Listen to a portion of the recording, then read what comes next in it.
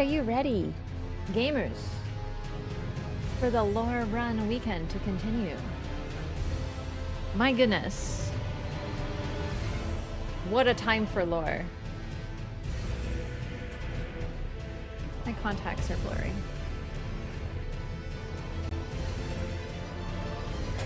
It's so annoying when this happens.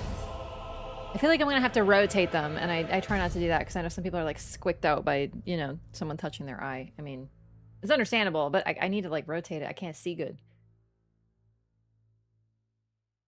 Who knows? Hi, everybody. Wait, what the fuck? Where did that come from? Why do I have all these bruises? What's happening? Streaming is hard. It's hard work, you know? You'll end up with bruises on your elbows for some reason. Where is this coming from? I have no idea why I have a bruise there. I don't know how I missed that either, but I guess I don't normally see the front of my arm. Oh, great. Beat someone up again? Yeah, you know me. I'm always getting to altercations. No, I just bruise real easy. I find them all over. You go out at night fighting crime. That's actually why last night I was rather negative toward Batman. I did say some words against Batman. I was like, Batman is such a weenie because he just goes up and beats up poor people. Like, imagine if that came out, that like a real life billionaire was like dressing in a costume and beating the shit out of the poors and the disadvantaged and the mentally ill Joker. You know what I mean? Maybe like, excuse me? Like, what? And then, you know, and then chat was like, no, he actually does fund a lot of like support and stuff to improve Gotham. And I'm like, okay. But anyway, perhaps the reason I was roasting Batman so much is because I am Batman and I go out fighting crime at night. Who knows? Maybe that's it. Maybe the lady doth protest too much. Yeah, we're actually not doing any crime fighting. We're doing some lore today. Now you got Riddler energy? I really like the Riddler. I do like the Riddler. I think he's pretty cool. His outfit is tacky, but that's okay. No one escapes from comic books without looking like an idiot. Sorry. Those old comic book outfits were terrible.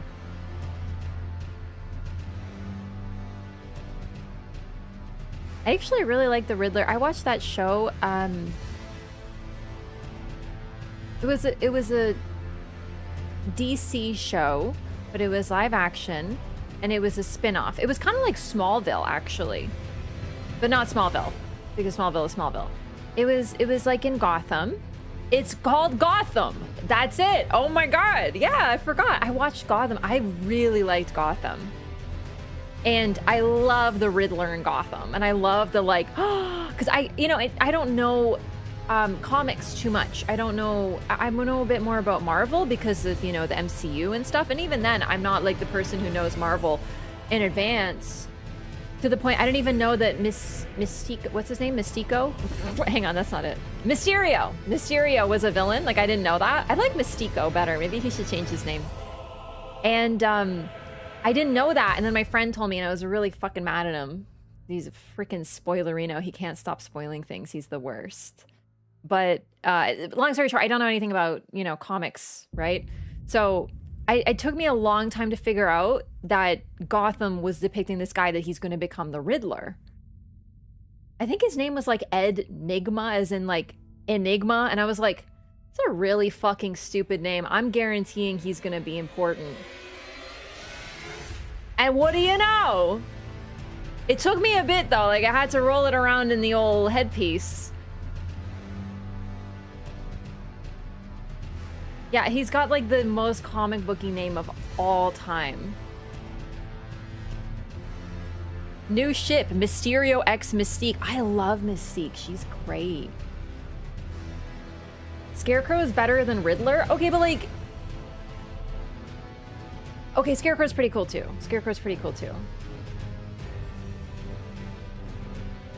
Just started. I don't understand this at all. Well, normally we warm up, but with a little bit of like off-topic yapping, you know. So right now we're talking about the Gotham, you know, like the DC heroes and villains and whatnot.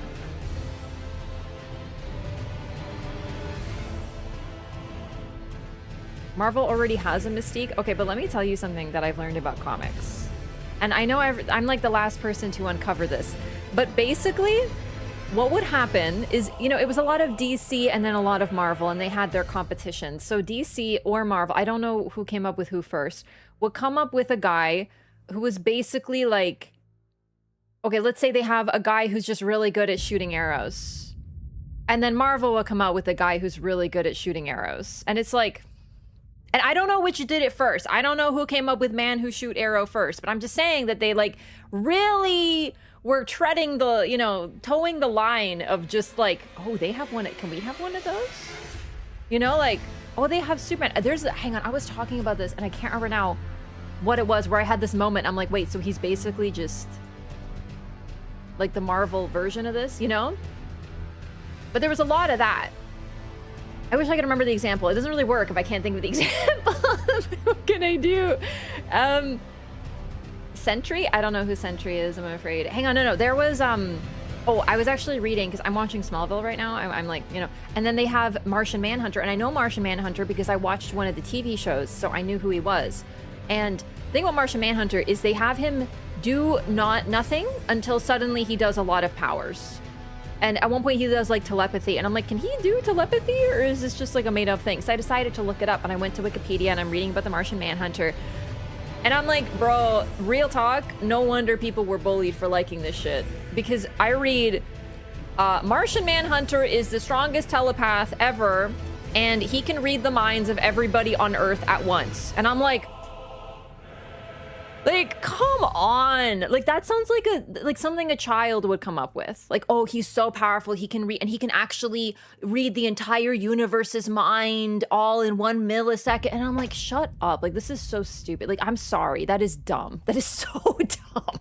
Like, if someone told me that, I'd be like, that sounds like a child being like, no one can defeat me because I have the unstoppable shield. Like, come on, man. Come on. That's ridiculous. Who came up with that? No, listen, I know that he's super powerful, but that's stupid. It's really dumb. It's too much. It's too much power. And also, the Wikipedia entry got a little salty at some point because it was like, Martian Manhunter has pyrophobia, which is supposed to be his equivalent to the kryptonite, like Superman has. However, the comics are a lot more willing to show him being weak than Superman. And I'm like, oh shit, Wikipedia writer throwing some shade, dog. Whoa, you know what I mean? Like, I was like, whoa, like some really passionate Martian Manhunter fans wrote this entry clearly. But anyway, it's just like I get it, but that's too much. It's really dumb. What the?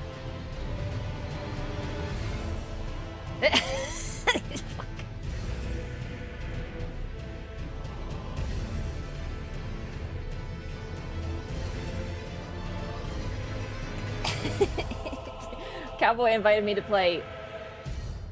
Is that Mecha Chameleon or is that Mecha Chameleon? Well, I can't play that right now.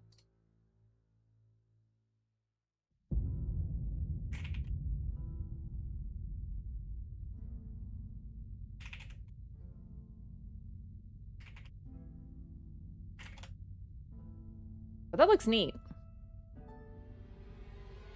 The Flash is also ridiculous. There's a comic where he responds to an entire apartment building on fire, rescues everyone, goes to the library to learn about construction, and rebuilds the entire apartment building before the fire trucks show up.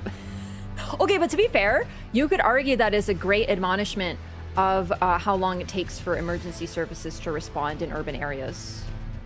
You know, it's less that he's so fast and more that they're so slow. Whoa, like what if that's actually just a commentary on society?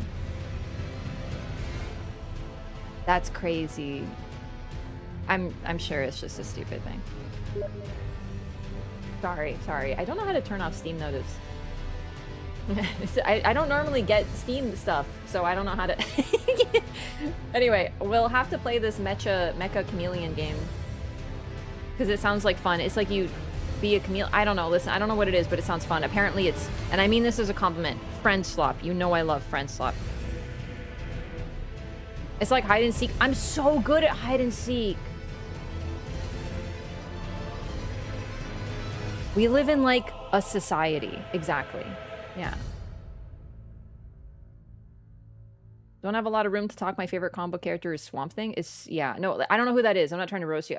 Listen, I respect nerd shit because I am a nerd. But to me, reading some things from comic books, it just sounds overly childish. Because some of it is like, he's so powerful that he can run backward, he can run and turn the world, he can travel through time by running, and he can read the whole earth, and he can detect the whole universe with his telepathy.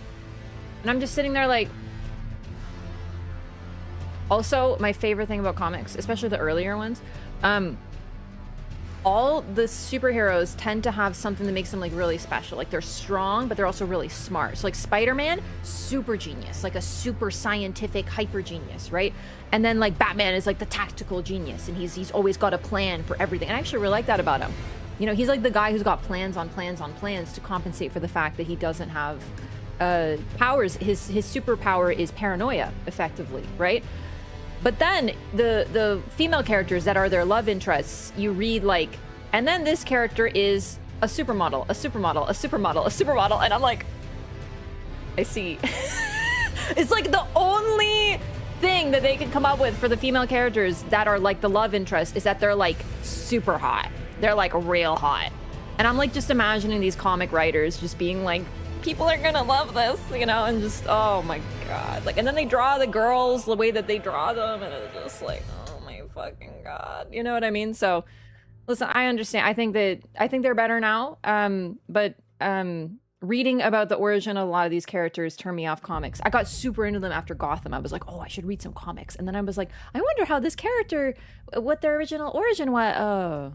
Wow, I can't wait. I like this character. What's their oh. And it was all just very... And then I was like, maybe I don't read comics. Maybe I'm good.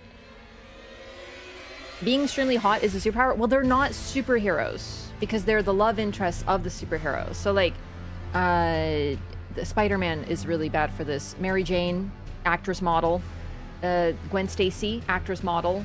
You know what I mean? It's like, oh, all the love interests are just hot. You know? Of course, I think they also, some of them have power. It's a complicated world, you know? Comics have an inherent level of whimsy, no matter how dark and gritty modern writers try to make everything. I think that the dark and gritty was an overcorrection of some of the campiness of the early comics, and I get why they did it. Because, you know, comics were like for kids, and, you know, so they made them like really intense for a bit to be like, no, we're like serious and stuff. But the problem with that is if you read the origins of almost every single female superhero, like the origins, and a lot of them are older, like Catwoman, Poison Ivy, they are much darker because they were just cool with being like TOS. Do you know what I mean? So that's the problem that I have, is like they overcorrected in some ways, but fortunately they kind of balanced it. So the idea that comics were always like whimsical and stuff, yeah, unless you're talking about any of the female characters. Jesus Christ. That was horrifying.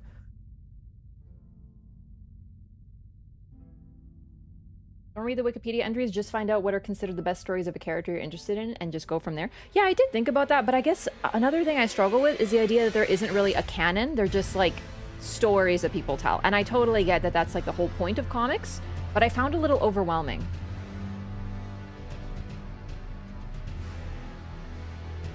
They turned Poison Ivy from a woman in STEM into hot girl. I don't know. I don't remember her origins. I think I might have read them, but it's been a while.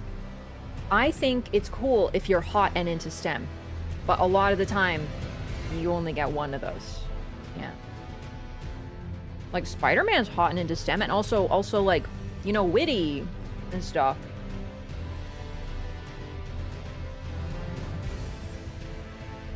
Also, I know there are other comics, it's just, I find them an overwhelming medium because there really is just so many.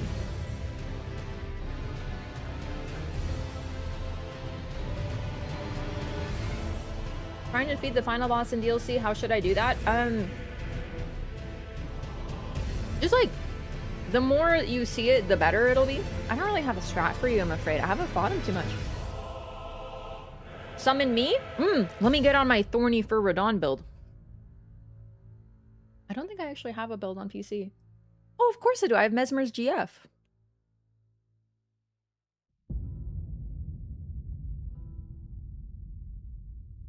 How about that Nicolas Cage Spider-Man? There's a Nicolas Cage Spider-Man? What for Radon? Oh, okay. I had, all right. After I beat Radon the first time, I helped people online beat Radon, and I wanted to create a super OP build, so I literally asked chat, what is the OP shit? And apparently with Thorn Sorcery and a bunch of buffs, you can basically, like, hit him 3 times and he dies. But, of course, it's not easy because you're taking constant damage and stuff like that. So, I put up a short titled Thorny for Radon of me using it one time.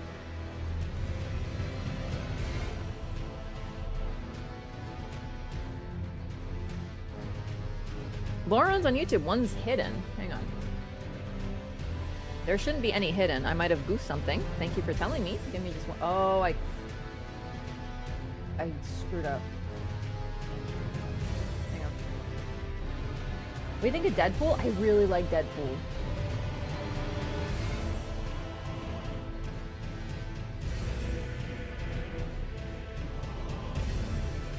One of my friends was really into Deadpool. So, I knew about Deadpool before all the movies and stuff. And I thought he was very funny, but I never watched any of the original stuff. How the heck do I get to my playlist? Hang on.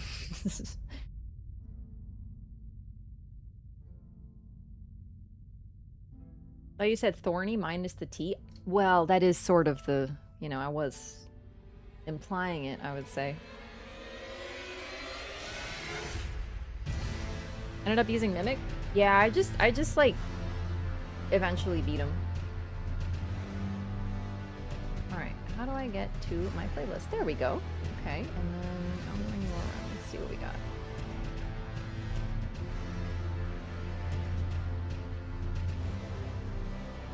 Oh. No, there's no video. Thanks for telling me, though. What happened was I was having some tech difficulties. So I reset the stream. And because of that, it was just like a 5-minute VOD of me being like, hey, I goofed up. I'm going to delete this now. And then I deleted it, but it still had it in the playlist. Everything's fine. So you can watch the whole playlist. Everything should be there. But if there's ever a jump where you're like, wait, I think we didn't do something, I think something's missing, please let me know, because occasionally I forget to put them into the playlist. Anyway, sorry, I just wanted to make sure. Everything's fine with the playlist. All of it is in there. Calmore, thanks so much for the subscription. Welcome back. Really liked your line of thought about Marika after the discussion of law of causality incantation. I know, right? Like, it's the type of thing that is so interesting to look at. And it's just such a fascinating concept to see what law of regression and causality do, because it's sort of like the meta study within the universe of what Marika and like how Marika and Radigan are represented. It's so interesting. But I'm glad you enjoyed it. Thanks so much. Welcome back. Thank you for resubscribing. Jeep Guy, also thank you for the Prime. Welcome.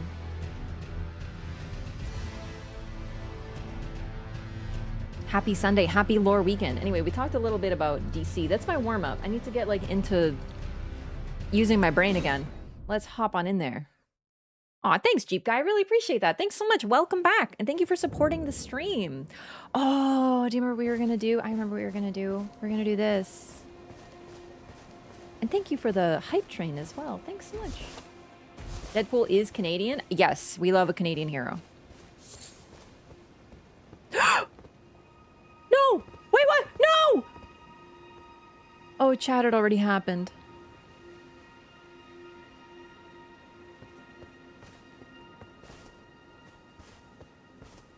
I'm pulling a God of War right now. We're starting the stream off with pain and sadness.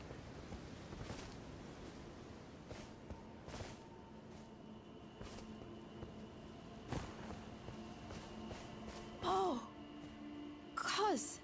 I'm glad you came, but we're fine now. Dialos fought the poacher, though quite a lot of us got broken.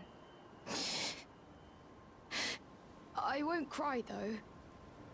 I'm a warrior jar, A warrior. Bro, I'm gonna freaking cry. I'm gonna cry. The tale of House Hoslow is told in blood. That's the kind of warrior I want to be one day, cuz.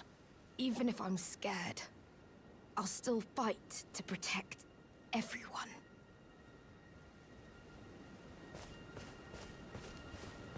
Oh, Dialos, you redeemed yourself. You. Are the jars? Are they all right? Did I defend them? You did. You defended them. Then all is well. This fool proved his worth. In the end.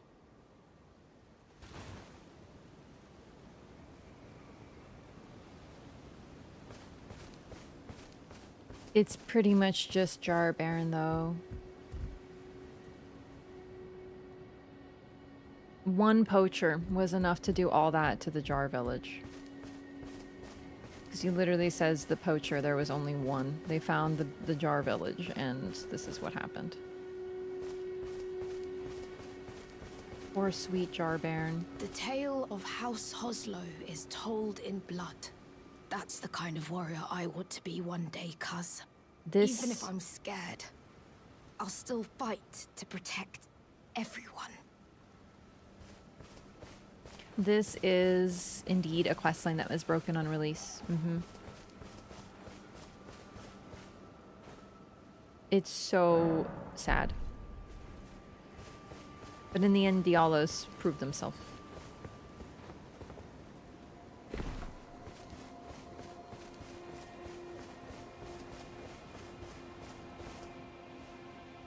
The tale of House Hoslow is told in blood. That's the kind of warrior I'm going to be. One who protects everybody. The tale of House... That's the kind of warrior one who protects everybody. Even his voice is lower. So, remember we learned from Alexander at the start of the run that he is full of warriors. And within him, they sort of... He feels their will, and he calls himself I, like he is not a multitude of them. But he, who is I, in that context, is sort of altered by who he consumes. He is sort of full of all of these warriors who died in battle and yet want to keep fighting. And they get a second chance thanks to Alexander. And it's very much portrayed in this game as a positive thing. They live again through the jars. And people, in fact, invite it and seek it out. Not everyone does, like some are dead when the jars come for them. But still. Dialos' mask. Replica of a twin-tailed silver helm with flowery adornments, only without the twin tails. Dialos Hoslow had an older brother who was a stern, self-possessed man of few words. His achievements made him seem out of reach. And so the younger aspired to be like the older, yearning for the day that he would tell the tale of House Hoslow in blood, knowing full well that it would break his brother's heart. Because his brother wanted something else for him. We learned that from Juno's garb.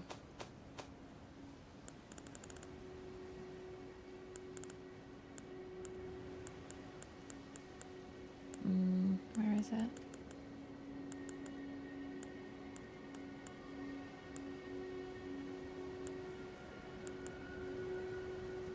Oh, right here. Perfect. It's not this one. Must be the headpiece.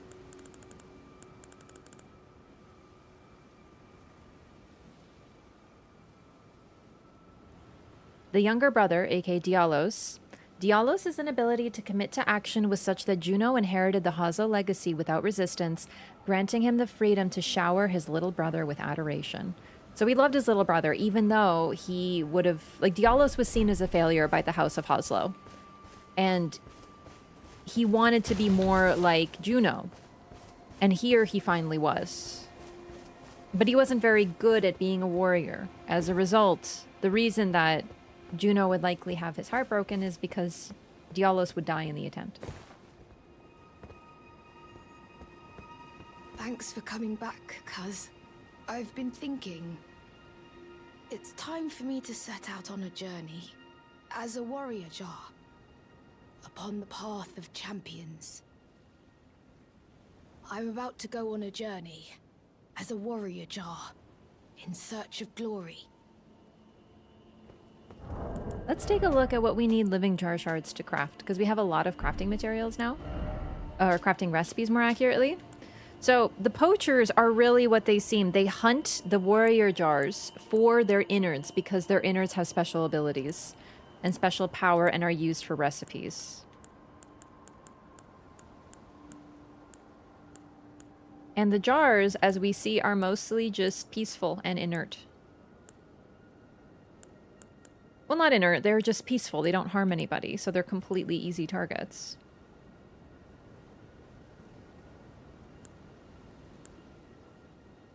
So there's a village of people who are hunted because of their unique properties. And are killed for it, and otherwise do no one any harm. Sounds familiar, doesn't it? Sounds really familiar.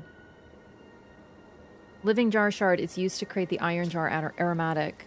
This is a depraved perfumer art. That makes perfect sense. Depraved perfumers are exactly the type to hunt these jars. I think we did this before, by the way, but I just want to confirm now that we have far more recipes that there isn't anything else that uses living jar shards. Because I remember seeing that and being like, ugh. Yeah, so far it's literally, it's depraved perfumers are doing this.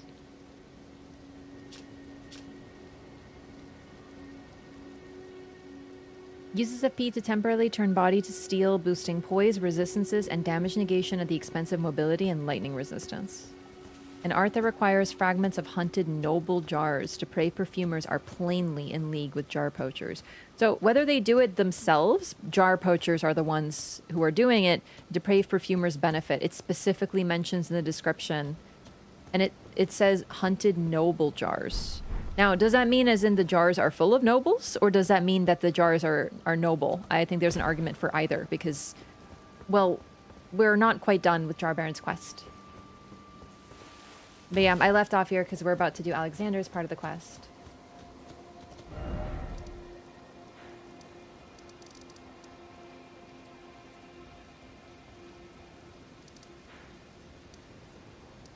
It's always so hard to remember where I go from here to get to Alexander because Farum Azula is sort of, you know, the graces, they're so, like, where am I going? Where is forward?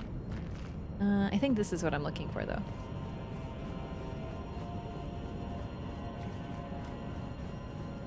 Oh wait, I think I actually have one by him, don't I?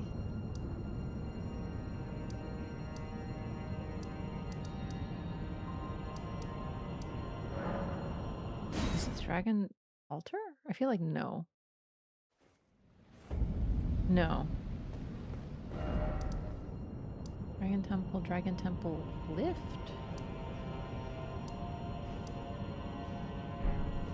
Oh, let's just run to it. Farum Azula always confuses me. I never remember which way I'm going.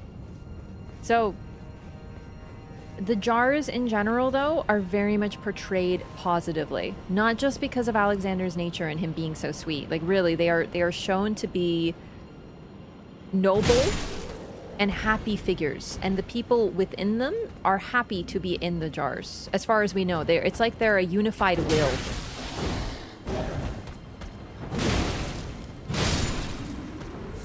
We're also getting more insight. We saw him rebuild himself, Alexander, after the Radon fight by filling his innards with the soldiers. So that would be the remnants of the Cleanrot Knights and the Redmane Knights. There's even a hint that Radon himself is a part of the innards, but we'll get to that. Sorry, I'm spoiling it. And we also see that it's sort of like a conscious thing that Jar Baron, you know, Dialos impresses him. He's like, I want to be a warrior that protects everybody. That's his goal. And he sees Dialos do that, so he takes Dialos and makes him a part of his innards. Come to attack us for some reason, though? Yeah, I mean, they're still enemies. They want us to be able to get the parts without being horrible, awful murderers who just kill them for fun.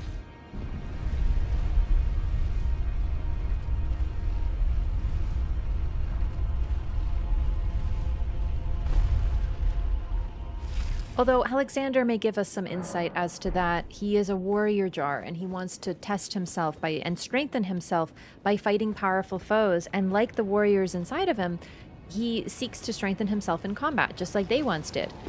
Being a warrior is seen as an honor and something to aspire to. Jar Baron too seeks to be a warrior. And also, the way that they show it is not like conquering or violence or whatever. It's just, you know, being a warrior for warrior's sake, right? There's a nobility inherent there.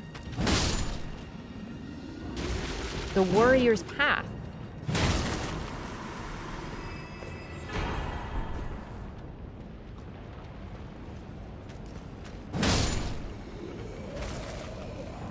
Speaking of, I've heard several cases of people committing a massacre at Jarber because they didn't realize the Jars weren't hostile.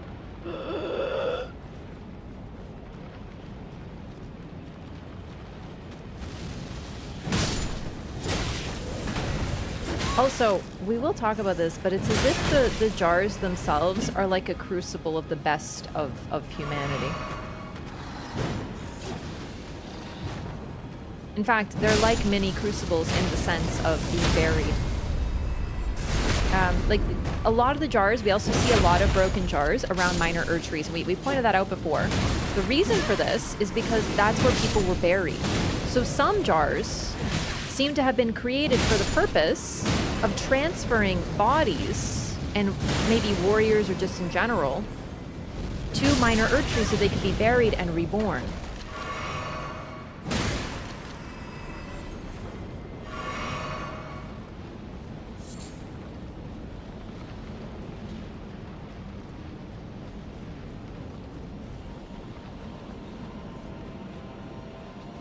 But yeah, that's the thing. The jars are all... We don't get to talk to many of them, but Jar Baron Alexander, plus some lore, gives us a serious insight into what they're like. They really are the best of people.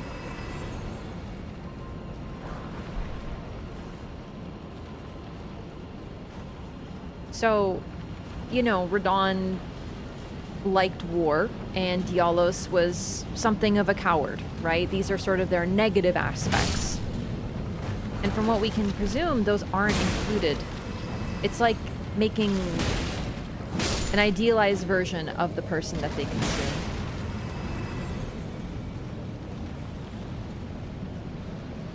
Of course, that's reading between the lines. We'll get to this, though.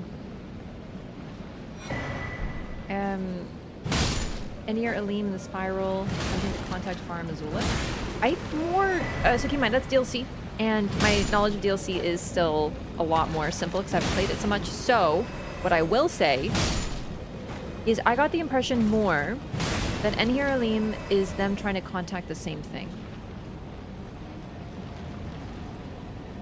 Like they were different things constructed for the same purpose, effectively. Everyone was just trying to contact space gods. Radon liked war, Radon loved war. Yeah. Like, you could argue about the nobility of combat, the same thing with, like, Alexander wanting to prove himself and stuff. But we talked about this with Radon. One thing that we have to sort of look at with him is that he was born in a peaceful time, and he idolized warriors. Like, his lifespan, like, when he grew up, his formative years, should have been, according to the lore, the most peaceful times that the lands between have ever seen in their history. As far as we know. Because keep in mind, maybe like you could argue there was a peaceful time during the Dragon Lord's rule, but we don't know anything about that. This would have been unprecedented. So he, as far as we know, growing up, did not know war. And not to mention, think about it. He's the prince, the child prince of Rennala and Radagon.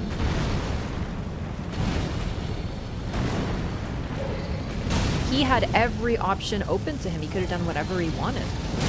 Now, of course, the lands between do favor they do need warriors because, well, they're used to being attacked, right? So I'm not saying that he was like a little baby princeling, but in general, combat was for him more a thing shown in the arenas. A theoretical thing. He was allowed to see combat as just like a noble sport, but a bloody sport, because even the Colosseums were really, really bloody places.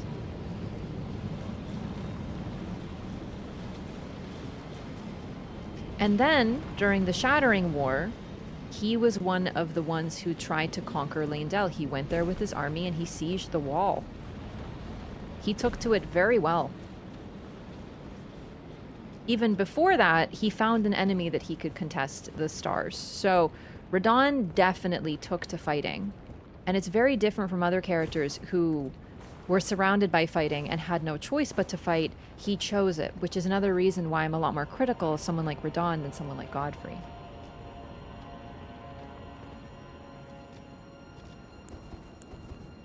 Hi, Alexander. You can see, we last saw him in Gelmir, and he's still looking very, very cracked. If you look, you can see the innards peeking through. Like, he tried to fix himself. We also encountered him. We summoned him as a boss fight around the Forge of the Giants. So he says that he went there to try to find a place so that he could temper himself again to fix his jar, but, well, it didn't work. Ah, I see you finally made it here yourself. The city hanging in the air is slowly crumbling. What an incredible place we find ourselves. But that aside, I can't believe you felled that giant. It was practically a god. I doubt there's another soul out there who could have done the same. Of course, I count myself, the great Alexander, among the many. Which means I've but one thing to ask of you. Would you kindly undertake my ordeal? Come and tell me when you're ready. I've been longing to fight a warrior as accomplished as you. We haven't seen him in so long, and basically what he asks is for us to kill him, and we're so... There's like no one left alive, and it's so lonely, and it's so sad, and then your best friend, you finally see him again, and he's just like, kill me, and I want to cry every single time.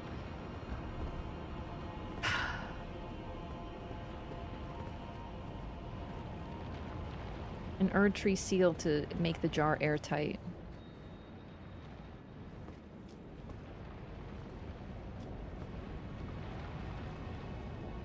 Spirals as well on the jar itself.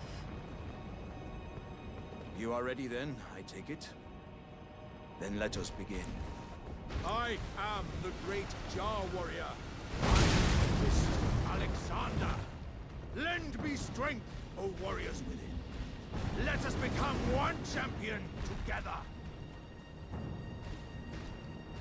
I'm gonna die for the death dialogue.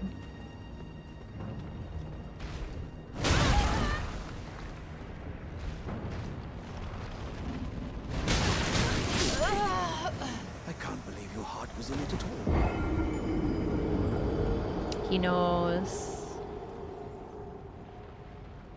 I think this might be at least top 3, maybe even number 1 of like moments that I was like devastated. There's this one, and then there's in Dark Souls 1, Onion Knight. There's a quest line with this really jolly knight who is basically the precursor to Alexander in terms of theming. And, oh, I'm gonna die. Oh, whoa, that was really close. And his quest, you have to sort of help him out of certain things, and because you've helped him out so much, your options are to basically let him die or help him. And eventually, because you've helped him so much, he goes like, wow, I suck. Like, I can't do anything on my own. Like, you're always saving me. And it makes him depressed. And you find him in one last place, and I could see him from the distance. So part of this is how I encountered the situation. You could see him from a distance. And to me, it looked like him and his daughter were having a picnic. And I'm like, oh my god, are they having a picnic over? And then I approach, and all I see is dead. And I'm like... So that one made me cry a little. And then there's this. I'm lonely, I'm sad, all my friends are dead. I just had to fight Godskin Duo, you know, I'm like not feeling great. And then I'm like, oh my god, Alexander, surely he'll be happy in it. And then he asked me to kill him, and it's just, it's pain. It's so much pain. I am the great Jar Warrior, Iron Fist Alexander. Lend me strength, O warriors within. Let us become one champion together.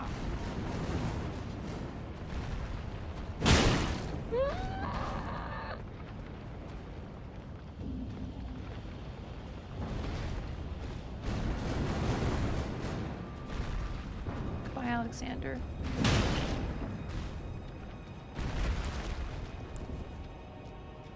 As I suspected, victory was impossible. This vessel was found lacking. He's literally a vassal. My thanks. I knew you were the stuff of champions. It was a marvelous battle. I implore you, take what I bequeath from inside me. All vessels are destined to one day break. But the great Alexander lived as a warrior to his last.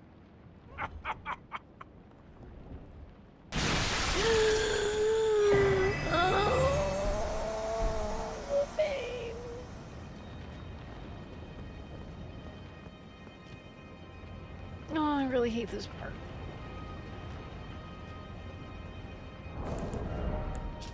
Shard of Alexander. Shard of the late Alexander, a shattered warrior jar. Greatly boosts the attack power of skills. Scraps of stewed flesh cling to the shard, and tatters of ornaments can be seen mingled within the slime. Relics of a red-haired champion, it would seem. So keep in mind, we fought Radon with him. Like, this is supposed to imply Radon for certain. Oh, I picked up Golden Lightning Fortification and never read it. An incantation of Erd Tree worship. This incantation was used by the Knights of the Erd Tree during the assault by the great ancient dragon Grandsax and the bitter war of the ancient dragons that followed, which was then ended by Godwyn. So, this is one war that has a very odd timeline.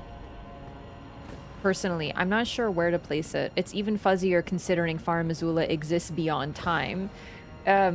And what caused this war? I don't really know. I'm not really certain. I definitely think, personally, this was before the Carian War, or at the very least at the same time of it. You could also argue it came later. Gosh, where did I get this, chat? Now I don't remember where I found it. Yeah, we granted him his wish.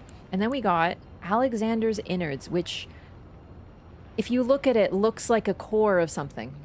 Well, it literally says it's the core. Okay. A keepsake of the warrior jar Alexander, found at the core of the dead flesh that once filled the great jar. The jars contain dregs inherited from those who came before. Thus our warriors passed from jar to jar, carrying dreams of greatness. Now, this is a really interesting thing that, once again, is completely recontextualized by DLC. Like, I can't even talk about all this, but I just want to point out how positive the jars are and how it's like a legacy. They pass on to the next generation. Do you know what I mean? They are honorable, cheerful warriors that basically embody the best parts of those that are within them. They are noble, they are honorable. That is what they are. People work their entire lives in order to be the innards of a jar.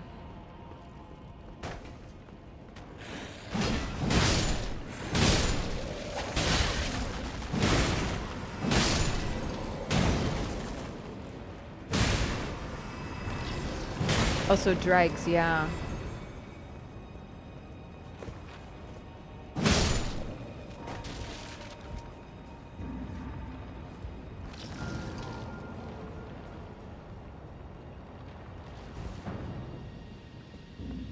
How the Erd Tree forces got here? Yeah, what's interesting is the Crucible Knights are still... Oh, Jesus. I slipped. Oh, no. Crucible Knights are still fighting these beasts. Did they get here During the war? Was this once on the ground somewhere? Was it always beyond time?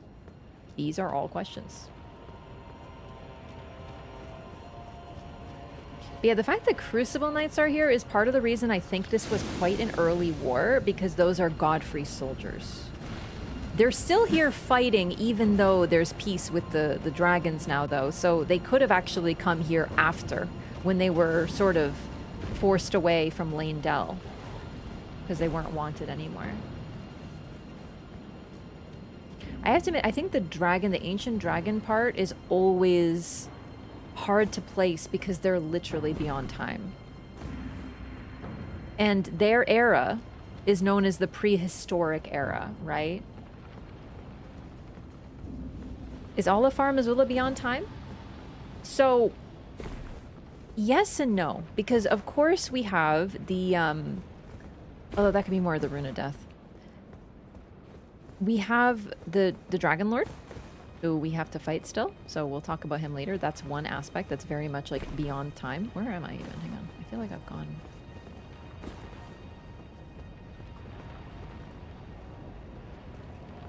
Wait. I feel like I've done this wrong. I got distracted as to where I was. Why did I jump like that? That was almost my death. That's okay. I don't really need runes anymore. I'm far too OP for my own good. So mainly it's the Dragon Lord, right? But in general, Farum Azula kind of exists in this very strange place. Because it's... like, where is it? When is it? It's just floating constantly. It's weird. It used to be on the ground. It isn't anymore. When did that happen?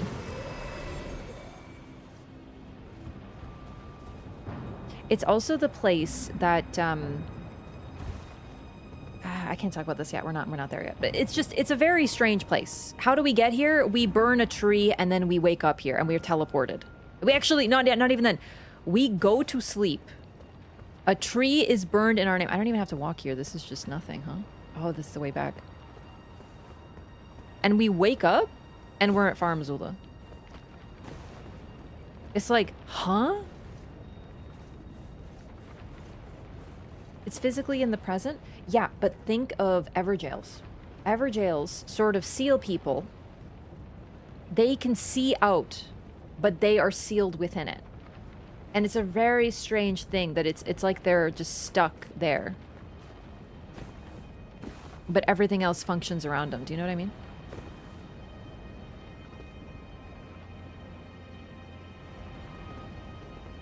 Oh, I guess I didn't need to come here, huh? Oh, I shouldn't have done that.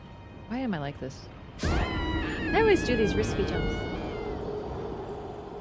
Yeah, absolutely. Mm-hmm.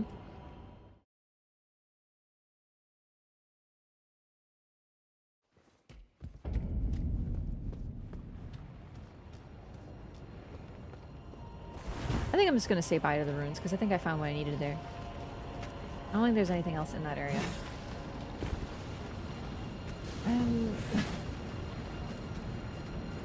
Ancient dragons are weird because Grail is the mother of all dragons. So Grail is the mother of the wyvern type dragons.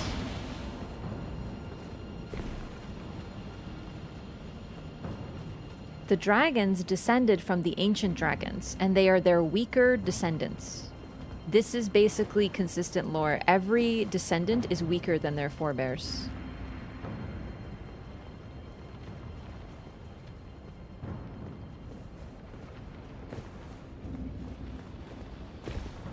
Yeah, I don't really need the runes. It's only like 200,000.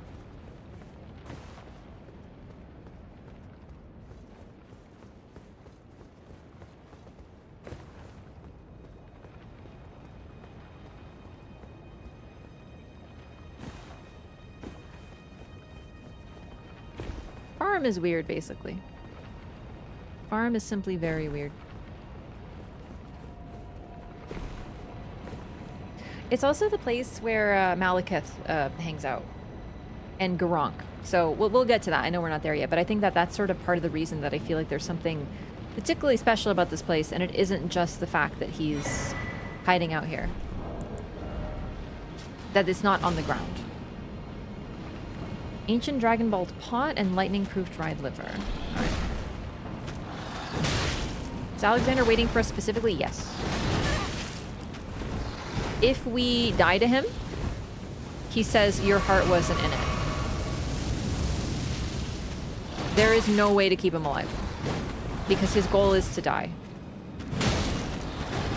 In battle.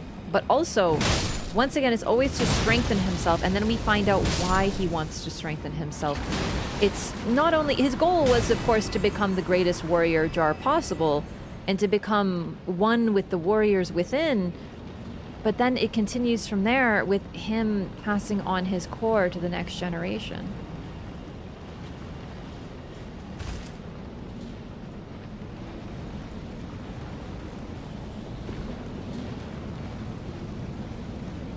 Okay, that dragon respawns because I killed it. I think that's everything. Great. Let's go visit Jarberg.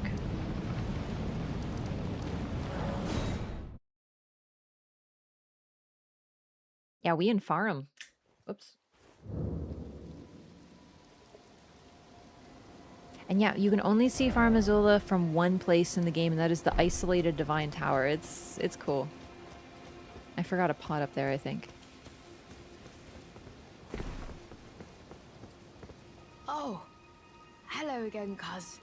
No, I haven't changed my mind. I'll begin my journey once I'm ready to go, as a warrior Jar, in search of glory. I just want to look at the core again before we give it up. It's wrapped around something. It literally looks like a mass of flesh wrapped around something, and it describes it. Found at the core. This is the core. It's like a pearl in a clamshell. This is that pearl, tempered over time. And yeah, the warriors pass from jar to jar, carrying dreams of greatness. Let's give it up. I'll begin my journey once I'm ready to go, as a warrior Jar, in search of glory. Can jars grow in size? No, they're inorganic vessels. The stuff within them gives them life. However, they can transfer that to a different vessel. Presumably. Anyway, just a guess. I don't have any information on this, but the jars are forged. And they're probably made out of clay. And then fired, right? Baked to harden them. We don't know the exact mechanism, but I always wonder who exactly made the pots, because they are really interesting. I always kind of forget about them in the category of living but not living, the animate and inanimate. We have a lot of figures like that. We have the Crystalians, we have the Albinarics, we have the Silver Tears, and we kind of have the jars as well, but the difference is that inside of them is organic life. So rather than being made artificially, they are, or out of something else, like carved out of material like the Crystalians, they are reborn in a way. Give Alexander's innards. Wow. Cuz, are these insights from Uncle Alexander? Thank you, cuz I'm a warrior Jar, so I need to be strong. I can really have them, right? I understand. I'll get strong. Strong enough. I deserve to have Uncle's insights. I don't think I'll see you again. When I set out, warriors are supposed to work alone. Goodbye, cuz. And thanks for everything. I'll never forget you, cuz.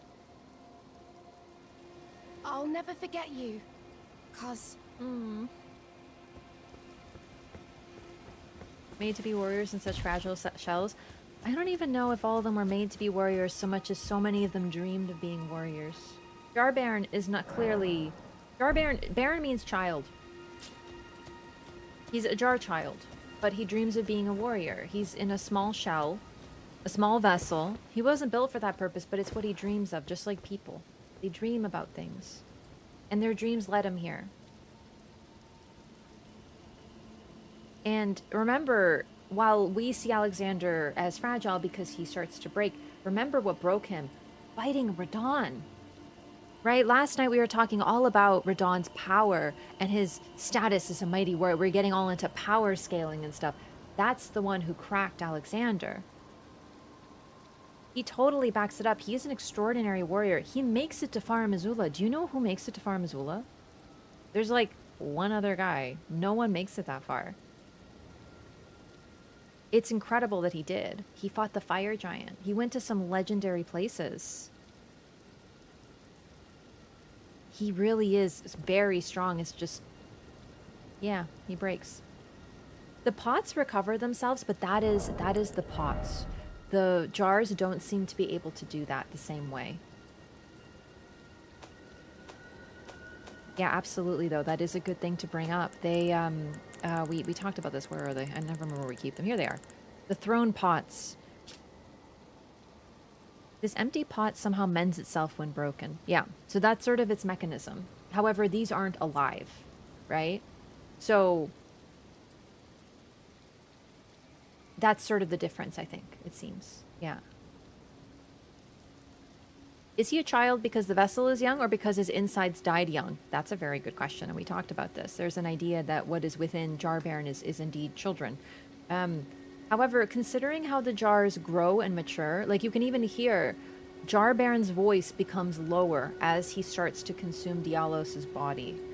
You could argue he's being more solemn, right? So at first he's like, I'm Jar Baron, and then he goes into, I'm Jar Baron, right?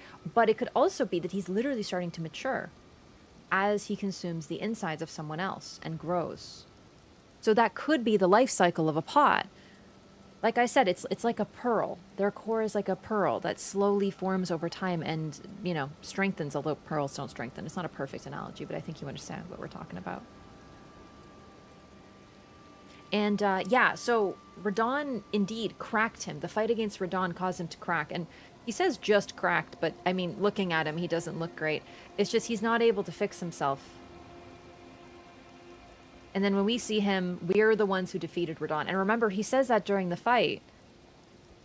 He says, you know, you fought valiantly. It took one hit for me to go down. And, like, you know, it sounds a little like, oh, you have to level vigor. But that's Radahn we're talking about. He's the mightiest demigod of the Shattering, you know?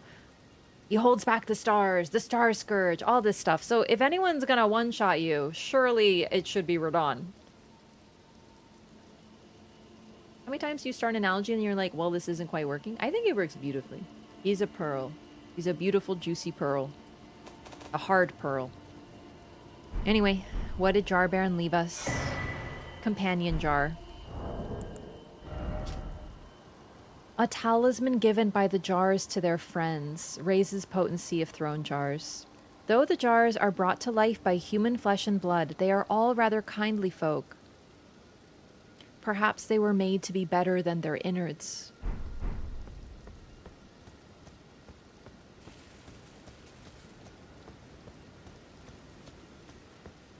And I think they were.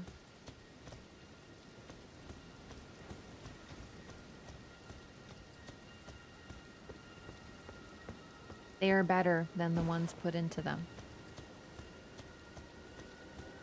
They are the best of humanity. And who made them?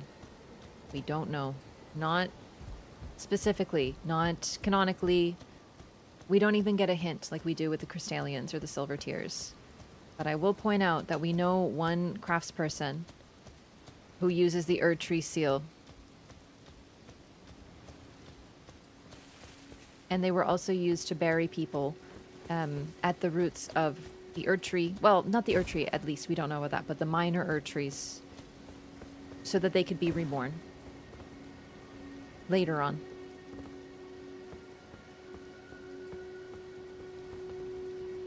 Well, we'll have to look into this. Maybe we'll get some more information in DLC. Well, that's the saddest quest in the game done. Let's talk about the other person who made it to Farum Azula. First, though, I have to find them. I believe it was Marika must have passed on the knowledge of how to make them. The thing is, too, at this point, they're not being, as far as we know, made anymore. They're only being hunted and poached. So just like the Crystallians, they're kind of limited in number. Their creator isn't there. Just like the Albinarics. They're not being created anymore. And we do the whole quest in order to help Latenna bring the birthing droplet, or whatever they call it, so that they could make more Albinarics. It's like a huge deal. I wonder if that's important. Let's find out. Okay, good. Illison's questline, second saddest.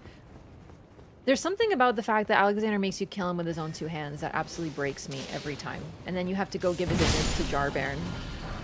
You know? Like, Millicent's is really sad, but at least you're not the one who puts the, you know, sword to her, unless you're really evil.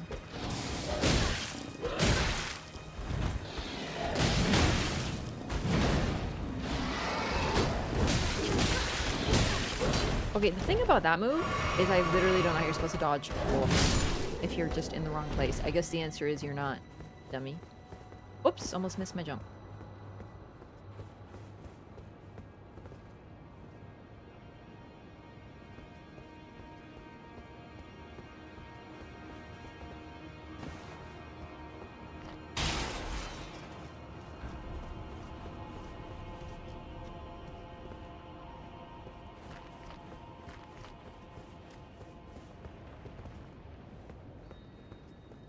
Yeah, as far as we know, there's not many jars left, and in the Jarburg, their town, there's just Jarbairn.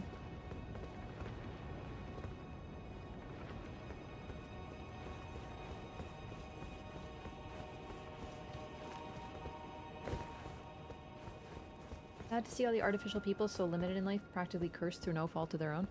Yeah. The creation of life and understand the essence of life is a dangerous thing indeed. Also, just like people, the jars are able to dream and wish for things more than their lot. You know what I mean? They really are, as discussed, the absolute best of humanity.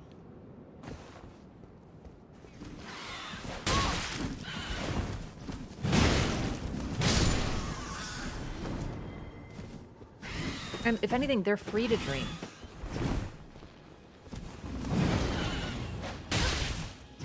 But in this land, unfortunately, people simply want to hunt them.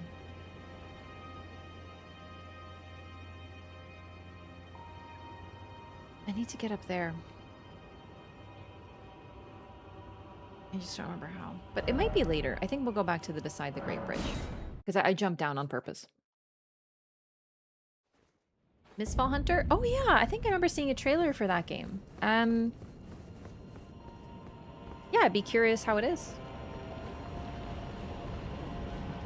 Why Gen 1 and Gen 2 Albinaric's legs don't function? Only Gen 1, right? Because the Gen 2 are cartwheeling around.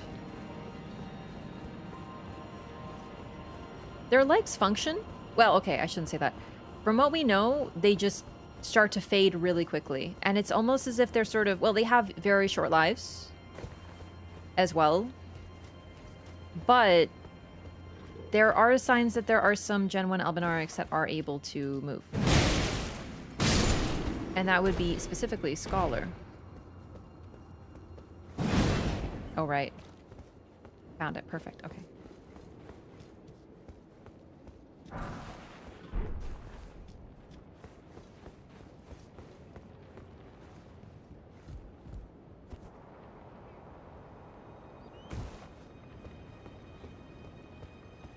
Figured I would.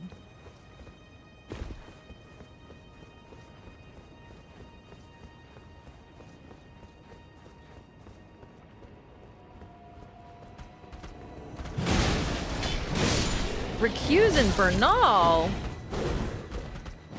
shit.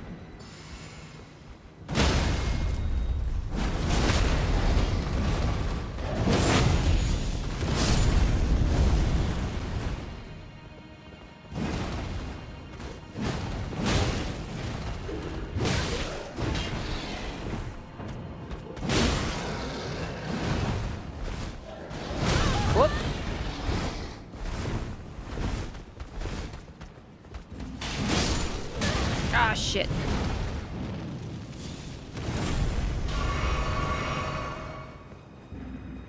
So he's a phantom.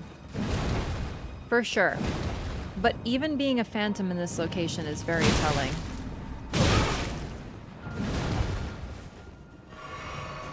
Chat, does he have any dialogue? Because now I'm thinking about it, I may actually want to die to him, but I don't think he speaks. Because he's a phantom. Phantoms, as far as I remember, don't speak. No? Yeah, I didn't think so. Okay, perfect.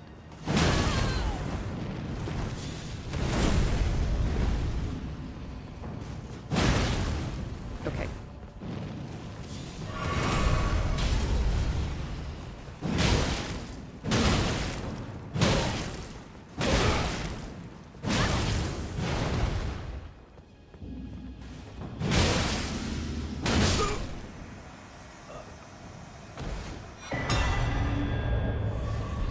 And that's it. So sometimes when you kill an invader, you're not really supposed to lose anything or die, but in this case, like, this is him dying because we get all this stuff. No words, just ragey. Oh, and we got the Beastman's jar shield. Shield fashioned from a tall, broken jar carried by the Beastmen of Farum, Azula. There is a particular knack to wielding it.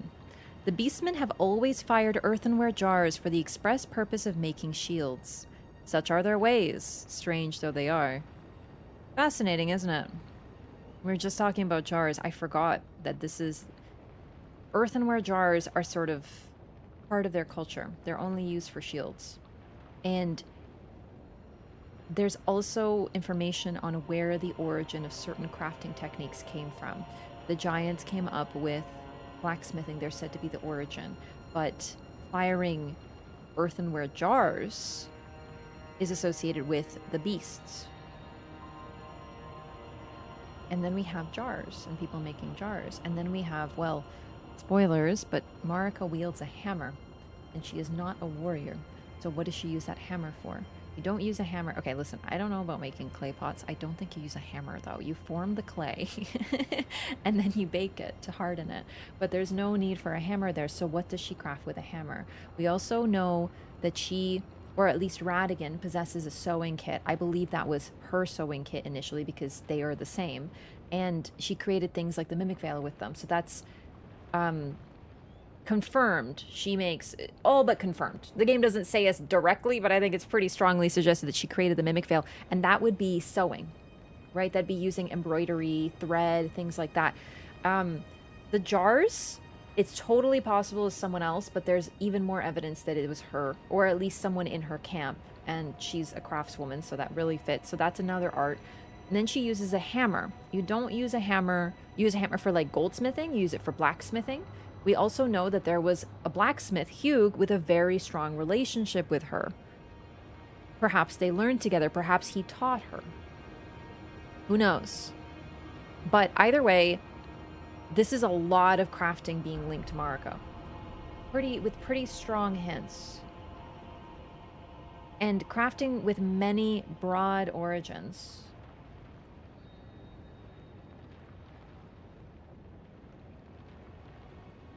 Okay. Bernal was here, and he invaded us. And remember, he is a recusant through and through. He's a true believer.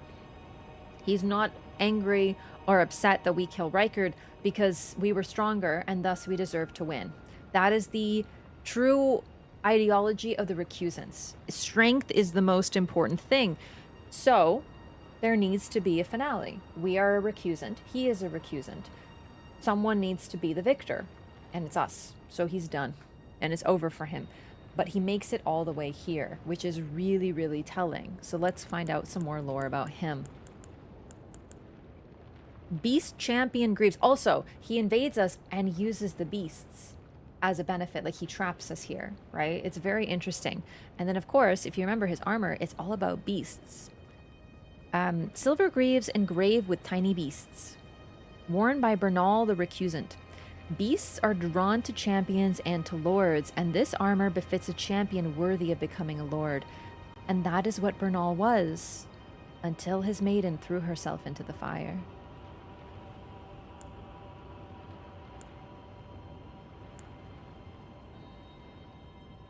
I love this helm because it's like two beasts fighting that are like clawing their way to the top of a pole. This is the depiction here. Silver helm engraved with tiny beasts. The beasts, their eyes and ears covered, represent an oath. See nothing, hear nothing, doubt nothing, and carry on along the path set in stone.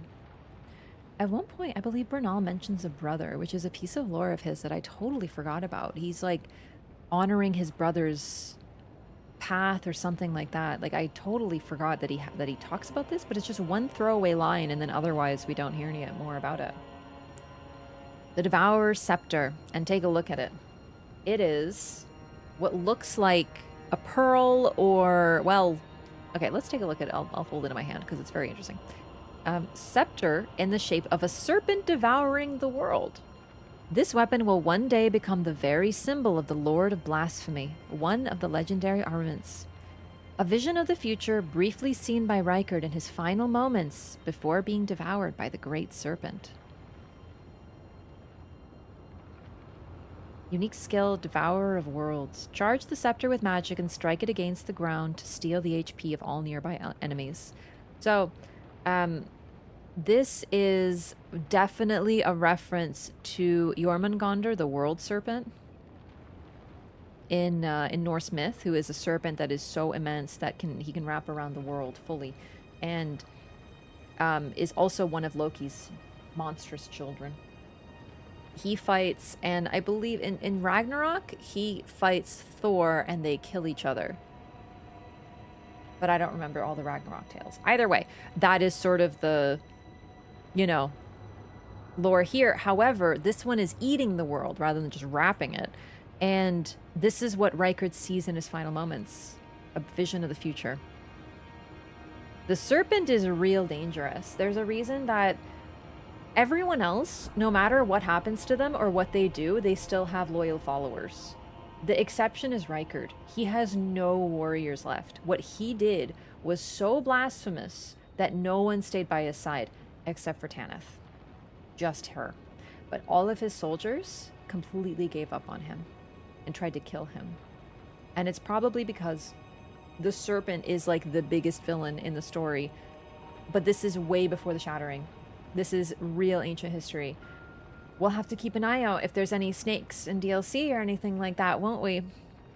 Either way, Rykard chose this. It's very vicious. It's very fucked up. There's one more item, I know, but I just want to show off the Devourer Scepter because this is more related to Bernal. He takes on this weapon because, well, he's like the top dog of the recusants now, right? There's none left. So it's us versus him, and we prove ourselves.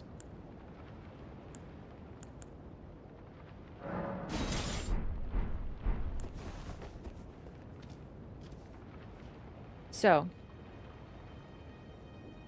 the part I want to show off was the hands.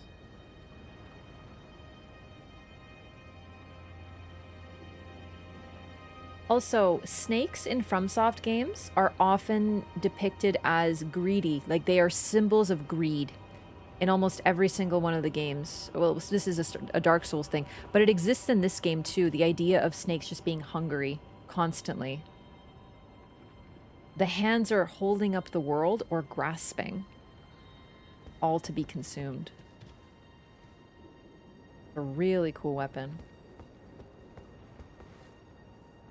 People in Volcano Manor are just proving themselves to meet Rykard to kill him. No. They're proving themselves to be eaten by Rykard. But if they beat Rykard like we did, then, well, we proved ourselves, right? So, like, clearly Rykard wasn't ready. The Old Lord's Talisman.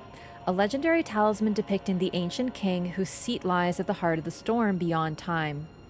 Extends the duration of sorceries and incantations. It is said that the ancient royal city of Farum Azula has been slowly crumbling since time immemorial. Which is why there's ruins all over the place.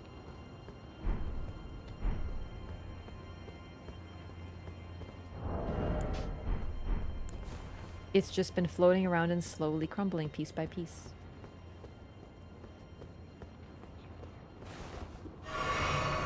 Is the serpent an outer god? The serpent is a bit mysterious, but it seems to be an enemy.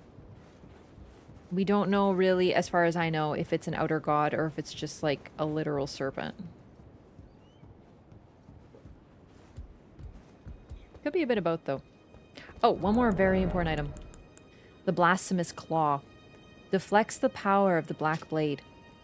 A slab of rock engraved with traces of the Rune of Death can deflect the power of the Black Blade. On the night of the dire plot, Ronnie rewarded Praetor Rykard with these traces. Should the coming trespass one day transpire, they would serve as a last resort foil, allowing Rykard to challenge Malekith the Black Blade, the Black Beast of Destined Death.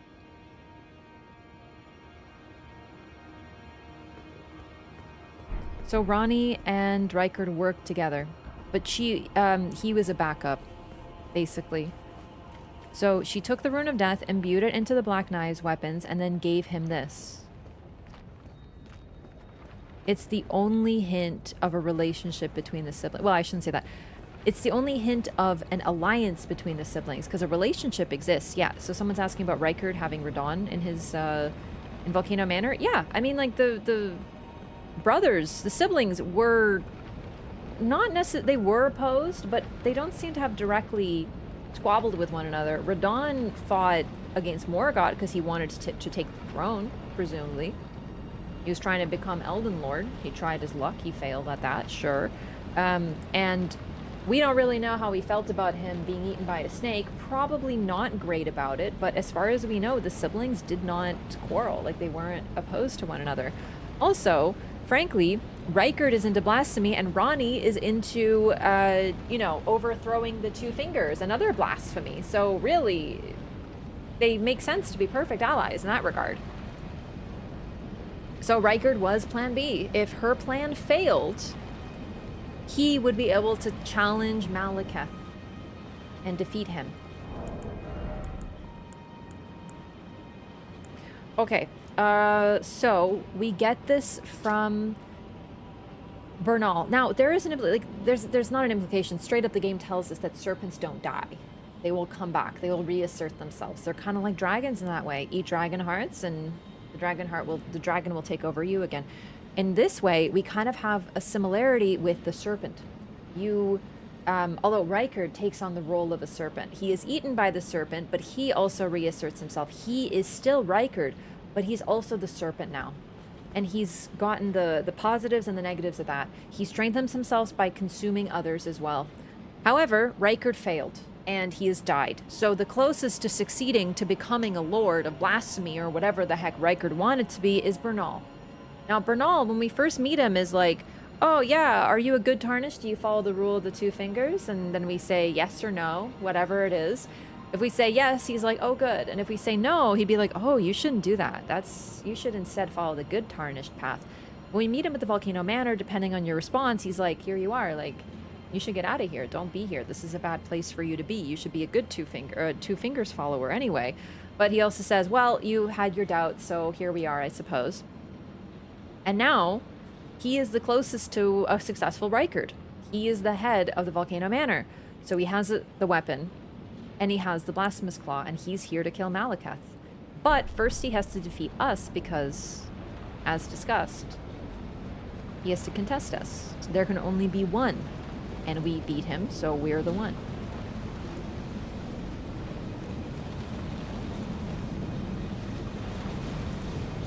I don't know that Radon directly helped Rykard.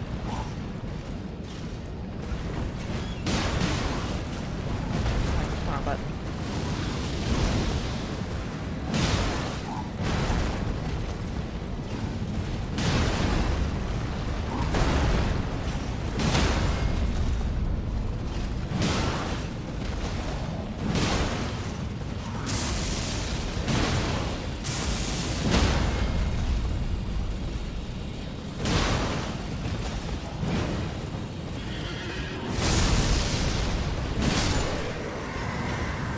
Counting how many jumping L1s it takes to kill everything.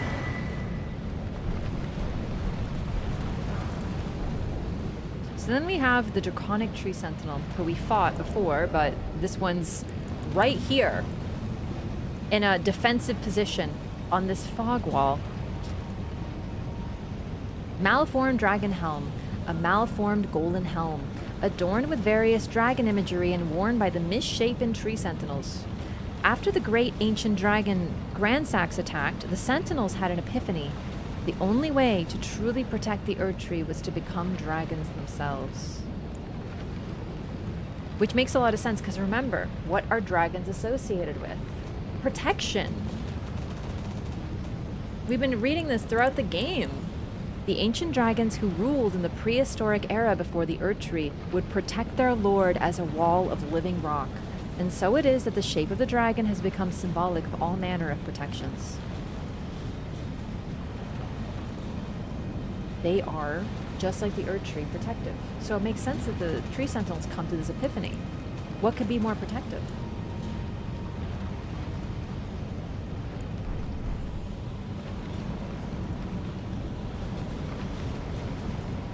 Riker probably one of the warriors alive. True. I don't think that Radon would send warriors to Riker. They were on different paths, but from what we can tell, they respected the other's paths.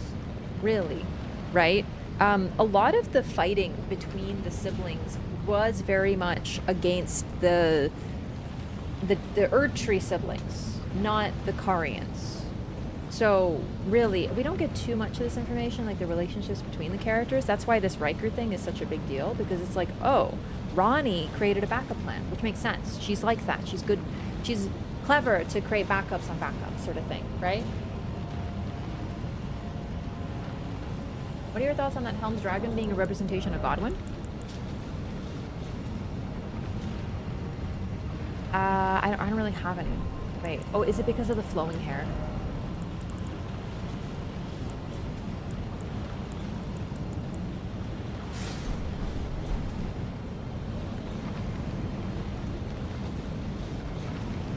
It does have flowing hair. It does have the luscious locks.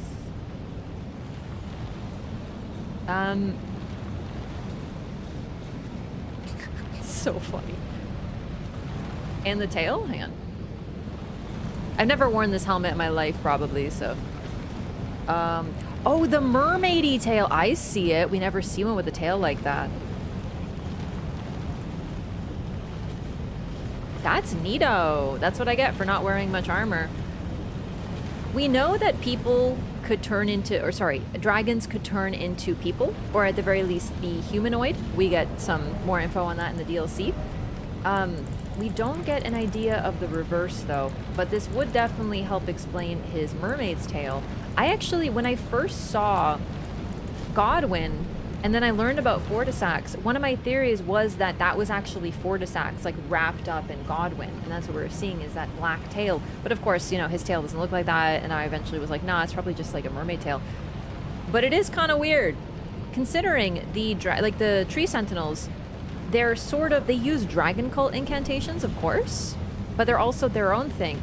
So that would make sense. But I guess we just never get an impression of like Godwin being a dragon other than that.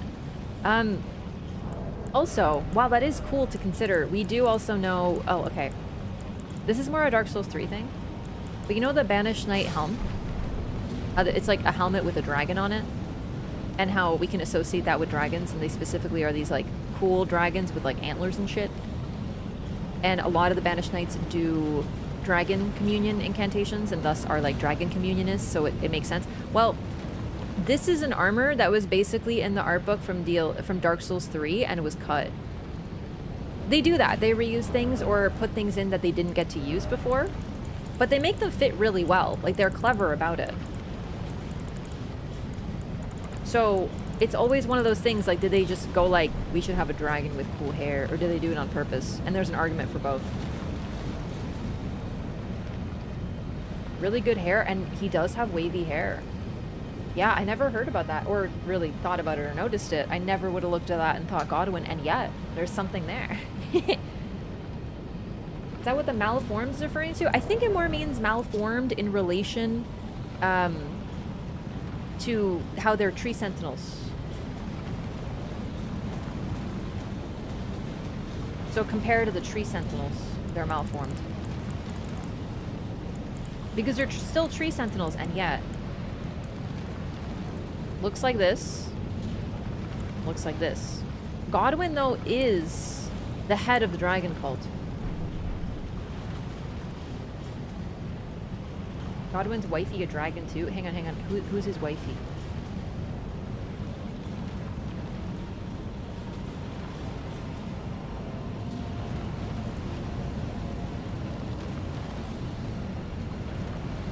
Dragon Communion does turn people into magmorphs? Yeah, but Dragon Communion and the Dragon Cult are different. But one thing we've confirmed in this playthrough, by looking at the environment, is that the Dragon Communionists believed that, or sorry, the Dragon Cult accepted the Dragon Communion, but they are distinct. So there is sort of like an overlap, like a Venn diagram, but they are different things.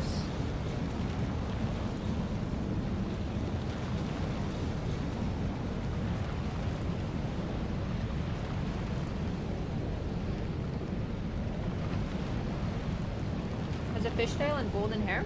Yeah, but I mean, the golden hair is like, it's a golden helmet, so it's always gonna have golden hair, you know what I mean?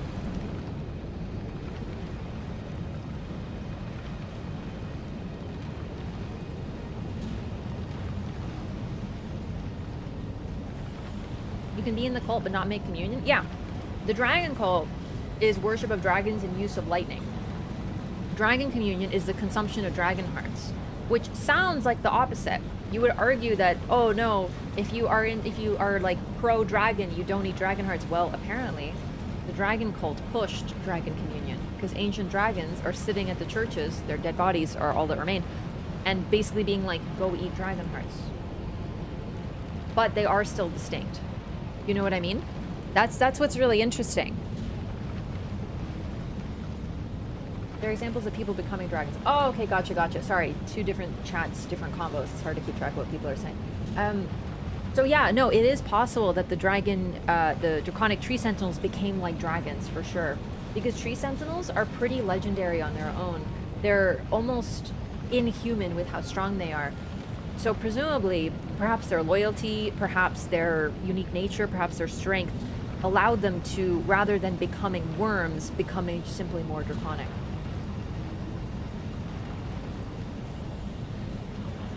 Malekith participate in any way in the Shattering War? Nope. Not what he was ordered to do. Malekith is basically doing the last thing he was told to do. Okay,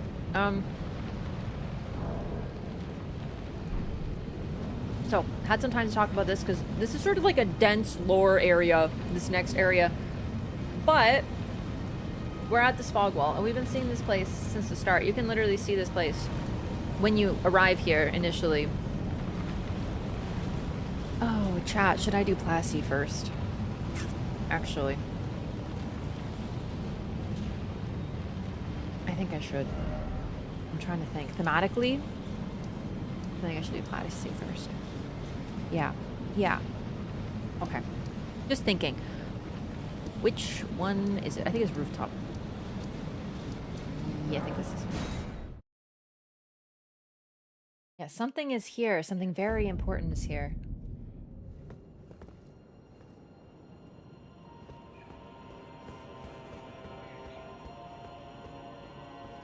Oh, snap. Chat, I forgot about this elevator. Oh, shit. How do I do this again? Because this is important.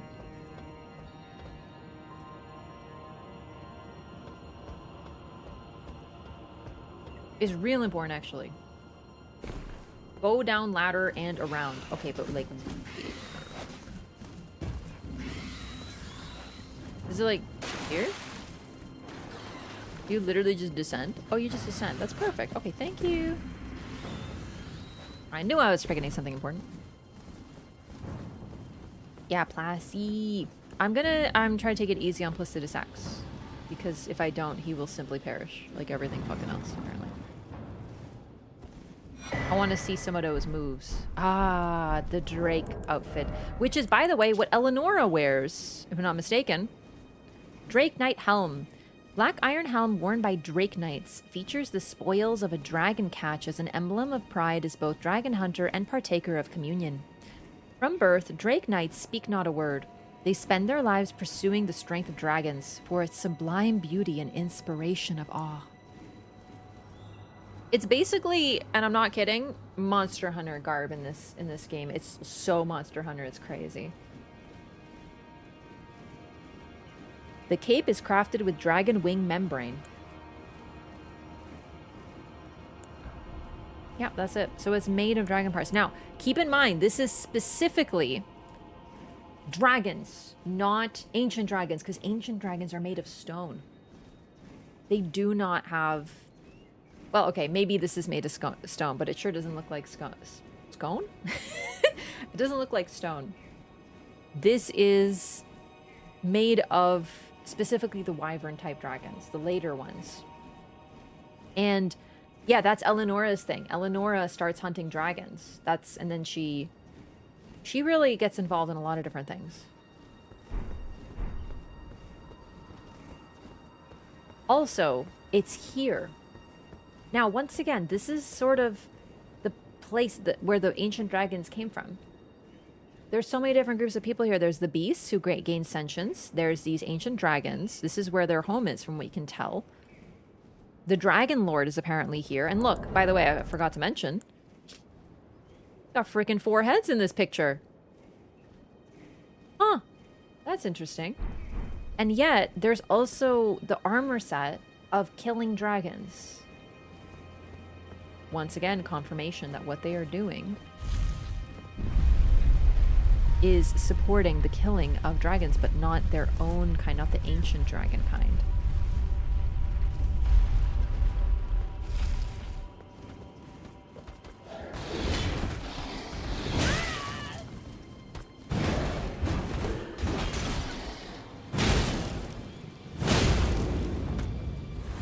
So ancient dragons support killing their descendants. It's kind of twisted, isn't it?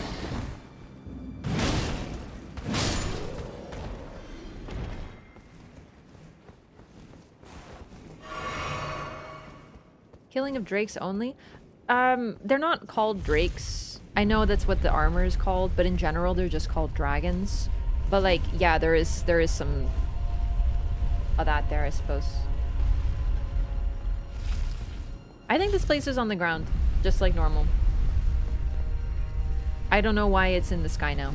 I don't know when it started to be in the sky. I have some thoughts, but I don't have like a cemented idea personally. Because we have the Dragon Lord at the center of the storm, but then we also have a lot of figures who seem to have been there. Like Crucible Knights and whatnot, who were there when it was on the ground. Draconic Tree Sentinel? How could he have come here if it wasn't on the ground at some point, I suppose?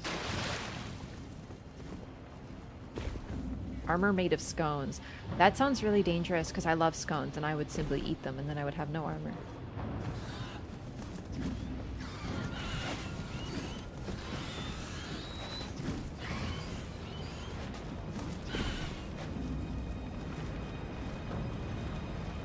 So difficult to get that Yura summon on the dragon? Yeah.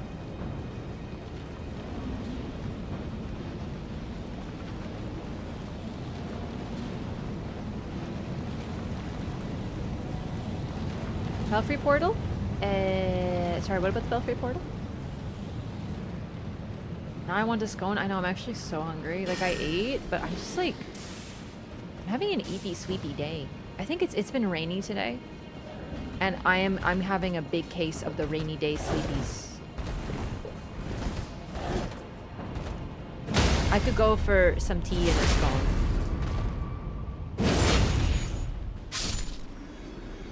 Listen to the rain and shit. Okay, now where is this? Sneaky. Very sneaky. It took me so long to find this on the first playthrough. I remember looking with my... I was doing one of these all the time. I'm like, what? Huh? Huh? Until finally I saw this from over there somewhere. Like over there, I think. And I was like, wait a second. There's a reason my first playthrough was like 250 hours.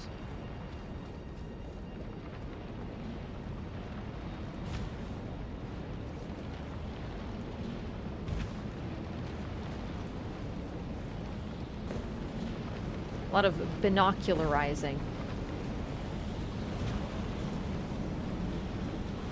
Classy isn't a god though. Classy seems to fulfill the role of god and Elden Lord. Alright, so take a look at this.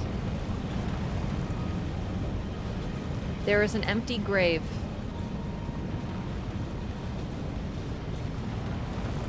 Right in front of the storm. So let's lie down.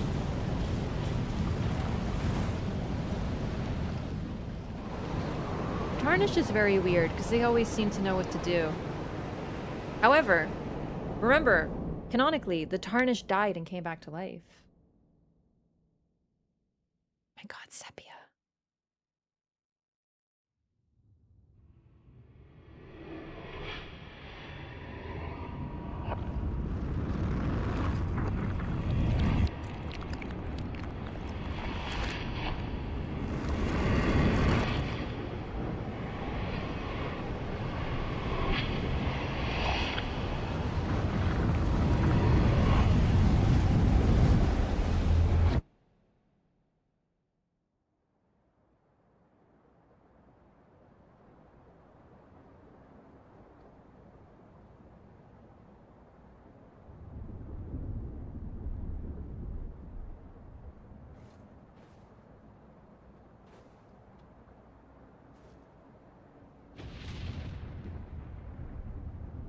There's still a storm here.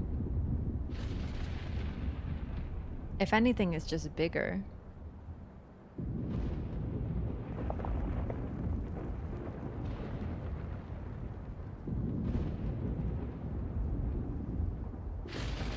Horns cut off.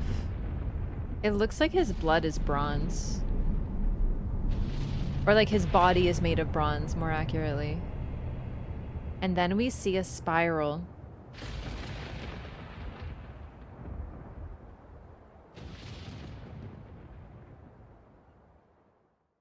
He looks like a seed as well. That always struck me. This is what a seed looks like. If you've ever planted something from seed and been able to take a look at it, the initial sproutings look a lot like that, like the initial emerging of the plant from the seed. However, the significant thing also is the spiral, which we've been making notes on how many spirals are in the game. I'm gonna add this to the list.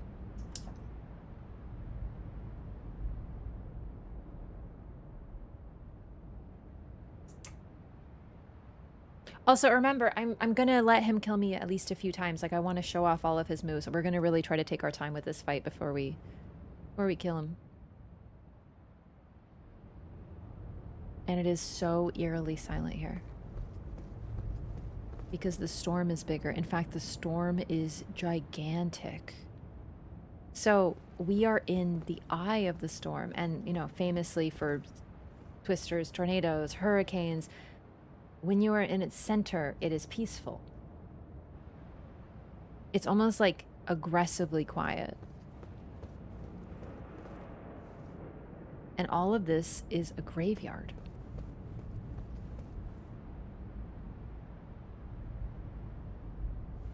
We never get to see these because these columns are the first to be weathered and to go, but look at all these beastmen who are buried here.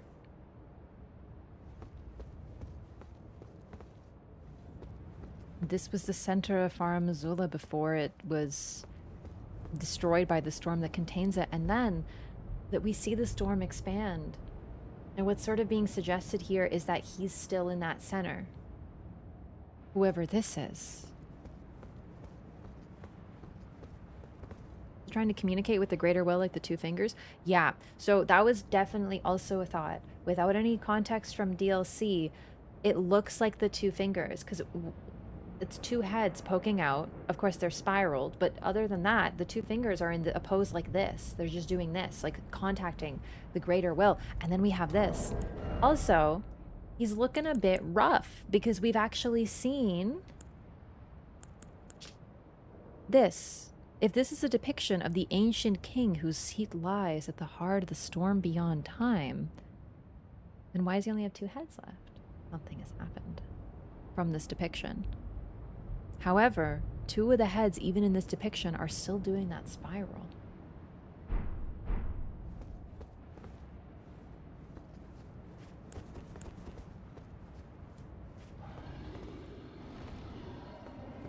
Dragon Lord Placidusax.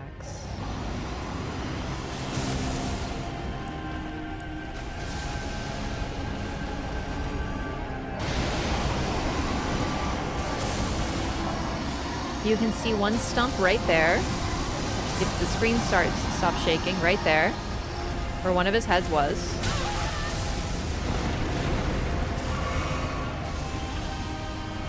And then on his back, it looks like maybe another one.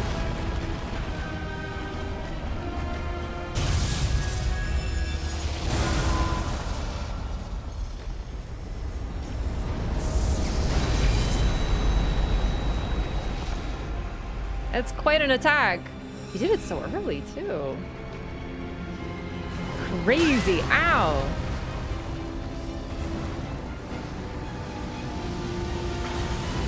Oh, God. Yellow fire as well. His tail is cut off. Oh, there we go. Another stump. 2 stumps. 3 stumps. So, yeah. Oh, there we go. Cooked.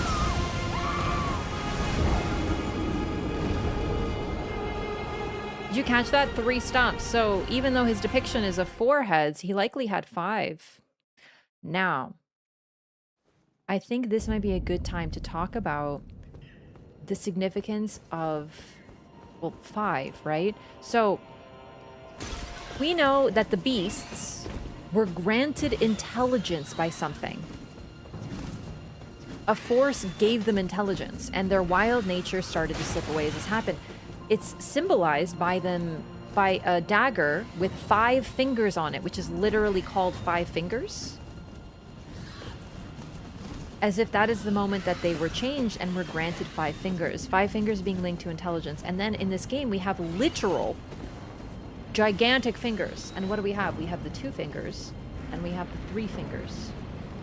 Now, I haven't talked about this yet, because I wanted to sort of wait until we're here, but 5 fingers is like a hand.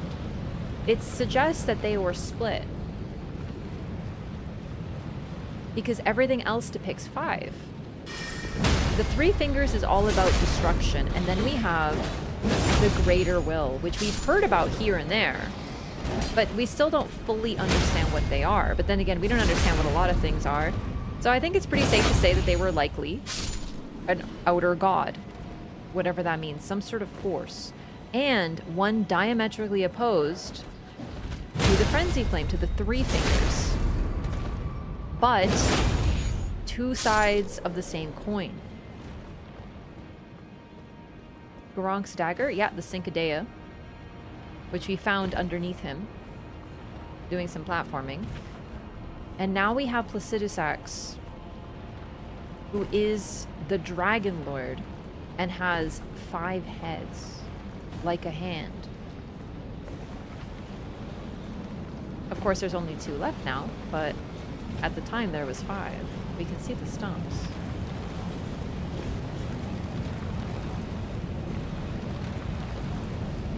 It's unfortunate this boss is one of the few that actually has a run back in this game, so dying and showing off some stuff is going to take some time.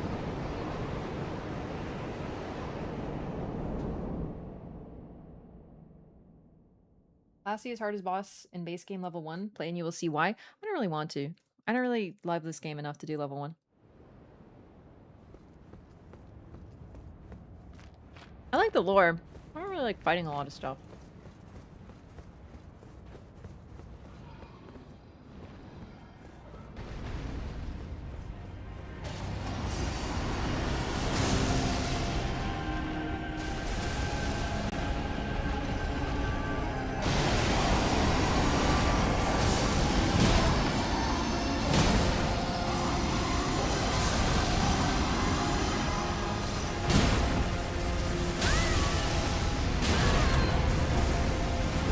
Fight him very often, so he's not going to be one of my good fights.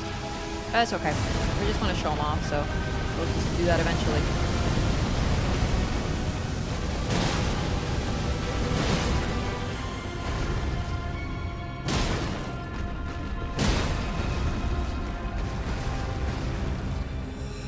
Really? Bright yellow eyes like all the other dragons. His whole body looks like a twisted spiral. In fact, frankly, he looks a little malformed.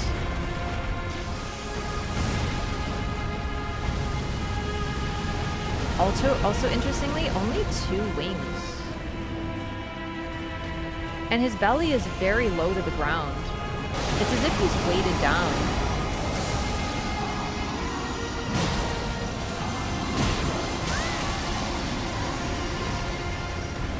I think he has one more, like, nuke move. Oh, here we go. Yeah, there he vanishes and wastes my goddamn time. But it's moves, so it's fine. I'm not bothered. I'm just saying he's an annoying time-wasting bitch. Whoops! Missed my dodge. Remnants of wings on the back. I can't really see his back. I'm trying to see it. What the? I'm trying to see his back. But it's kind of hard.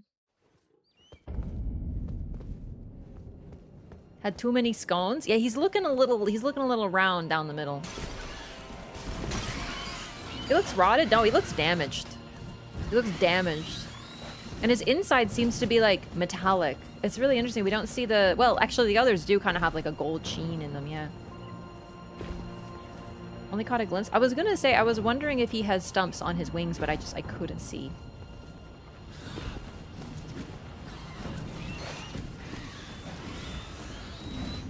We go right to this fight? Nah, this is my route. This is my route, and this is the one I will take. This isn't even a run back in Elden. Well, it is for Elden Ring, but like otherwise, it's fine. This is my route. If I try to take another, it'll get confused. This is my route since 2022, and it'll stay my route because I can do it on autopilot.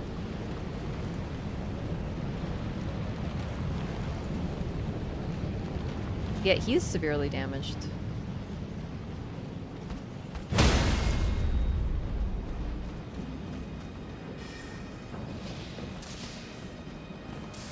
Also, yeah, like the 2 fingers, he's waiting for something.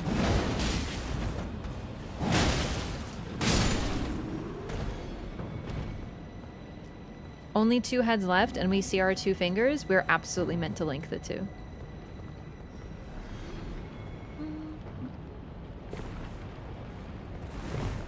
Randomly teleports and jumps at you? Yeah, no, seriously, chat. I don't fight Placidus Axe usually, because, like, I don't really fight the optional stuff unless I like need to for lore. So I think the last time I fought him it's been a while. So he's not a good fight. I don't remember him very well.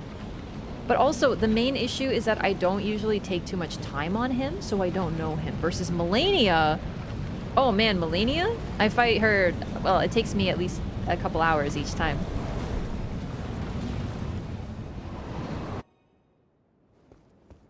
So that's part of the problem, is I don't really remember him very well.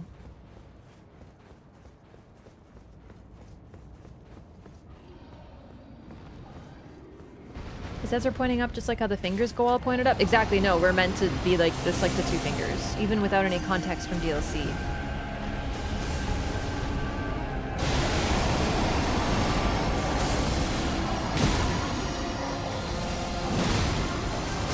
Whoops. God, he really is an assault on the eyes, isn't he?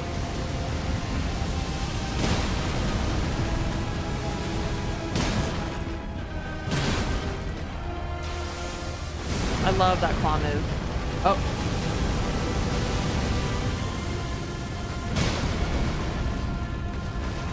Excuse me, excuse me, excuse me.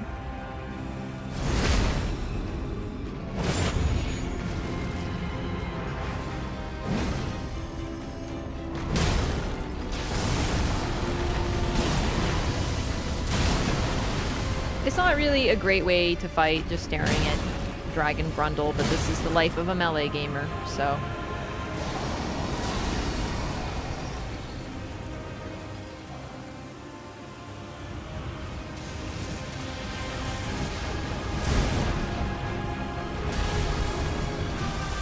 Oh my god, startled the Jesus out of me. So, oh, here we go.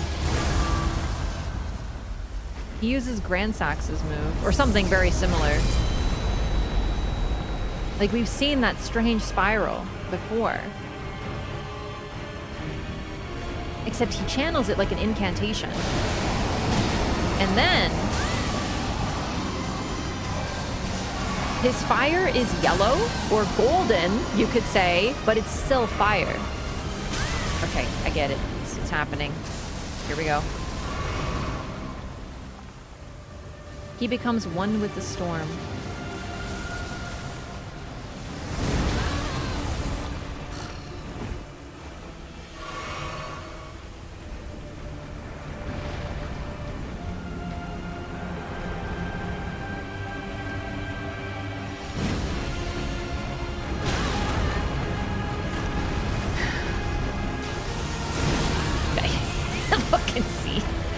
Yeah, I'm not too fond of, like, this is like such a cool fight the first time. But then afterward, I'm like, okay, I get you're wasting all my fucking time, you little wiener. Like, we get it. Then you're wiggling around, staring at Grundle, you know what I mean?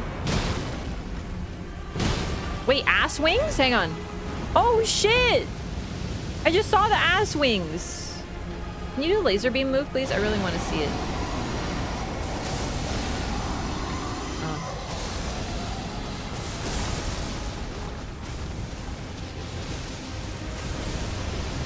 Oh, you little... There we go! Ah! Oh!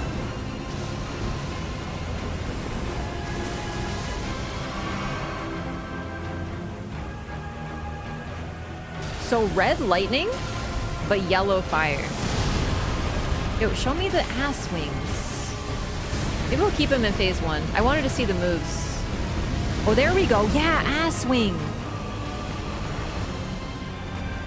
Very destroyed though, or like it's like they didn't form right. Yeah.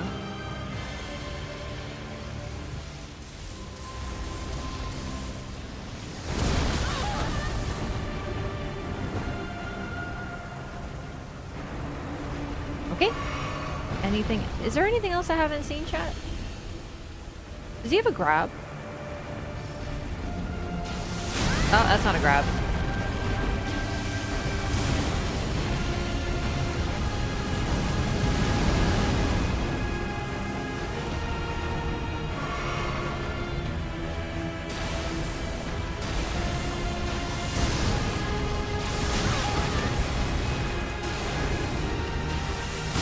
Oh. Okay. I think he also is reminiscent of the Two Fingers in that he looks really damaged, like chunks are taken out of him, and they look like that too, but they look more like rotted flesh. His is real damage. Like, time did not take his heads off. Someone or something did.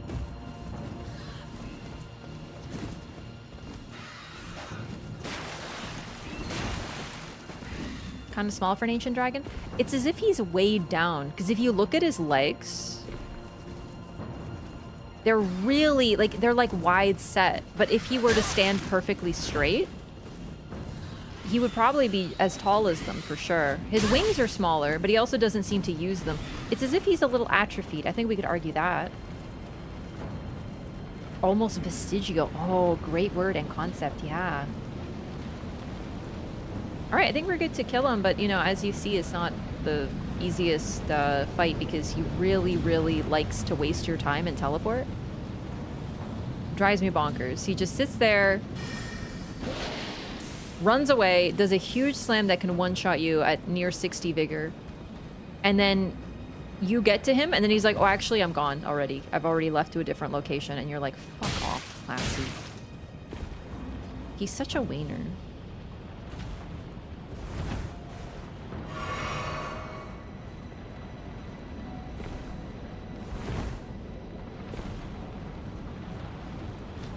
The scenic run back? This is the only run back I know. Don't try to change me. If you can't accept me as I am, then you clearly haven't watched me play Dark Souls 2 because those run backs are serious. That's when we're crying. If I don't complain about the like multi-hour run back in the frigid outskirts, you don't get to complain about this one, all right? You get to watch me make my little route. Bunch of silly billies.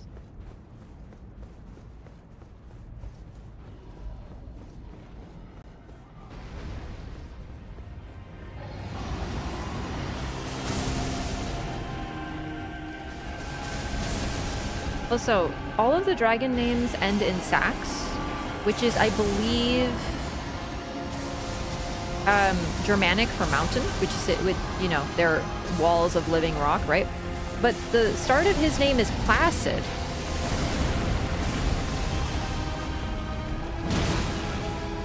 Which is an interesting thing for a dragon lord, at least if you ask me. I don't know how to dodge this.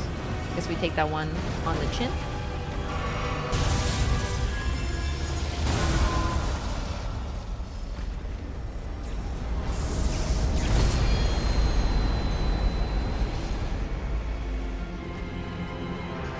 What a cool freaking move. I love how they do the sound with that one.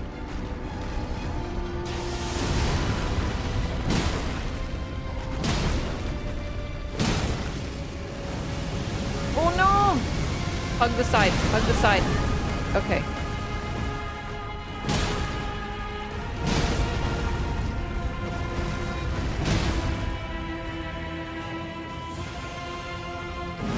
I missed. I cry.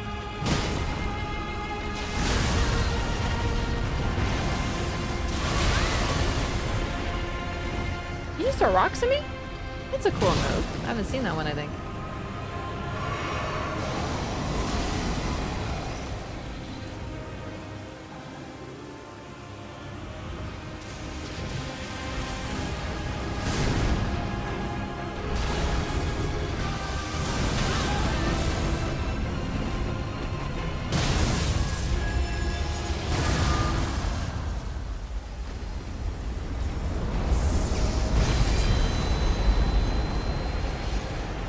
Tonight is Simulator. I do like that move. It's very similar.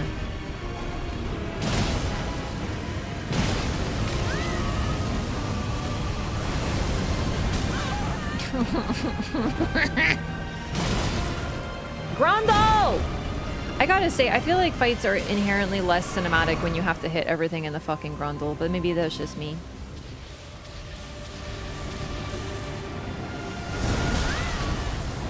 Cool, cool, cool. Maybe I dodge to the left or right, but I'm a big forward dodger. What can I say?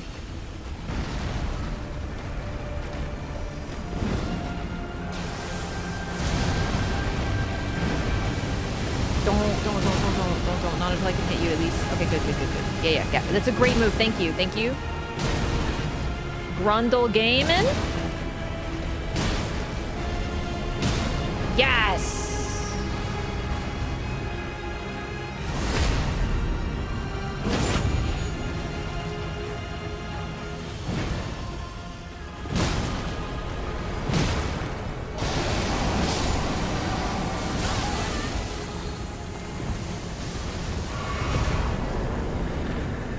Remembrance of the Dragon Lord. Remembrance of Dragon Lord Placidusax hewn into the Erd Tree.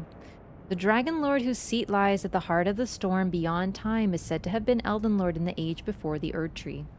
Once his god was fled, the Lord continued to await its return. So, God here is really interesting because he is a lord, isn't an Elden Lord, right? So it sort of suggests that there was a god. It's like if Marika fled and Godfrey was waiting for her to come back, sort of thing, right? But the way I read it very much was the greater will, like literally his god being the outer god. And I think there's a read with both of those interpretations. It also says the age before the Erd Tree, but it also says that this is sort of the prehistoric era. So you could argue that it means literally the age right before, like before there was the age of the Erd Tree, there was Dragon Lord Placidusax. Also, we get a lot of lore about a Storm Lord. Well, okay, I say a lot of lore. We don't get very much. We know that one of the foes that Godfrey defeated was a Storm Lord. And he also, Placidusax sits at the heart of the storm and uses storm. He literally becomes one with the storm in order to wield lightning attacks on you. I don't know if he was the Stormlord, because it's otherwise a term we don't use for him. I don't think he was, but you could it's still something notable that was worth mentioning. Also, once he dies, the storm ceases.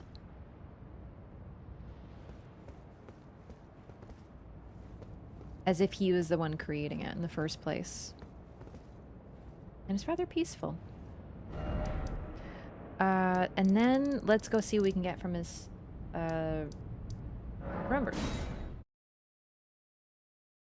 The thing is that we do see Crucible Knights here, which does sort of go, huh, okay, could that have been like Godfrey's soldiers who still remain here fighting?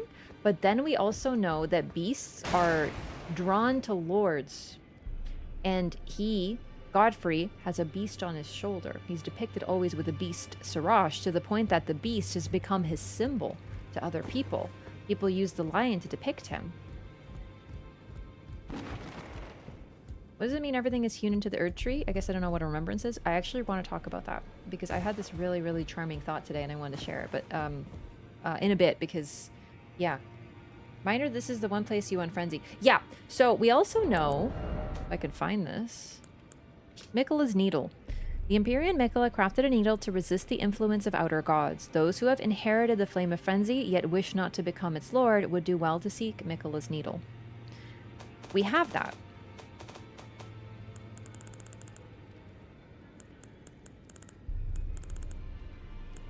Where is it, though? Probably past it.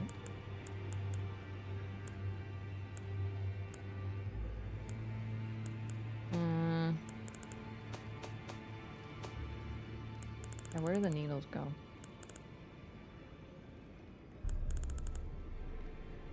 Well, it's here at least.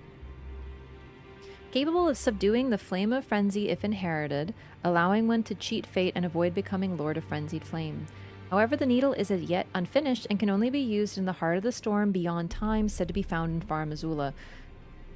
It's as if you can use it there because since time is frozen, there's something special about that specific location. And there's still grace there too. It's a site of grace. Now that could be a game mechanic thing, but still, that is so interesting that even at the heart of the storm, beyond time, there is still grace. And this is where you can unfrenzy yourself. There's a lot of weird things going on in Farum Azula. There's a lot of questions on timeline. There's a lot of questions on, like, was Godfrey the one who defeated the Dragon Lord? In fact, it was a pretty strong theory because we didn't know who else could have damaged him so much. And we also know that his god fled. Now that's the question. God is used in the context of outer god, and it's also used in the context of vessels to certain things, vessels of the outer gods. That is the term that when God is used. So Marika is a god. Miquella, Miquella seeks to become a god. We are the lord to Rani's goddess in one of those endings. Melania is on her way to becoming the goddess of Rot. So we don't know too much about Placidusax, and maybe Stormlord is the nickname for him because we see all the other signs of storm usage there.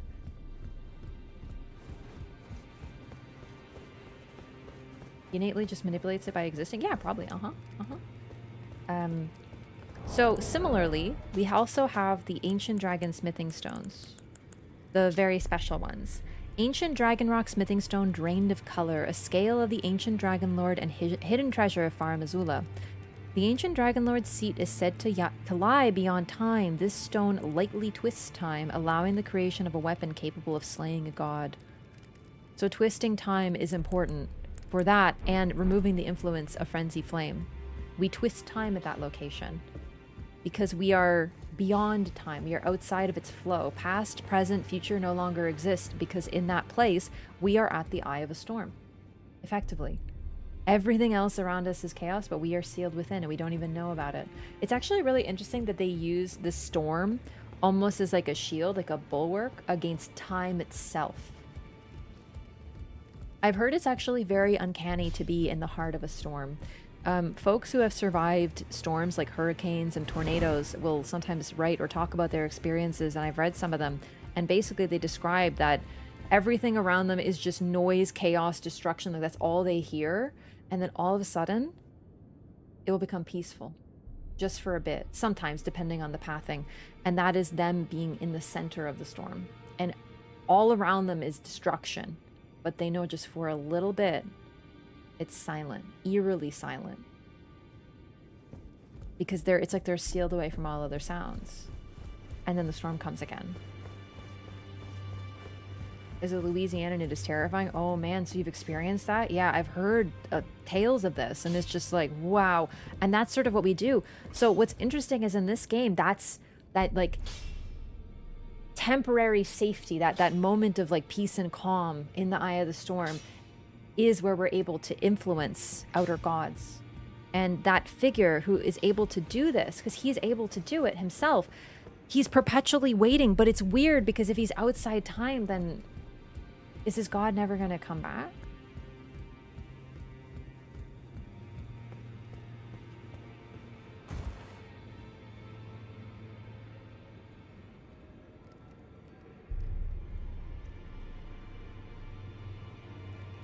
Never stood a chance against that bonker build? He sure didn't.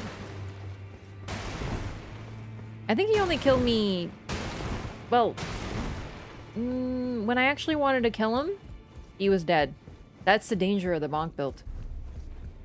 I gave him time to show off all of his moves, and then his number was up. I'll smith as long as you like. Now, lay out your arms. I don't even know if my weapons are maxed, are they? They're not. My weapons are not even maxed. Welcome to bonk build. Now they're maxed. I don't even need L2s or anything. This is crazy. We get a little bit more insight into Placidus Axe on the DLC. So right now I'm just talking about what we have because frankly I don't remember the DLC, but also I want to talk about it when we encounter it. But Placidus Axe, I think most likely that Placidus Axe was significantly before the Age of the Erd Tree. I don't think that Godfrey was involved in his defeat at all. Even before DLC, I didn't think that Godfrey was involved because I definitely got this vibe that everything going on in Farum Azula is very ancient indeed. But like I said, there is an argument that he was. The Stormlord thing. In fact, I don't even remember where we get him defeating the Stormlord from. Like, I don't remember where that is. I just remember reading it somewhere. I feel like I have a bunch of books and I'm like rifling through them. I know it's somewhere, but I don't remember where that is mentioned. And like where that comes from, but it's really just like a sort of one throwaway line. Actually, wait, no, I think I do know. We don't have it yet. Okay, we'll wait. Hang on, we'll wait. Because I think I know. Yeah. You have a favorite weapon type? Curved swords. And whips. I'll see it to the end with you. Curved swords for PvE and just everything, and whips for PvP. Okay.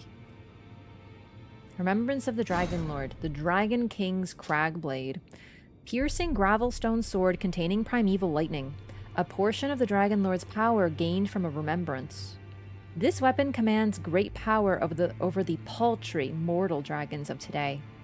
Unique skill, Thundercloud form. Temporarily transform into a red thundercloud and fly through the air, then plunge down with a lightning-infused blade. Hold to increase the reach of the Thundercloud form.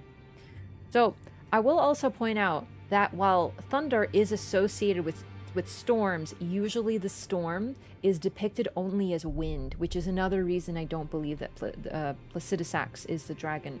Sorry, let me start the sentence over. I don't believe that Placidus Axe is the Stormlord because he uses lightning and thunder versus the storm is usually depicted simply as that, a storm, just wind. Storm Stomp, Storm Blade, all those things. The Stormhawks are in Farum Azula, but I wonder if they didn't go there because there was still a storm there. So it's like the only place that existed remaining for them to continue to live there. Also, I always now wonder in relation to Night Rain.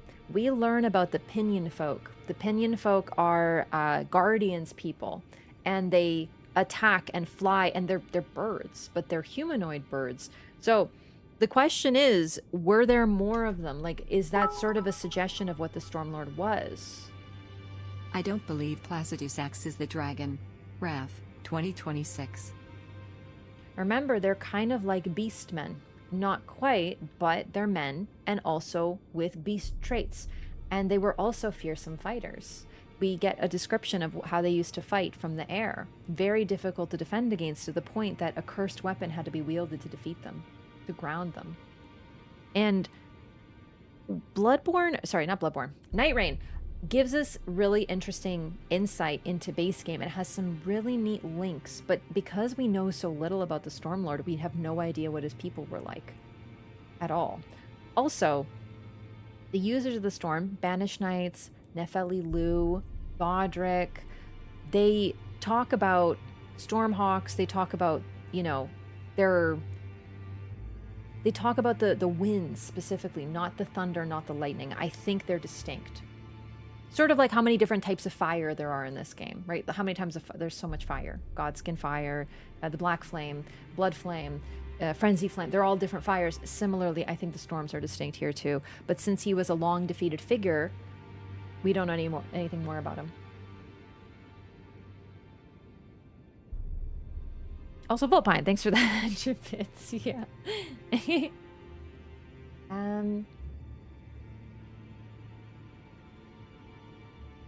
So, this is a neat one because of the remembrance. The Dragon King's Cragblade is not what he used on us. He didn't use this weapon. But this is specifically a portion of the Dragon Lord's power gained from a remembrance. It's such a strange one because usually the remembrances themselves are almost like if you asked each of these figures to pick two things that are associated with them, they would pick these. It tends to be their weapon and a spell associated with them. Not always a spell, obviously, but very often it's a weapon. And oftentimes the weapon they use. So Melania gives us the Hand of Melania. Moog gives us Mogwin's spear. Morgott gives us his cursed sword. Like, that's sort of the idea. And the second is either a spell. It's funny we don't get a gravity sorcery out of Radahn. We just get his weapons. Or like a spell associated with them. If they had to pick, this is likely the relics that they would be remembered for. And that's what remembrance is. That's what remembrances function as. Also, hewn into the Erd tree is like carved into the Erd tree. A memory. The tree remembers these people, these figures, all of them. They are all under its boughs. Everything from the ancestral spirit, which is very ancient, we don't even know how much, to the cursed blasphemer who wanted to destroy it, to a bastard star that is known for nothing but destruction, to a lord that predates it.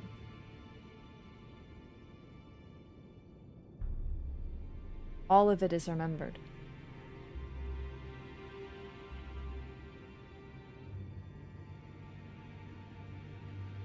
Okay. But this one, it isn't his weapon. It's just something made out of what's left of him. It's a very unique remembrance.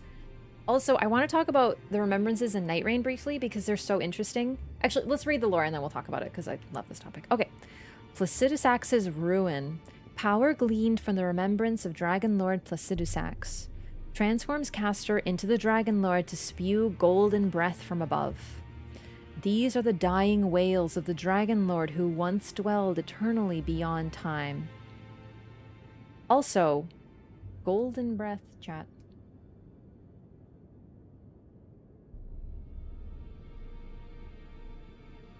Who else is associated with gold? Well, Marika. Well, the Greater Will, for certain. Because his lightning is red, showing it's ancient, but his breath is golden.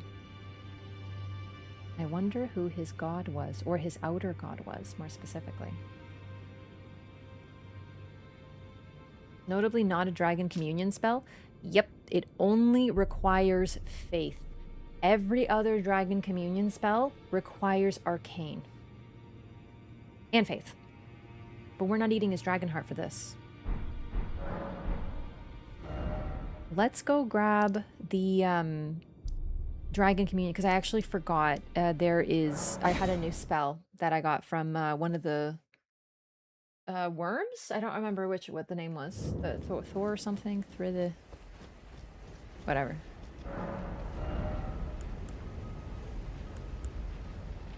Oh, we also have Borealis's Mist. Totally for a Theodorix. There we go. Theodorix is magma. Superior incantation of Dragon Communion channels the power of the great worm Theodorix. The name, or transforms caster into a great worm to spew a large volume of magma breath. The name of the ancient troll warrior Theodorix lives on as a hero of the war against the giants. Oh man, I totally forgot Theodorix was a troll. So not just humans, trolls too. And they were a hero of the war against the giants. It makes sense why they're still in the mountaintops. Maybe they didn't go there seeking a cure for Mikola. Maybe that's just where they lived. Borealis's Mist.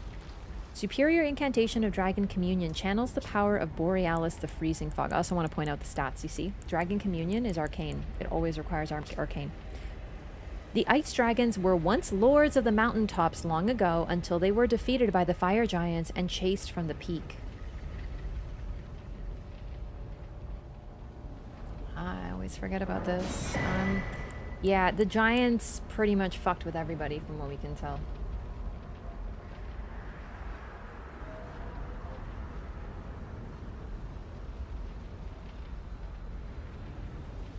Kind of Vendrick behavior. Giants showed up. The giants in Elden Ring are very different from their usual depictions in FromSoft games. Usually giants are very sweet and soft and gentle and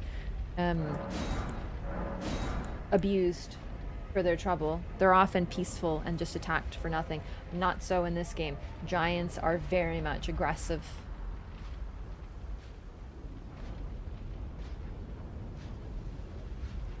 So Borealis is still on the mountain. Probably because they were allowed back after the defeat of the giants.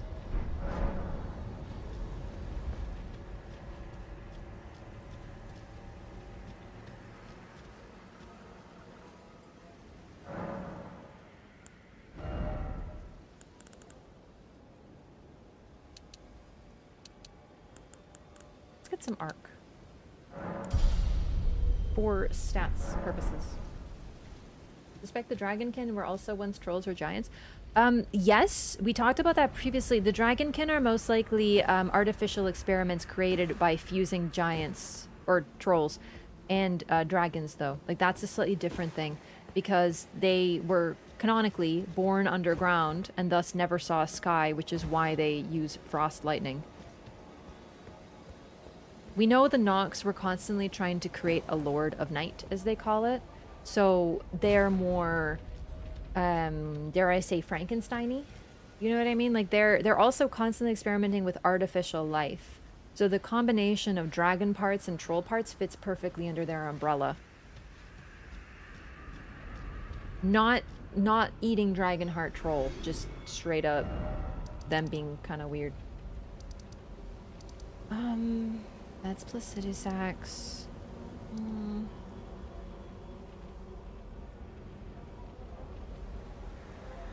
Oh, remembrances. I want to talk about remembrances.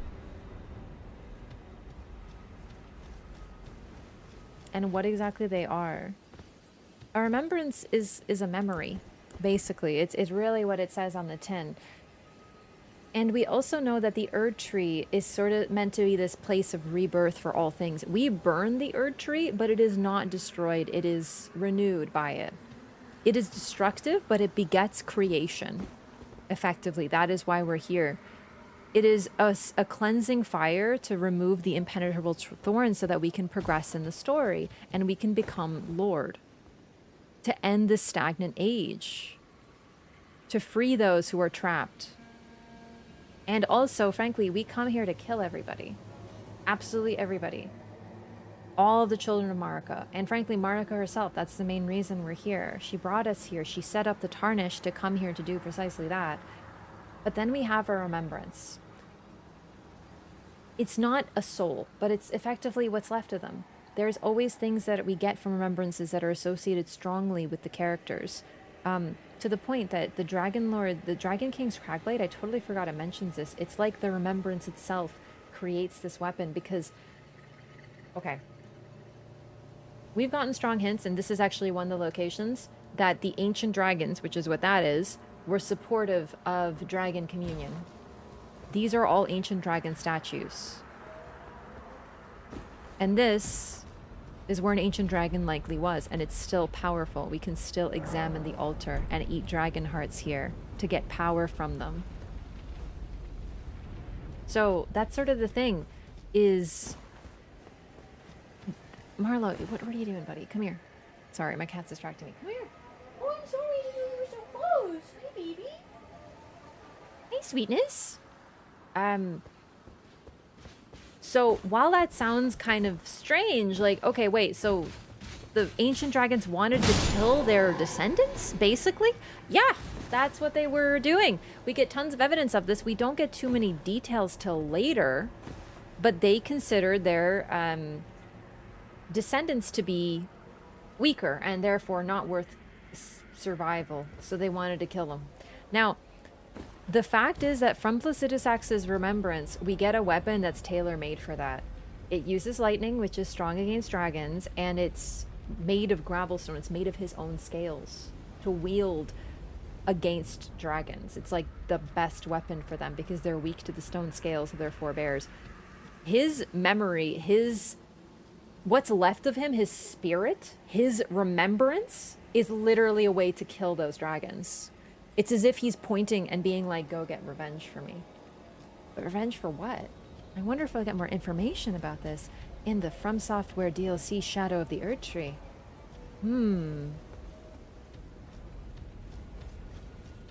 I can't play with you, Marlon. I'm playing Elden Ring. And otherwise, it's not a weapon that exists, too. It's particularly cool. And then we get Placidus Axis Ruin, which is a dying whale, right? Anyway, remembrances, though. The Erdtree remembers all. It's almost like the remembrances are ways the characters choose to be remembered. It's like they choose things specifically for that. And then we have Night Rain, which also gives us remembrances. Remembrances are sort of the storyline that you can play with each character because fighting the night for so long has made them forget who they are. So you have to unlock remembrances and find memory fragments by defeating Night Lords in order to uncover the truth of your character. So for us, it's a way to learn about our characters, but for them, it's a way for them to remember who they are, where they came from, and why they fight. Because if we don't do the remembrance, if they forget, they will fall to the night because they have nothing left. They're just empty. And in that void, that's where the night lives. So a remembrance is also a way to keep our characters in Night Rain safe, to keep them sane. And while there is no Erdtree in that game, there is a Round Table Hold. And there are remnants of these things, a spirit tree that protects you from the night so that you're able to actually fight the night bosses. Without that tree, you wouldn't be able to do it.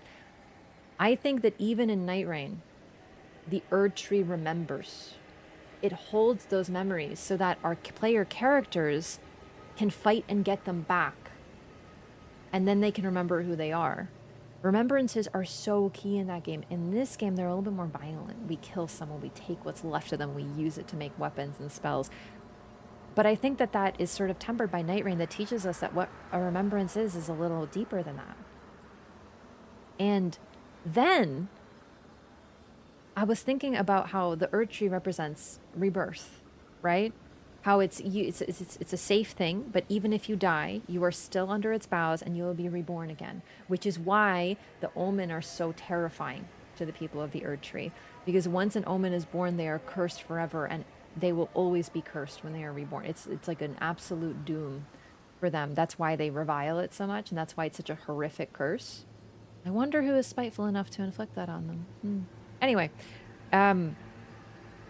so though we are killing everybody, we're also here to fix the lands between, and they're remembered, and maybe they'll be reborn. Just like in Night Rain, our ending comes from bringing the Erdtree back. Really.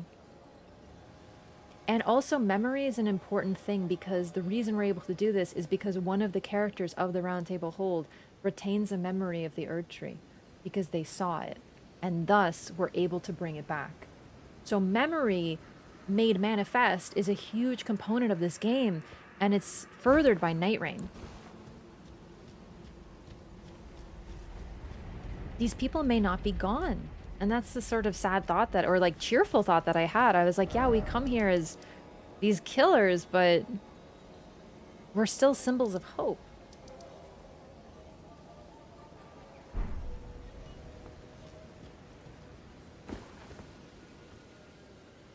I love the Earth Tree. Alright, it's Meowlaketh time.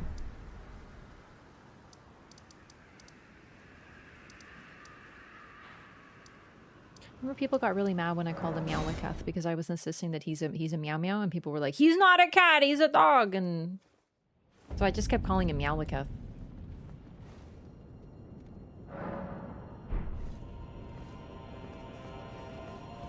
Two war crime tools at once? Yeah.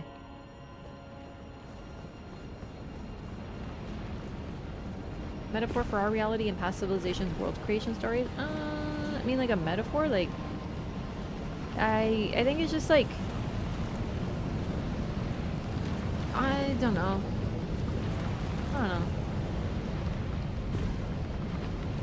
The world is just made up of stories, I guess. He's a meow meow though? Like, he's supposed to be a dog, but he looks a bit like a meow meow. When I saw him in the trailer, I thought he was a lion. Night Rain is like a purgatory gulag? Sort of. It's like, there is a force that's trying to eat and consume everything into the void, and we are there to fight it back, and we fight it back day by day by day, but we only have 3 days left to do it. So it's a bit like Majora's Mask, actually, believe it or not.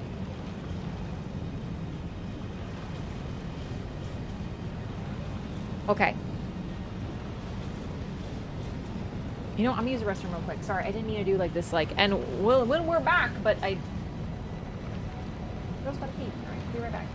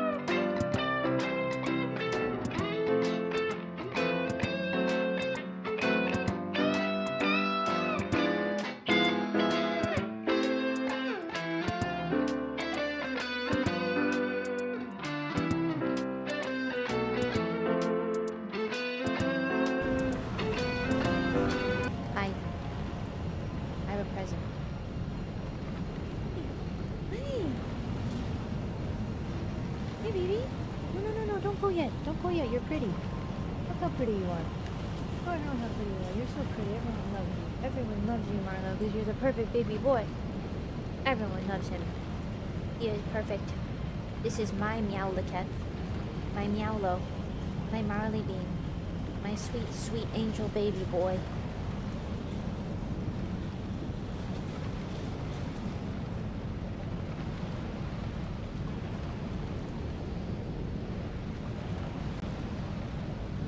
He would like to go, but he's also tolerating it because he will... He will pretend, but he doesn't. Also, this is a mousy. Marley! Mousy! He doesn't care. He's gone.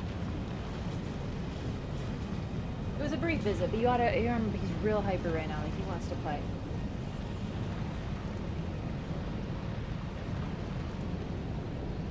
Oh, he's playing. He's mousing it up.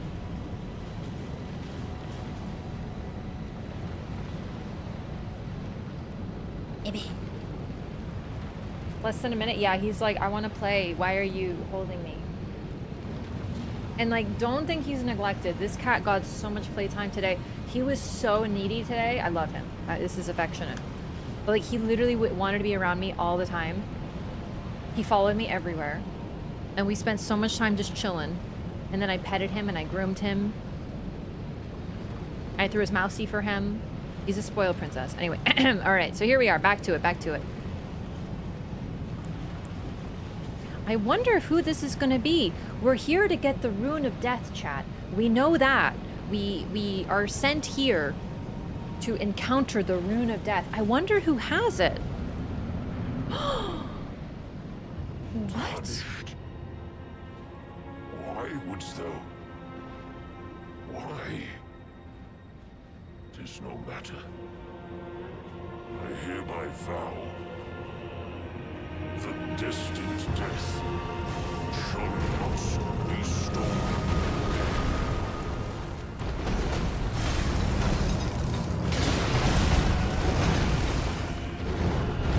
Stolen again? I wonder who stole it. Just kidding. We know it's Ronnie. He's dressed like the beast clergyman. His name is Beast Clergyman, but he's also dressed like those statues. He's hunched over, so it's hard to tell. He's a lot more bestial, but he's got the same rope thing that we saw. I wouldn't have noticed if we didn't look at the statue and someone didn't point it out, because honestly, I can't see his chest. He doesn't really show it much. And he's also using the Cincadea. Now, this is Garunk. We know him. And he knows us, which is why he has that sound of incomprehensible betrayal. He doesn't get it. We helped him find all the death root in the lands between. And now we're here to take the Rune of Death from him. He feels incredibly betrayed. More than if it were any other tarnished.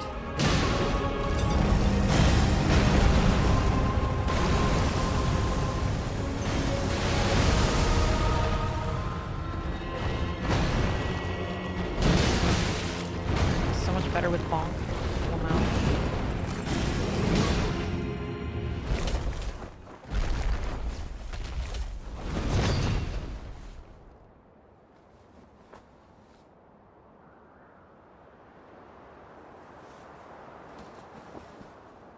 I forgot it was at half. We're gonna get the death dialogue in phase 1 too. I just forgot. Become my blade once more.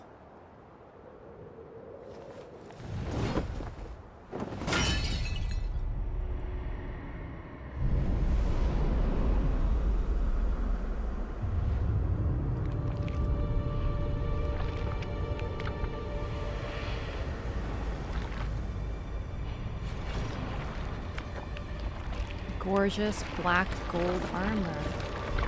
Black and gold. What a color scheme. Have we seen it somewhere before?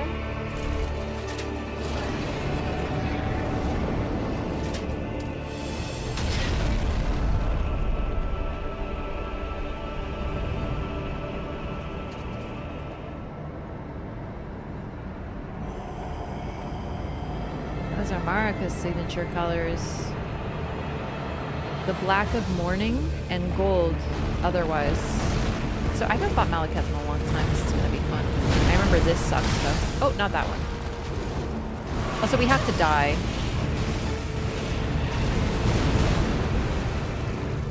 Even his blade glows golden when he uses it. And there's gold lining.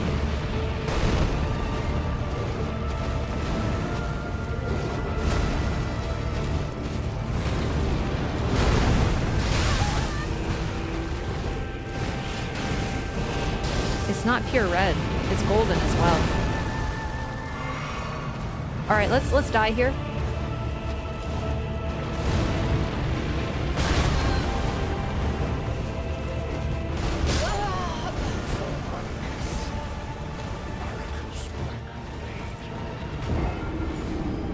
Huh.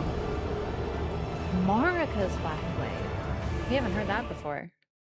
We've heard of him as the Blackblade. We've heard of him as Malekith, a name that became synonymous with death because he was so terrifying.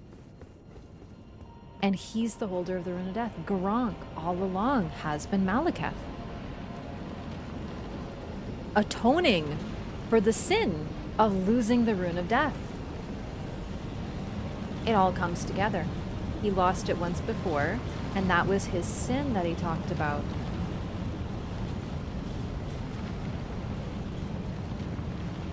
Let's die to his phase 1 now.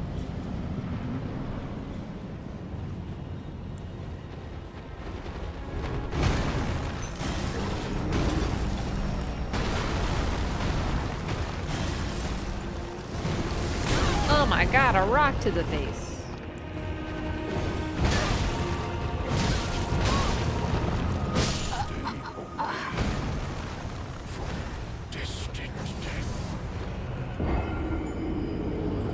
So, as you can tell, if you give him all the death root, he actually has different dialogue. That line of like, tarnish, why? Why? Otherwise, it's a different line. I think he says something, it's been so long, once again. But he says something more akin to like, kind of like Morgoth, similar to Morgoth, kind of like, you're here for death, you're not gonna get it sort of vibes.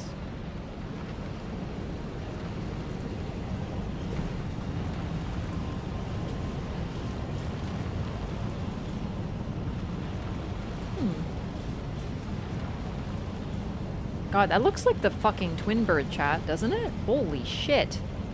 Never noticed that before. It's most likely meant to be a dragon, but that depiction is crazy.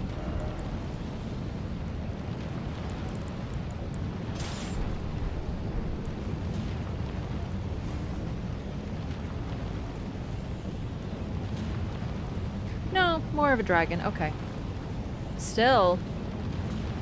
Neat.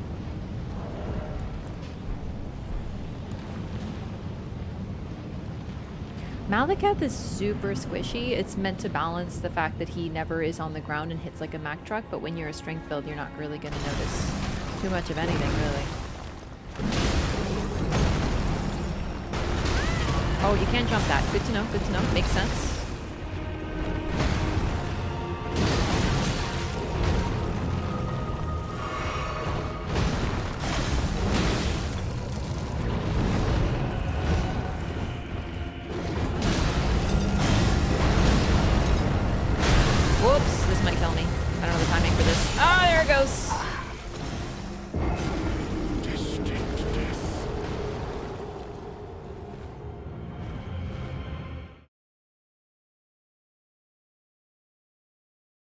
Azura is pretty effective on him? Really? I'm surprised by that because he really doesn't, like, he jumps so fucking much. Oh, you know what? I forgot. One thing we can try to show off is indeed, other than his moveset, is the Blasphemous Claw. It's pretty freaking cool.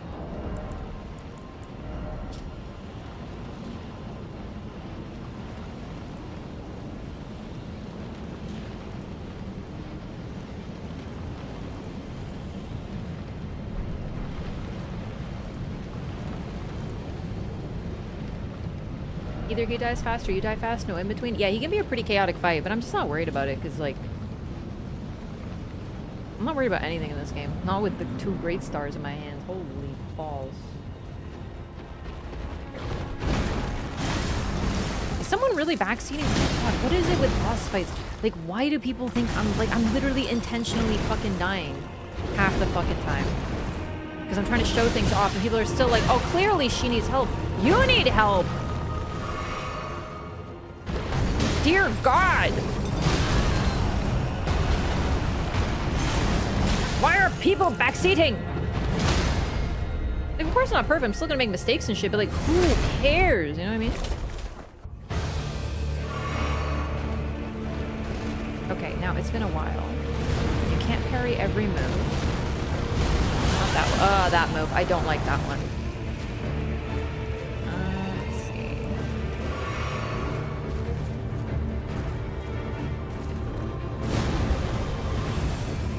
God, I love his design. He's so cool. Oh, I'm probably dead. I'm dead. Yeah. Oh, man. You didn't do your... There. Now he does it. Any of his flashing gold moves are the ones that you can use a Blasphemous Claw to parry.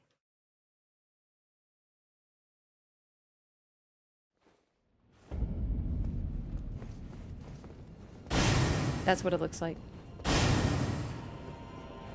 They haven't done something like this, chat. If I'm if I'm forgetting one, please tell me. Since like Dark Souls 1 with Manus, they give you a piece of equipment that is unique, that it does nothing except for in one boss fight it has an effect.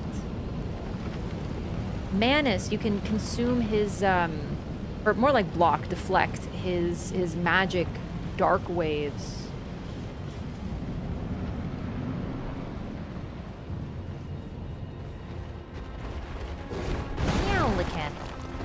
I think I'm doing pretty good for someone who hasn't fought him in like 4 years. Of course, then I get hit by every combo, but that's a part of being good at stuff too, you know? They all have different standards for what that looks like, chat. Oh, you can jump it? Well, no, but that's just inconsistent. Margit Shackle? Yeah, the Shackle, the thing is, the reason this is more similar to me is because this is like a time thing that you have to kind of have some... You can't just use it and it gives you a free hit. I still really don't like him in phase 1 though.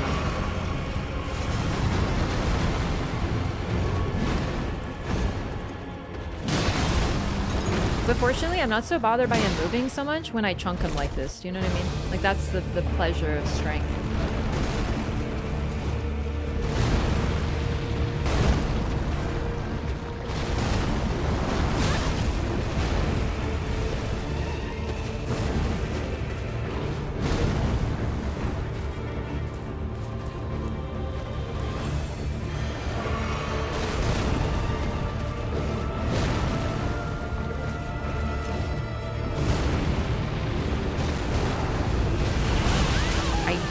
Like that.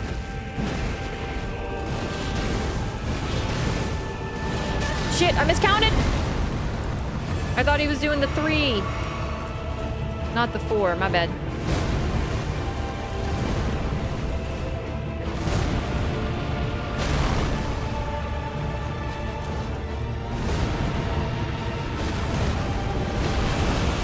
Oh my god, I avoided it then. Hell yeah. Wow, Jesus! I missed it. Shit. That's okay. We're gonna show it off. I don't care if I have to die. We'll show it off.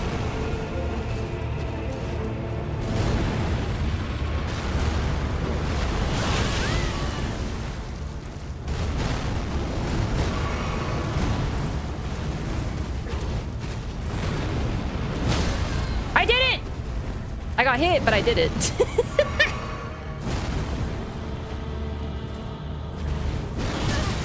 What the fuck? Oh! I did it.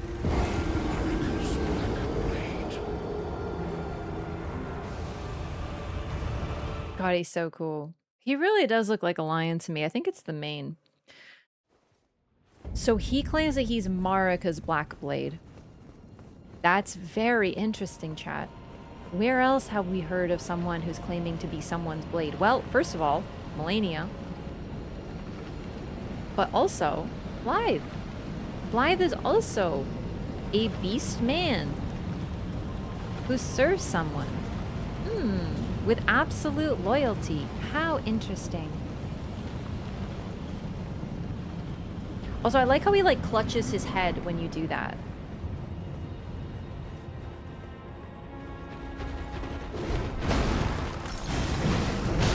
Oh my god, he like frame perfected me. That was impressive. Oh my god, it happened again.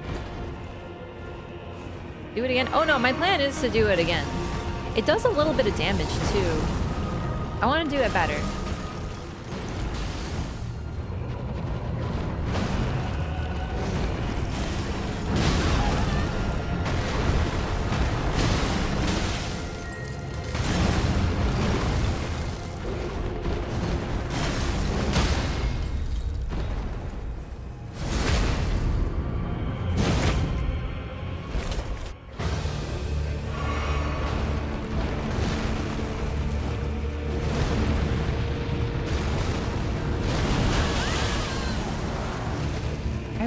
Avoiding that is positioning, but I can't do it consistently, so.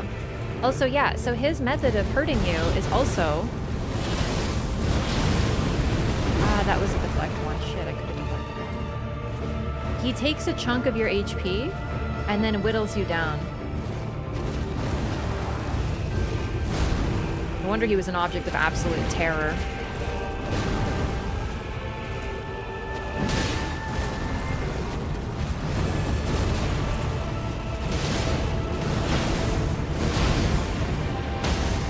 Just like that. That's how you're supposed to do it without getting hit.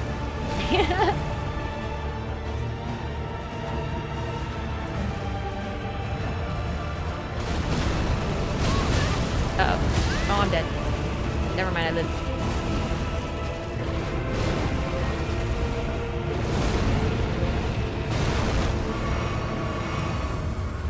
A couple more. I want to see more moves.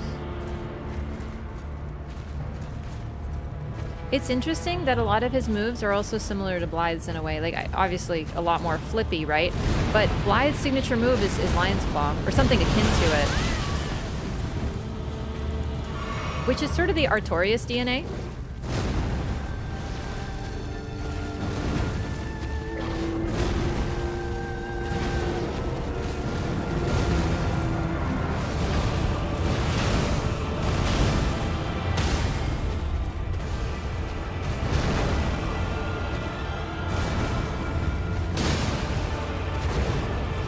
His eyes are also covered. We don't see them.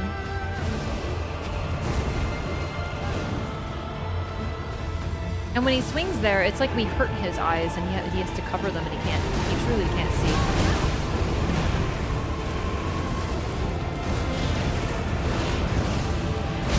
Oh, I fucked that one up. I'm dead.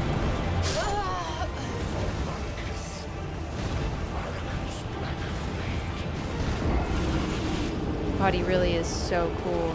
Also, you know what's interesting? That move where he shoves his weapon into the ground and then does all those crazy... We saw that. Alecto did it. The ringleader of the Black Knives. So, ostensibly, the strongest and the leader of the Black Knives was able to do a similar thing with the power of the Rune of Death. No one else is able to do it. Perhaps she got a bigger piece of it. Or perhaps she's just more talented than the others. Blythe also does a flippy slash. Yeah, it's his signature. I don't think I have the int to use it, but I can show off. It's effectively Lion's Claw. It's not quite, obviously. I know. The Lion's Claw is different, but it's Artorias' signature move, the sort of flip and slam. And he does something really similar. Like, really similar. He does flip, flip, flip, slam, and then explosion, basically, right? The same thing that Blythe does. I have the int, or I don't have the dex, also. Can I do the move at all? Wolf's Assault. There you go. Similar, isn't it? There's a follow-up, which we don't have the stats for, but still.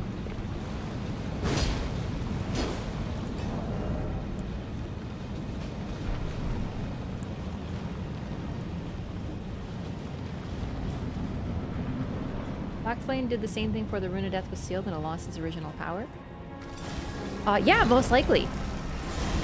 Anyway, as you can see, he is embarrassingly squishy, especially with the strength build. It's insane.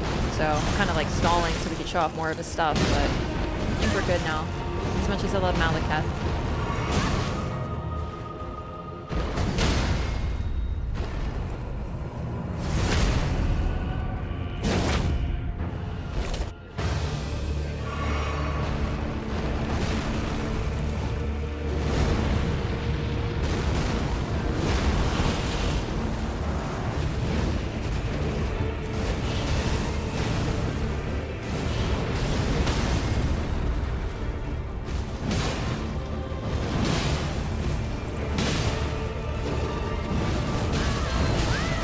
fair enough, fair enough. I greeted there.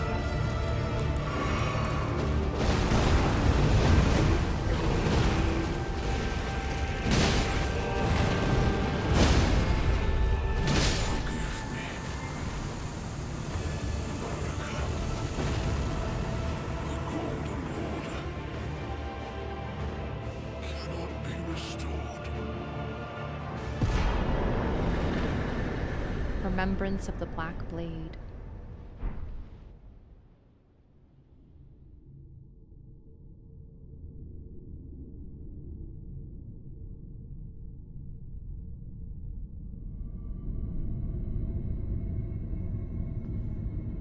The Rune of Death.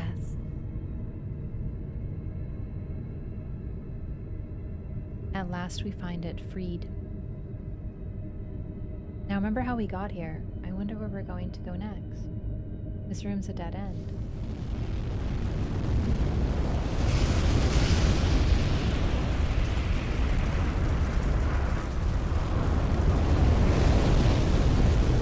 Another flame that we are unleashing on the world.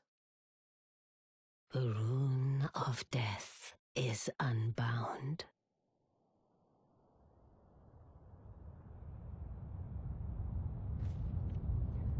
And the lands between are shrouded by death's dark fate. But the flames will also burn the impenetrable thorns. Oh boy. Farewell it is then.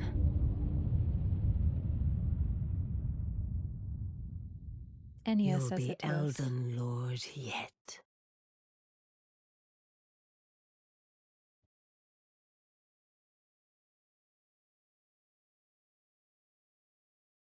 Lots to talk about here real quick. Like, they don't give you time.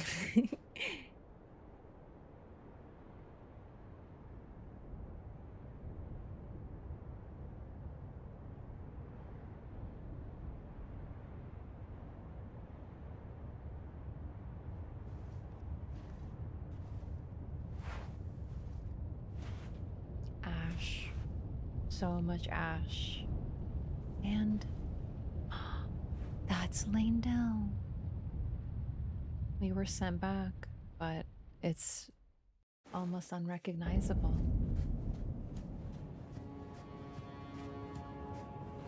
So,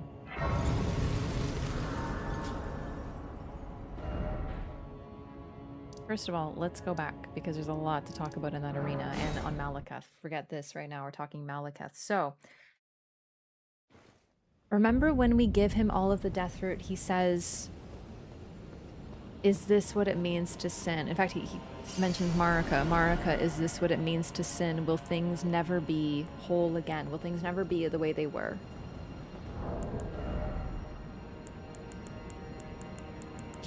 Remembrance of the Black Blade. Even his pose is like crying out. Remembrance of Malekith, the Black Blade hewn into the Erd Tree. The power of its namesake can be unlocked by the Finger Reader. Malekith was a shadow-bound beast given to his Empyrean. Marika's sole need of her shadow was a vessel to lock away destined death. Even then, she betrayed him. So, this is another reason why people are like, "Aw, see, Marika sucks. She uses everyone and then she betrays them." Now, think about this critically. Where have we heard this before? Where have we seen a shadow-bound beast get betrayed by their Empyrean? Ronnie. The exact same thing happened. And this is when we were like, wait, Blythe? Like, Blythe? This is her Blythe? We're putting all these pieces together and we're sort of like, whoa, hang on. Ronnie expresses that what she does, the path that she follows of the Dark Empyrean, involves her betraying everything. She says that phrase, betray everything. She mentions that exact phrase directly after saying, Blythe and E.G. are willing to give me too much. And then she says she must betray everything. That includes her two loyal followers that she loves very much. They know about the betrayal, and they are still willing to follow her path, but nonetheless, she calls it a betrayal of everything, including the people she loves. And then we have this. So, this was someone who is bound to be loyal to Marika no matter what, and yet, even though Marika shattered the Elden Ring and has, for all intents and purposes, completely betrayed the Golden Order and everything that, like the Two Fingers, the Greater Will, everybody, he's still sane. He's still functional. He's, like, obviously suffering in a different way, not like Blythe, right? Where Blythe goes mad but still is able to hold it together due to his deep love for Ranni. Malekith is completely fine.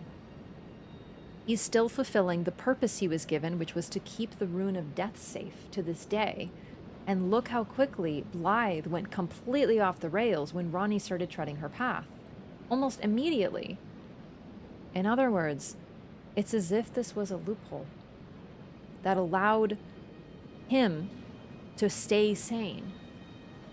He still suffered, but the way that Marika did this was in such a way that her shadowbound beast did not suffer Blythe's fate. There is a different fate here because he didn't betray the Golden Order and is likely unaware that Marika did. And as a result, he's okay. So I think that's what's so interesting about this is he should be like Blythe, but he's still fulfilling the same purpose. He's trying to put the Rune of Death back together. So we talked about the Knight of the Black Knives, about how someone had to steal from Malekith, this absolutely fearsome being, and look at him. He would have been horrifying. He's also the guy who defeated the Glowmite Queen, according to the lore. This is a mighty figure, and considering Blythe, this guy's like Blythe upgraded. Holy crap. No wonder. However, Ranni's clever, but the fact that the Black Knives were used in the Knight of the Black Knives, as well as Malekith, and now we know that Malekith was literally Marika's shadow, the equivalent to Blythe for Ranni. Let's say Blythe had something that Ranni needed, but she wasn't able to access it anymore. She wasn't able to speak to him. What would she do? Well, she'd probably know all of his weaknesses. She'd probably have a way to take it from him indirectly, or advise someone how to take it from him. That's likely what Marika did. Now, I think people have been asking, like, oh, why didn't she just go to Malekith and, you know, ask him for the Rune of Death? Well, A, she was halfway a prisoner in her own body. We don't even know how she communicated with Ranni, but the fact that she planned the night is very likely. Like, there's too much evidence to dismiss her presence. However, she clearly couldn't act directly, so she needed Ranni to do it. I also think that if she did that, if she spoke to Malekith, he would have gone crazy like Blythe. She would have been treading a path of betrayal, and thus, just like Blythe, he would have gone mad. And think what that would look like as well. So there's an argument to be made that Marika did that out of mercy, to protect him from doing what happened to Blythe. However, I also think it may have been a mercy to the lands between, because this creature, Mad, would have been quite possibly the biggest threat ever to everyone around her. Now, keep in mind, Marika wanted to die. That's the other thing about the Knight of the Black Knives. The target was her, not Godwyn. Ranni changed the plan, almost guarantee. We talked about this many times. If you have questions, we'll get into it, but we've been talking about this throughout the run. So if you're with me, you're like, oh yeah, okay. Why not just tell Malekith, hey, I actually want to betray the Golden Order. I actually want to die. Well, we don't know that the blades can actually kill their Empyrean. Blythe attacks Ranni through us, but she doesn't, like, we don't know what would happen if Ranni was just standing there. Would the crazed Blythe be able to hurt her? We actually don't know. However, imagine Malekith being like the Mad Blythe, just an absolute ferocious beast tearing apart everything in his path. He would have been terrifying, and there would have been casualties. And they likely, based on the fact that they're extremely loyal to their Empyrean, it might not have included their Empyrean themselves. So, in the essence of trying to keep Malekith sane, not turning him into Mad Blythe, and also only having her be the one that dies, they planned the heist of the Rune of Death. Because really, think about this being, imagine his name literally became synonymous with death. In an immortal land where people do not die, imagine what that would be. Like, think about that. Death is like a myth that you hear about, like people dying. It doesn't happen to, it's like hearing about a dragon, you know? We're like, oh, well, dragons aren't real. We don't have dragons. And then you suddenly see one. That would be horrifying, right? That's effectively what's happening here. He's that fearsome mythological entity. And then imagine him unleashed on the lands between and what that would have done. However, yes, she did betray him because she asked him to seal the Rune of Death because she wanted to protect her people from dying. She wanted to create an immortal land. The Age of the Erdtree was meant to be one of, well, eternal safety, where no one would be killed anymore. So she gave him the Rune of Death, intending to make that a thing, and then, after unknowable ages, she decided it was time. Her age had to end. She had to die, and for that, she needed the Rune of Death. So she betrayed him. She gave him one purpose, which is to keep the Rune of Death at bay and seal it away so no one else can touch it, no one else can die. But then eventually she needed that rune again, and it was a betrayal. This gives us so much lore. It's fascinating.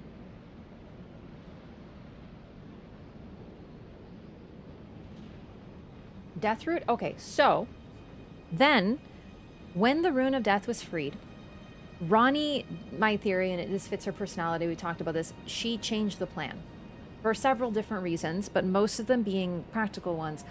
And she decided that her, also the whole idea of like killing her body, I don't think that was also part, I think that was her own twist.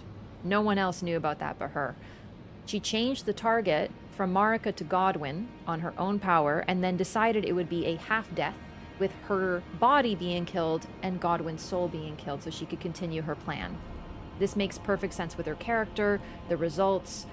However, she did a forbidden rite to seal the Rune of Death into the Black Knive's weapons. And forbidden rites have consequences, grave ones. One of those consequences was actual destruction of death. Death became twisted, and the possibility of living in death became a very real one. So we see that with Deathbirds. They didn't look like that before. They've been twisted by what's happened to death. So the consequences were so far reaching, it's not just Godwyn. It's not just his body. It's not just Deathroot growing all over the place, using the Erdtree as a network in order to spread constantly like a cancer. It's not just that. Death itself has been afflicted. And Malekith, keep in mind, Malekith is still doing what he was ordered to do. Keep the Rune of Death at bay. For him, the plan never changed. Because if it had, he would have gone insane, right? Just like Blythe. So remember, for him, his orders remain the same. Keep the Rune of Death. From his perspective, he loses, he's committed a grave sin. He was asked for one thing, he's betrayed Marika. He's failed her. He asks her for forgiveness because his only thing is to be loyal to her. And as far as he knows, she doesn't want this to be happening. She didn't want the Rune of Death to be gone, because if he did know that, then the fate would be very different. And I think that's the really interesting thing. If Blythe, but the evidence also, or at least what this suggests, is that if Blythe didn't know what Ranni was up to, and he was just locked away, he probably would have stayed sane. So knowledge is a key aspect. Yes, they're shadowbound. Yes, they're linked together, but it's not like they have some telepathic connection or anything like that. How does he know that Mark betrayed him then? The lore description is not what they know. The lore description is just things about them. This is sort of like meta. She betrayed him, right? It's a really great phrase. I understand why people see this as like, oh my god, she was so evil. She even betrayed her poor dog. But like, really, think about what I said.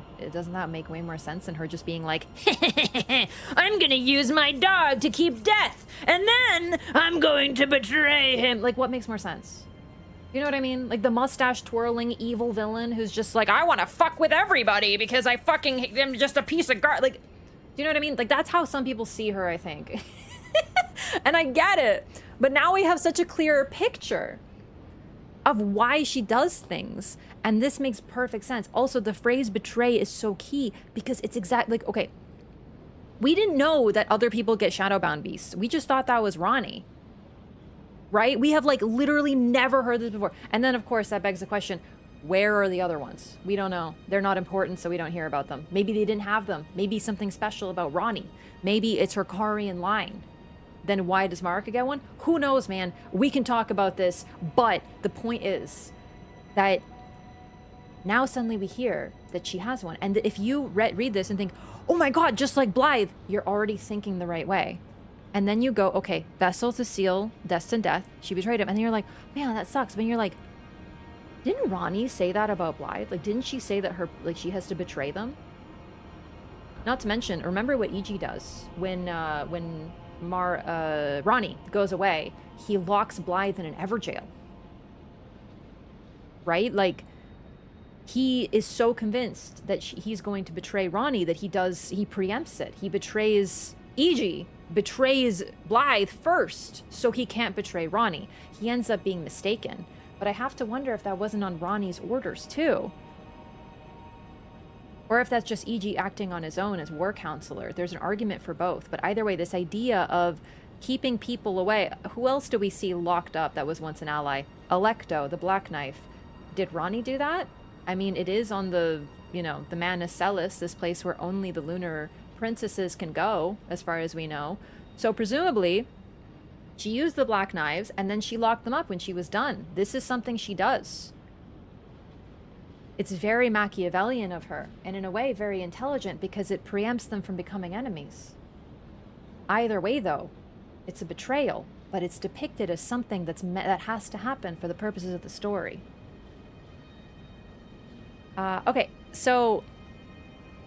what else do I want to talk about? Sorry, someone was asking a question. We already covered why Marika couldn't simply ask Malekith for the Rune of Death back. Mikola didn't betray Melania? She did. He did. I mean, sorry, he did. He did. But, well, okay, he didn't betray her. He just abandoned her and lied to her.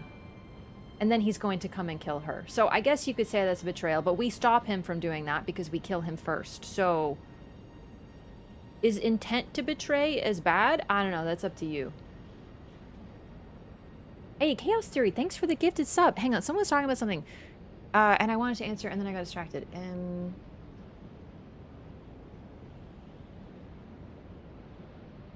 Oh, Deathroot. Deathroot started to form because the Rune of Death was broken. And it's sort of like fragments of Godwyn's body spreading. So in an effort to fix death and keep the Rune of Death at bay, like Malekith was ordered to do, he eats Deathroot to make it one within his body again, because his body contains his body is the vessel for the Rune of Death. So that's why his whole penance is eating Deathroot. It's tragic. It really is. Like, this is super tragic. He stays loyal to the end. You have a theory for why Garunk still exists in Caelid even after killing Malekith? Yeah, okay. Thank you for reminding me of that. So, if you don't finish Garunk's questline, you can still go and give him Deathroot. Now, number one, it's a game first. They don't necessarily want to lock you out of something. The whole Malekith twist, you can totally see it coming if you're paying attention to the lore. In fact, I think there's like a part of my first playthrough where I'm like, is Garunk Malekith? This Malekith guy? Yeah, the game tells you. But if you're not paying attention and you're just blasting through the game, you might accidentally lock yourself out of some content. So, Garunk is still there. Game first. However, remember how I talked about how Farum Azula is kind of weird and beyond time, and I think it's more than just the center of the storm? That's another piece of evidence as to why. When you give Garunk all the Deathroot, he basically just roars and vanishes. And then he shows up here. Because he doesn't need to be in the lands between anymore. Because he has all the Deathroot, so he goes here. It's very much this place that all in all is meant to be kind of beyond time in a weird way. And the fact is, FromSoft, while they don't necessarily want to lock you out of stuff, they do sometimes. If you defeat Malekith, you will be locked out of certain items in Leyndell. because, well, Leyndell's covered in ash now. They completely changed the world state. And if you didn't get those items then, you can't get them now. It's too late. So, that's the thing. Even though I'm saying they might have done it so you don't get locked out, they also lock you out of stuff because of this fight. So, in other words, I think there is some serious lore.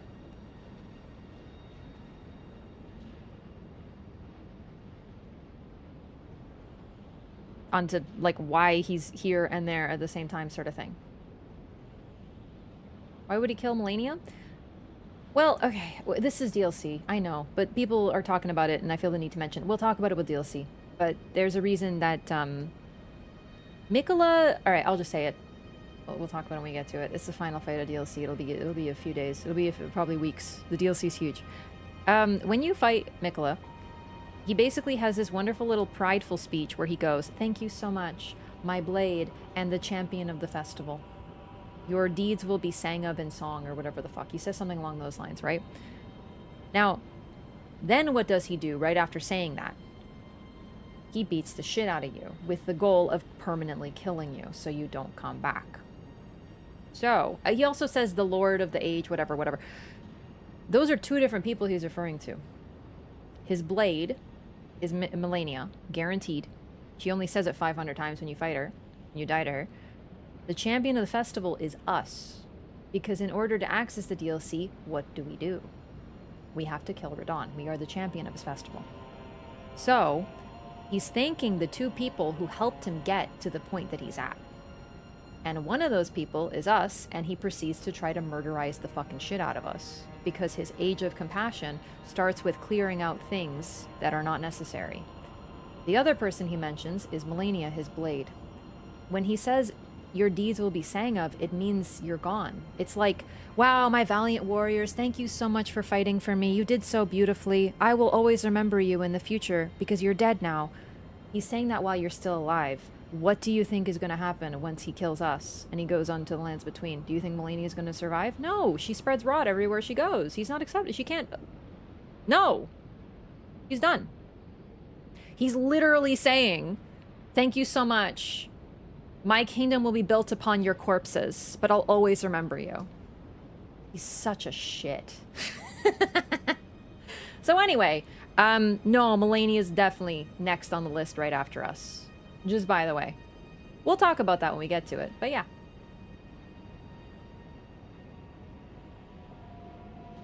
If you kill Malik at the Sanctum, he says, "Oh, I never kill him at the Sanctum." I might have done it once.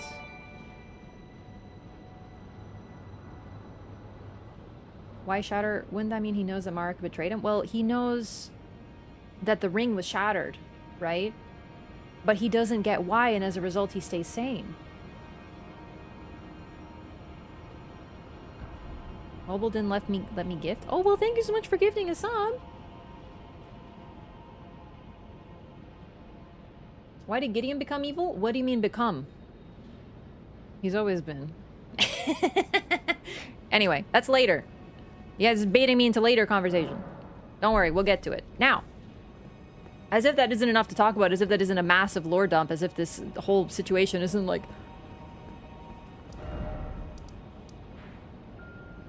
I wish we knew what this place was called.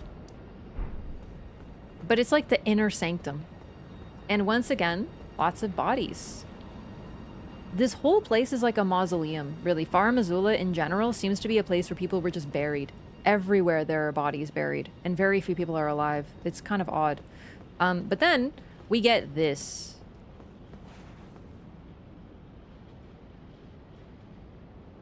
A very ancient depiction of the Elden Ring. An older one, most likely. One from a previous age, perhaps. It's a lot more primordial. You can still see the roots. It's much less contained. Let's see how the Elden Ring is depicted. So keep in mind, we don't have all the runes. We have quite a few of them, though.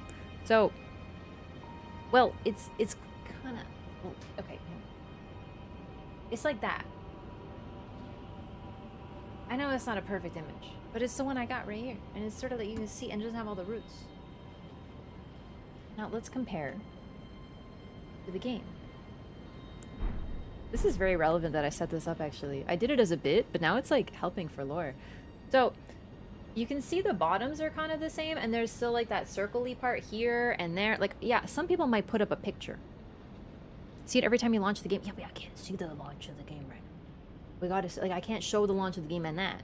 And like, a casual would put up a picture. No, we're doing it what we have. We're adaptive. But anyway, the main difference is all the freaking roots. And then if you look at the center of this one right here, which I'm gonna switch to now. It looks like there's a spiral in it, doesn't there?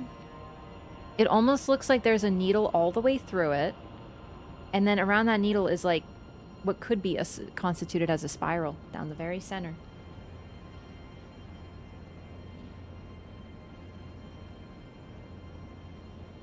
We have the rune arc there at the top. You have the anchor ring, but it definitely seems to have more runes in it and also be a lot more wild and uncontained. I'm gonna write that down.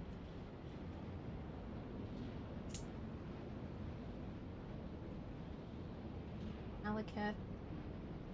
Yeah. Elden Ring. This also gives us another piece of the puzzle. We know that if Placidus Axe was the dragon lord, right? I also think he was a god himself, by the way. Like, I think he may have been sort of both. Elden Lord and god. And therefore a vessel for the ring. And when it says his god fled, it means the greater will. But there's lots of arguments we can say there, but I'll explain why I think that. We don't have all the pieces yet, but we have a lot of them. So this is a different form of the Elden Ring. But the thing is, we know where the Elden Ring came from. We have the item description. It came from a star.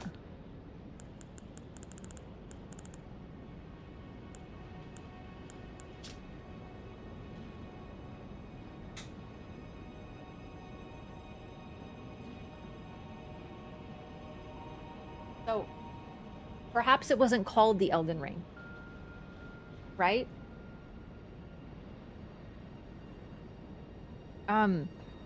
Perhaps it was called something else, and it became the Elden Ring in this age, just like the Erd Tree, and, you know, maybe use a different term, whatever. But that sure looks like the Elden Ring, but apparently it was sent here along with a beast. Well, we haven't met a beast yet that could correspond to this. Not in this playthrough. Not yet. So let's put a pin in that. But the rest of it, this is where the Elden Ring came from. And yet, there is an older depiction of this Elden Ring. So, does that mean the Greater Will was here before? That it sent something before? Something might be different about the second time. Like, for example, this aforementioned beast. We'll have to keep an eye out for that and see if it becomes relevant. Wink. This, I think, is the main difference between the previous age and this age, is that a beast was sent as well. Also, yeah, Elden Stars is a spiral. Yeah, hang on. Right down. I did. Elden Stars is on the list. Yep. The spell itself is like, right? Okay. So that's sort of why I think that Placidus Axe is combined god and lord, is because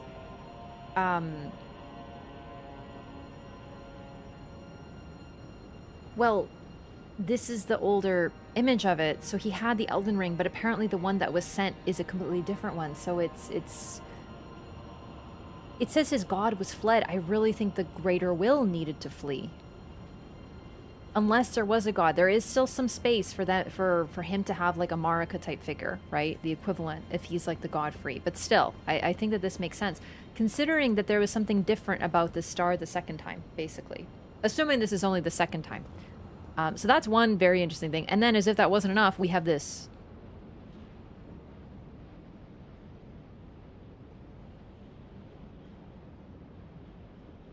A really weird statue of a young woman with laurels in her hair and presumably braided hair, but it really is hard to tell, and 3 wolves around her. Right in the arena of the shadow-bound beast, who is also a wolf. He really does look lion-y, but if you take off all of his armor, he does look more wolfy. Like a weird stretched one, but still wolfy. And their agility aiding the summoner in combat. This is one of the few depictions of humans we have in Farum Azula. Not the only one. There's actually like a number of statues, but in terms of like burial, it's overwhelmingly beast and different forms of beast. Some we don't even see alive. And then we have this humanoid figure surrounded by wolves. We know that beasts love a champion. That's some lore we got from Bernal. But also, it's notable, where do we get the 3 lone wolves? We get that from Ronnie, along with the spirit summoning bell. Ronnie, who was linked to a shadowbound beast who is also a man-wolf. And then we have Malekith, another one. There is a rich history here depicted of young women with bonds with wolves. Also, it looks like they're fighting one another. Like, really, all 3 of them are, like, growling. Like, you can see the wrinkles on their nose, like they're growling at each other. But there she is, surrounded by them at peace.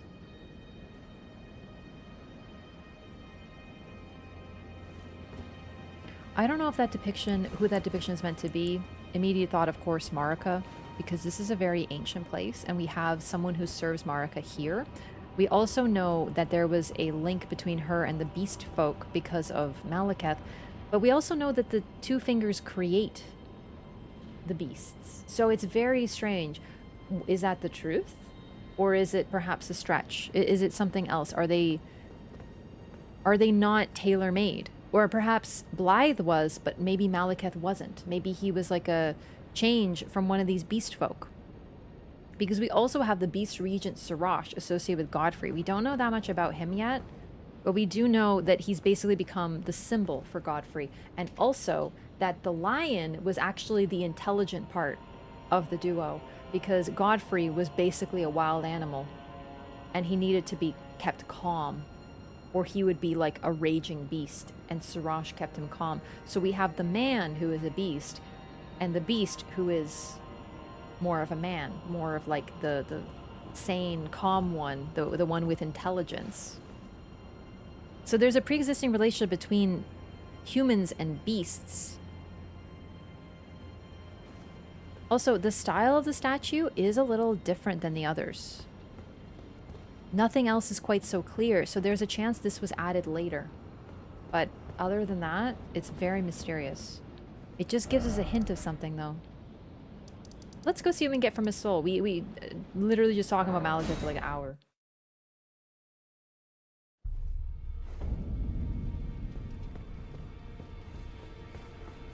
Did Mika lead us to him knowing we were planning to kill him? I mean, you have to also remember that he's like really hubristic, so like he thought he could take us. And he needed us. So he used us and then thought he could take us out. This was his downfall, is his pride. Also, very similar. Gideon's gone. I sure hope he wasn't using us so that he could, try to take us out later. That would be very foolish of him.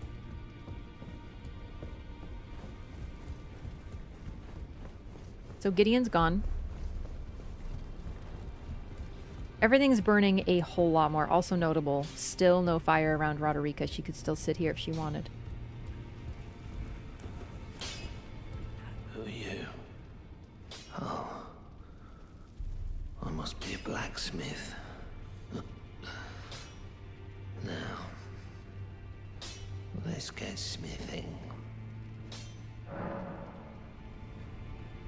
About yourself. Could you tell me what happened? Why is the round table burning? In ruins. Why does that girl weep for me? Oh. Have I forgotten something of dire importance? You also notice how much, like, he's clearly forgotten, but how much gentler he is than when you first talked to him. He's like, yeah, come here, get your weapons, Smith, whatever, dumbass idiot. Oh, I guess you're alive. Cool to see you. Like, he's been tempered by bitterness, but this is closer to the real Hugh, the Hugh that likely, you know, started this journey, not the one who's been chained to this task for so long and grown bitter. He's just like, I must be a blacksmith. Anyway, what's happening here? It's like he's reverted. I see. You're here for some spirit tuning. Now, the fire is damaging Hugh as well. His memories are going. What's happened to Hugh? Oh, so it wasn't just me this happened to. To think he'd forget who you were as well. I knew he'd burn himself out. Old Hugh. I think we could talk him into leaving the Round Table Hold now. But maybe it's better that we don't. It's only proper that we respect his choice to stay. I'll remain with Hugh. He made me who I am today. I'd like to return the kindness in whatever small way I can. Please, become Elden Lord. Hugh was always saying that you were a lord to him. So slay her with the weapons he smithed. Slay the god Marika, who cursed us all. She's a lot more bitter about it. She's the bitter one now after what she's experienced. Also, that line that Roderica will stay with him hits a lot different. So remember, we know from Night Rain, the nature of the Round Table Hold, that it needs someone to stay with it. And that is Hugh in this particular case. And Roderica says she'll stay with him. We, in this game, read it as, oh, she's gonna, you know, die with him, so he's not alone. But I think it's more meant to be that from the Night Rain context that we get added to this, sort of like DLC adds context. She is going to stay with him, so they will be stuck here together. And they won't be alone, neither of them. She took the bitterness? Yeah, and I mean, like, you gotta remember, she's not just bitter for Hugh, she's bitter for her own people. She's bitter for her own life. Like, think of what she's been through just because she was cursed to be a tarnish. For her, it would be a curse.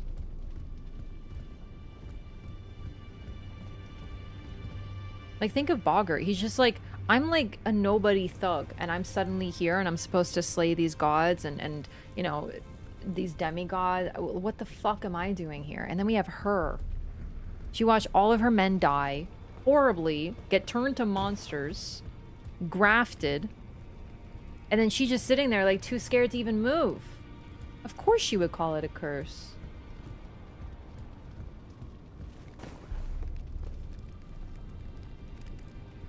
Of course she wants us to kill the god who cursed them all. But the thing is, that's also what Marika wants. That's what she's been trying to do this entire time.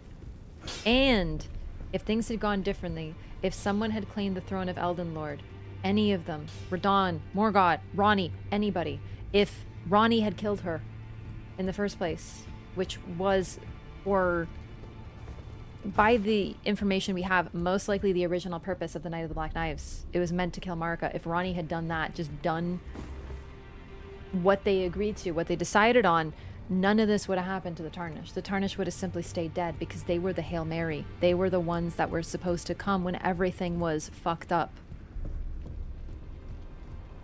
So that's the thing. There's so many circumstances in which this game never would have happened.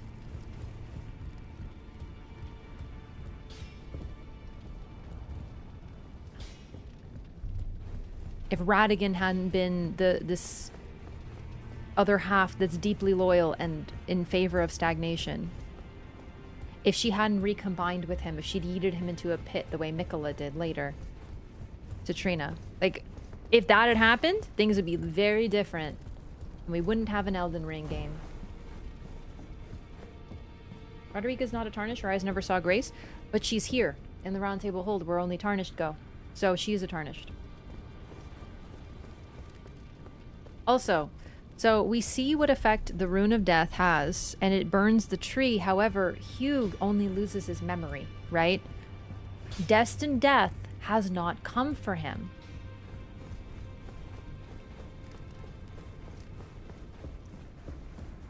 However, remember Enya. We heard her voice during the cutscene. But now there's no more Enya, because Destined Death has come for her. Which sort of finally answers the question that confirms that this is the moment I was waiting for. Hugh is the host of the Round Table Hold, not Enya. Once again, we talked about all the figures in this place. The two fingers, as far as they're just in there now. There might as well be a fucking statue. They don't do anything anymore. Enya is dead now that with Destined Death. Everyone else is gone. There's no more Tarnished here. The last one left here was Gideon. Roderica's still staying here, but we look at everyone who isn't a Tarnished who's been here. And now we know what his role was. Enya as a finger reader is sort of mysterious.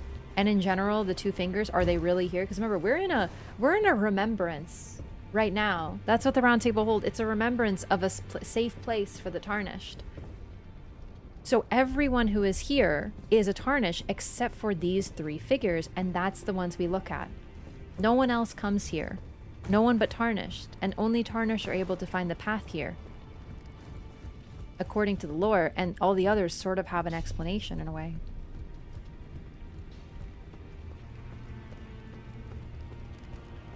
I see. You're here for some spirit tuning. Now acts just like the twin husks. Oh yeah, exactly, the twin husks. Uh-huh. Although they're, well, a husk, so.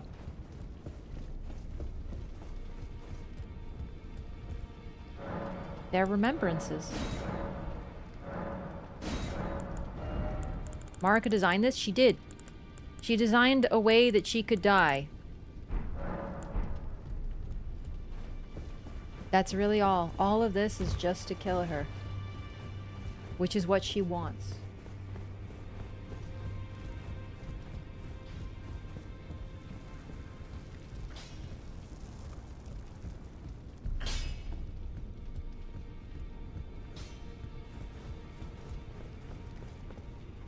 Also, so now the new state of the Round Table Hold. It's still our safe place.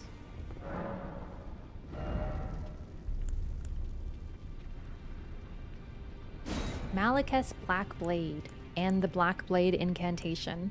It's all just Black Blade. Malekith's Black Blade, which once harbored the power of the Rune of Death, a sad shadow of its former glory. After a fragment of death was stolen on that fateful night, Malekith bound the blade within his own flesh, such that none might ever rob death again. Unique skill, Destined Death. Set free the remnants of Destined Death, plunging the greatsword into the ground to summon a myriad of blades. In addition to dealing immediate damage, this attack reduces the enemy's maximum HP and continues to wear down HP for a short time. Anything to do with Destined Death, Black Blade, the Rune of Death, the Black Knives, any of it is actually also just on a meta level really, really OP because it does percentage-based damage. So this is why Taiki is such a powerful summon, is that no matter how tanky something is, her, like, it's percentage-based, so it'll do a ton of damage even to, like, Elden Beast, you know?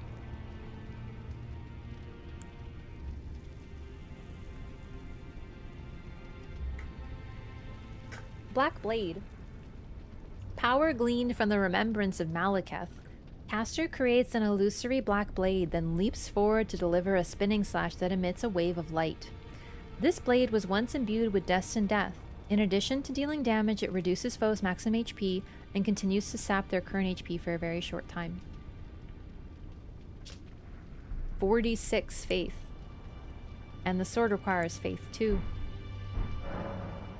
A contrast to Blythe's, which uses int, because he served a Karian royal.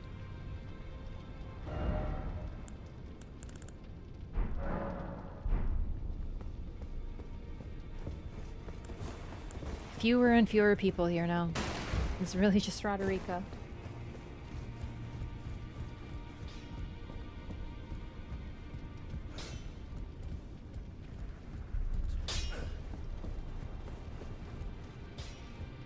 YouTube chat's talking about stuff, but I'm sort of behind on the convo, so I'm just gonna leave y'all to it. Farum Azula is done. You notice all of our graces are gone. Except for the underground ones. Leyndell, capital of Ash.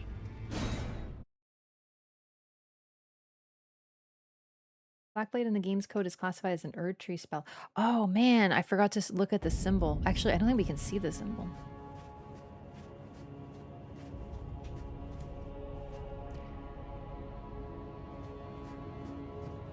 The tree is real burning.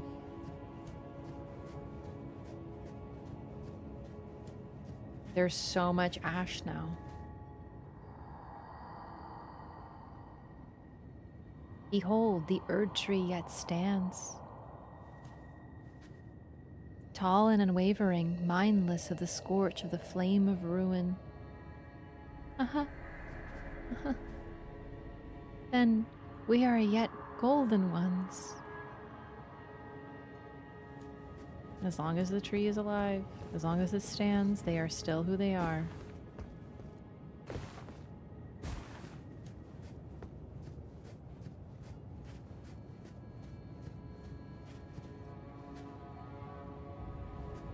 It gives us a sense of scale. The dragon, Grandsax. And then this. Huh. This is open. This is the main street. Right here we fought the Erdtree avatar and there was a grace for us here, and not anymore.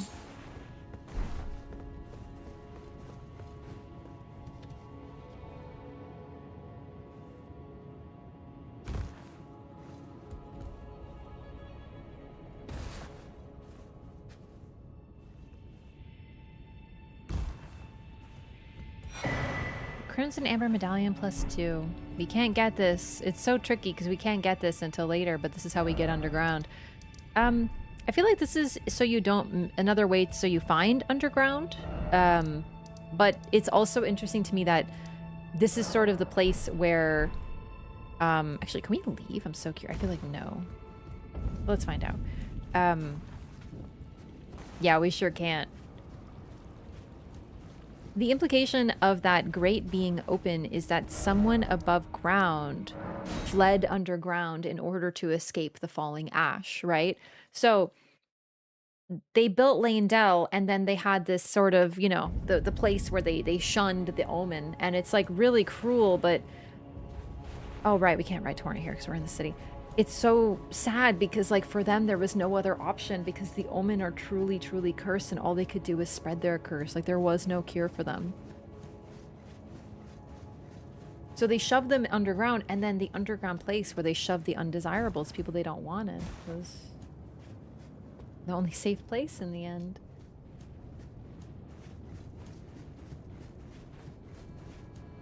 Yep, same music. I also really feel like this is meant to be a little, not referential, but like, this place has always been a mausoleum. Can't even get to the Round Table Hold anymore. I always feel sorry for the poor omen. I know, I feel sorry for everybody involved because there is no cure. They are truly cursed. It's not just, oh, they have crucible horns so people hate them. They genuinely are cursed and there is no help for them. And many people... I mean, they created those memorial fetishes to, like, honor them. They missed them. Those were their children, but they were locked away. It's the only thing they could think of to do for them. There was no choice for them. It's really sad. However, some of them did fight in the armies. That had to come later.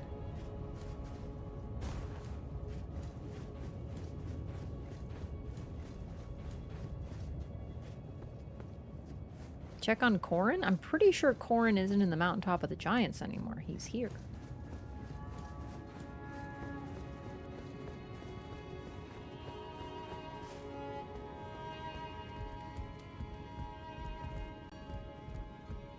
Page is gone.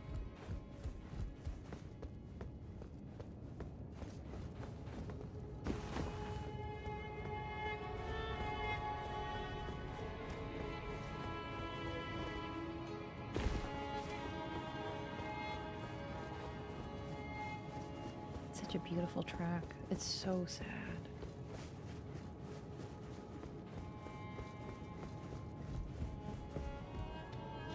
Bach's still here though. See, another example. Bach would be the type of character that would totally end up at the Round Table Hold if he was able to go there. He's a special merchant. I know he's not like required or anything, but why doesn't he? Because he's not a tarnished. Seriously, Alexander never ends up there. Blythe never goes there. You could definitely argue that they have no reason to go there, but Bach? Surely he would go there if we were like, hey, by the way, why don't you come to this safe place I have for you? Maybe he'd have to leave by this point, but he can't go because he's not a tarnished. Hey, Bach. Bach the seamster, at your service, my lord. Ready to make adjustments to your garments. Yeah, he's okay. Unfortunately, at this point, no more story. Going already, my lord. Please do be safe on your journeys. Yeah, we're to be the next lord. Do you know what I mean? Like, we're supposed to be this next lord who, mends the ring. And, like, we can't bring Bach, well, because he's not a tarnished.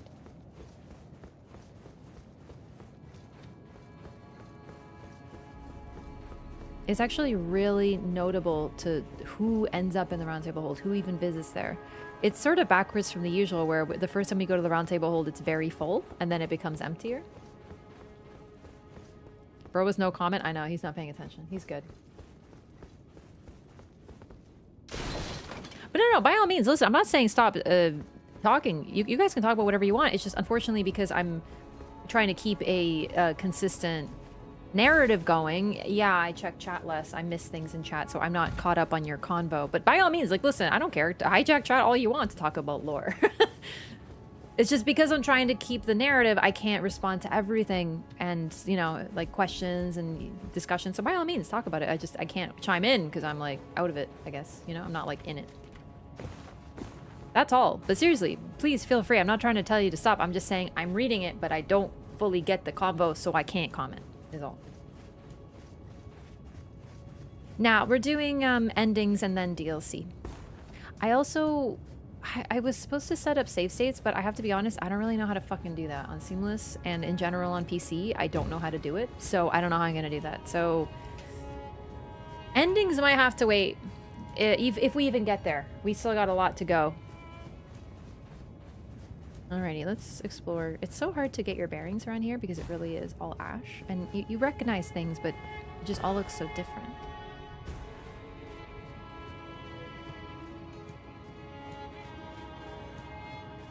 So for example, this is one thing you can be locked out of, the legendary weapon. This.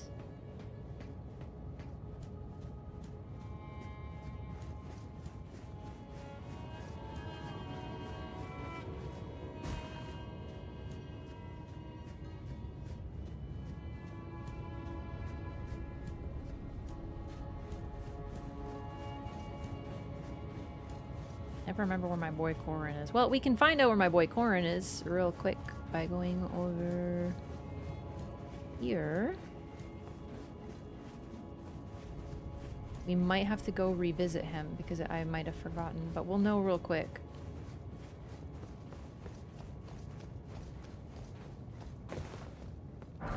Oh, that's a... okay, no, it's not a pit. You can finish the game, but you can't get other endings, and I want to get other endings. Folder with the save data? No, I understand the function. There is a folder, and I can copy it, and then I can reload it, and but I just don't know how to do that because I don't work with PC stuff that much, and I definitely don't want to do it on stream, so I have to set it up in advance and practice so I'm ready. So I just can't do that live. I forgot. I guess I didn't realize how close we were to the end. Like, I did, but... frankly, I don't think we're gonna get to endings today. The game kind of turns into a boss rush at this point, but nonetheless, it's still dense with stuff to talk about for a lore run.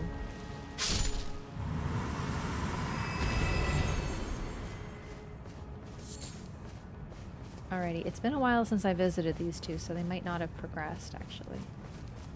I think he's supposed to be right here. No, there he is. Okay, so Corrin is around somewhere. One second. I won't grab this till I find Corrin.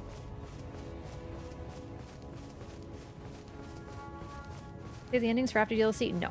I want to show the endings. No. Before DLC. Because I think that's... okay, I say intended order, but like, you know, you can play in whatever order you want, but realistically, it took like, what, 2 years for DLC to come out? Yeah, we beat the game by then. So... it's pretty important to show off, and I set up all the endings, so... including Frenzy Flame. I'll be able to show off Frenzy Flame as much as I hate it. Maybe he's not here yet, but I could have sworn he's just here somewhere. It's just so hard to remember where because, well, frankly, I don't do his quest often, and it's all ash. Covered core in the tonic, you'll stay behind the mountaintops. Oh, really? So it does make a difference? Oh, that's so funny. I don't think I ever offered it to him before. Oh, then that'll be new for me. Or I just forgot. There's a 50-50 chance on that one. I was making toast today. Well, I was making toast. And I do this thing where I like do half and then I flip the other because I use like rye bread and stuff, so it's like really broad. So and then I do the other side, but I have to remember that it's partially like toasted, so I have to be really careful so I don't leave it for too long or it burns. Well, I went to go answer an email real quick and I swear it was just 20 seconds. It wasn't. It was really burnt. It was really burnt. So anyway, I get distracted. I forget things. And sometimes I can't remember that I've forgotten it. I suppose. I swear it was just 20 seconds, but it was probably 2 minutes and I burnt my bread real bad. Okay. So Gold Mask is here. He's still doing his pose. Like he's stiff, but he's still doing it. But we have a mending rune, and let's take a look at this one because it's very interesting. It is, well, a perfect circle. The other mending runes, not so much. It is, but you can almost see like weaknesses or edges. This one is too, but it's a curse. This one, it's a perfect circle and it's so even and seems so nice, and surely this won't be anything bad. And just like the others, in the effort of birthing the rune, they die. Mending rune of perfect order. Rune discovered by the noble Gold Mask. Used to restore the fractured Elden Ring when brandished by the Elden Lord. A rune of transcendental ideology which will attempt to perfect the Golden Order. The current imperfection of the Golden Order, or instability of ideology, can be blamed upon the fickleness of the gods no better than men. That is the fly in the ointment. Alright, so this is my favorite because it seems so perfect, and it seems so light, and surely innocent, and fine, but I think this might be one of the most twisted endings. You can even see runic text. Do you see that? The runic text around? It looks like the language of light spoken by the fingers. And then within, it's like a burst. It's like an eye. Remember who Goldmask was. He was a fundamentalist, and the fundamentalists, they believe in scholarship, but they're also following the vein of Radigan. Now, I guess it sort of depends on what you consider the fly in the ointment to mean, like the problem, the imperfection. It's the god. According to Goldmask, that's his conclusion. And the conclusion is that therefore, Marika and Radigan are the problem.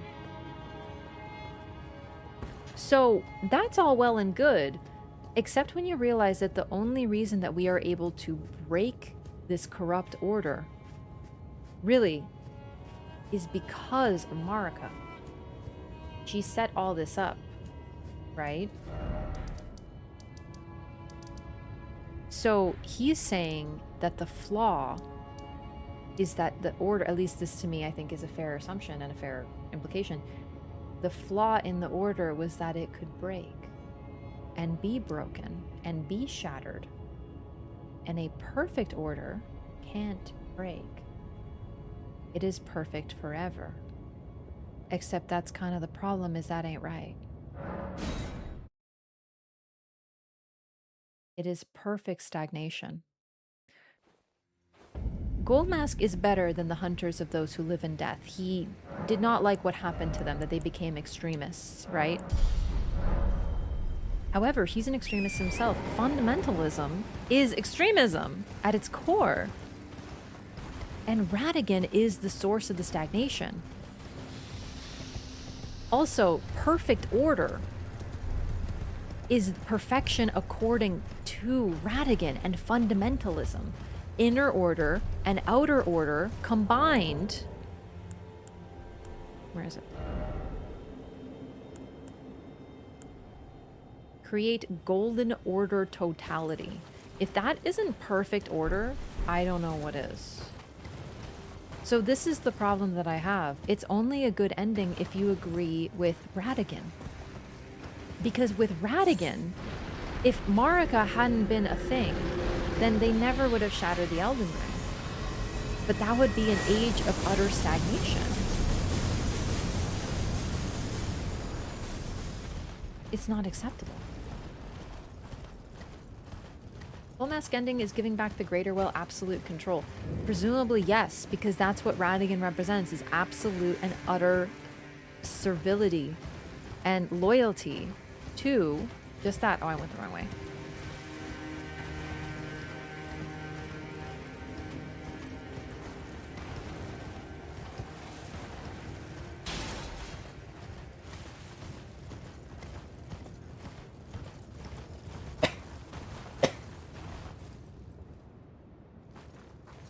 Excuse me. Everything went bad after removing the Rune of Death. I mean, the thing is, you could argue that because it will lead to stagnation, but that wasn't... That's sort of the point, is like, yes, but also sort of no.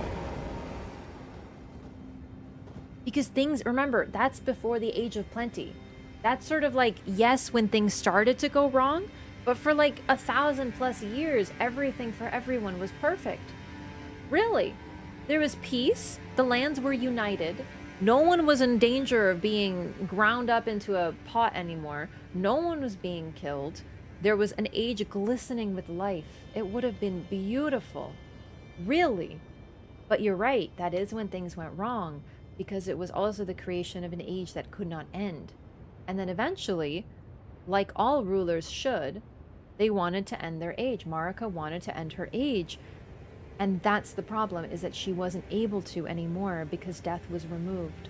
So that's sort of the issue, is like, yes, that's when things went wrong. If I'm reading a story and I hear, oh, and then they all became mortal, I'm like, that's where the problem is. But this was also followed by an absolutely golden age, the likes of which we've never seen before. Doesn't in all the endings the death root problem keep existing? The one you could argue is Ronnie, but I feel like no.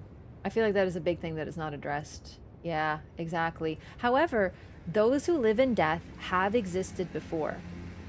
We know this from Ensha's armor, right? The Soulless King. We know this because of the Wandering Mausoleums.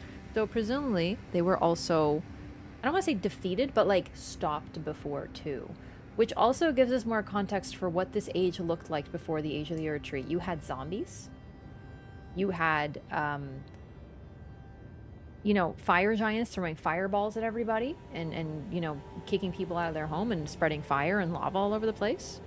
You had the ancient dragons, which, from what we can tell, were kind of mostly minding their own business until they started killing their descendants. But, like, you know, whatever. Okay, no one's perfect, I guess. You had the Hornsent, constantly making divinities and turning their own people and others that lived in their territory into pots via torturous rituals. We have the Glowmite Queen, who liked to skin people alive and to wear their skin, and created children that did exactly that. Am I missing anybody? Holy fucking shit. All these people are insane. Now keep in mind, we don't know they were all at the same time. But we also definitely get a lot of ideas that the Age of the Erdtree was the first age to unite everything, or eliminate what refused to unite.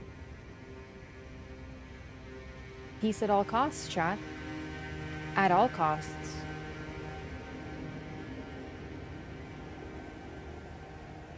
Gold Mask Order is crafted from religious practices and principles. It's probably not inclusive nor fair.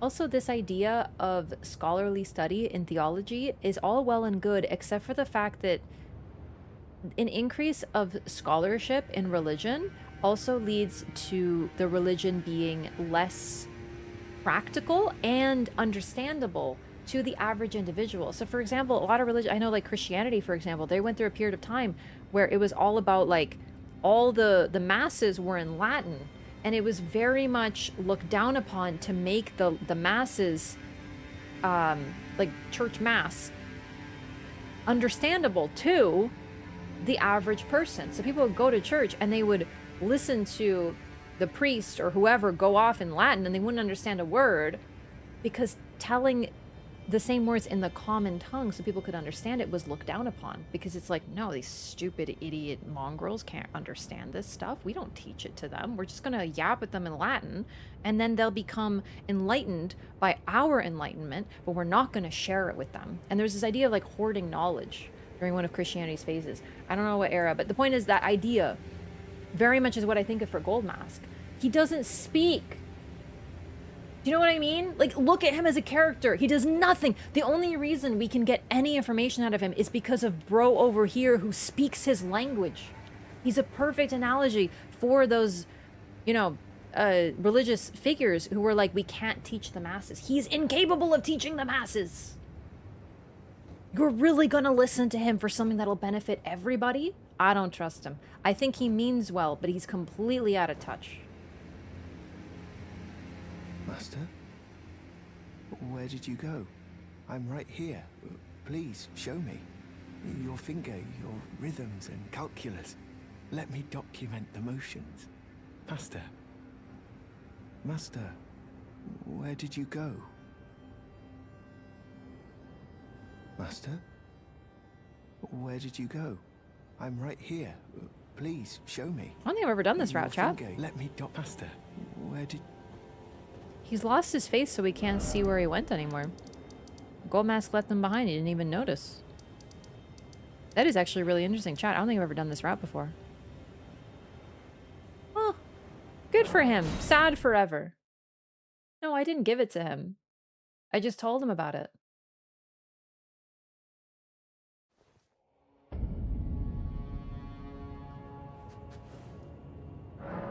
So deep into nerding out on lore. Oh yeah, that's what we're doing.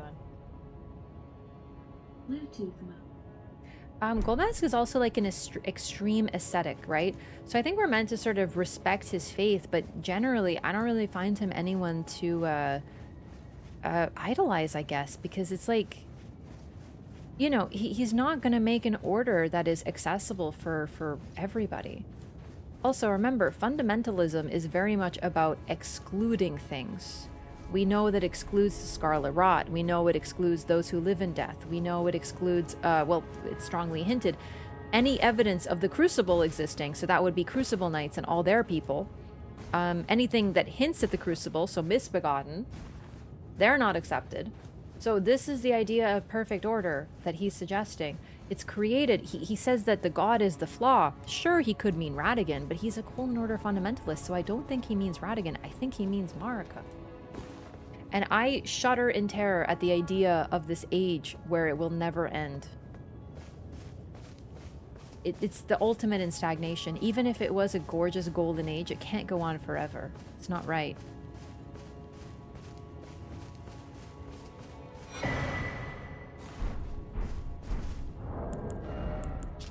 Gold Mask's rags. Worn rags that just barely cover the body.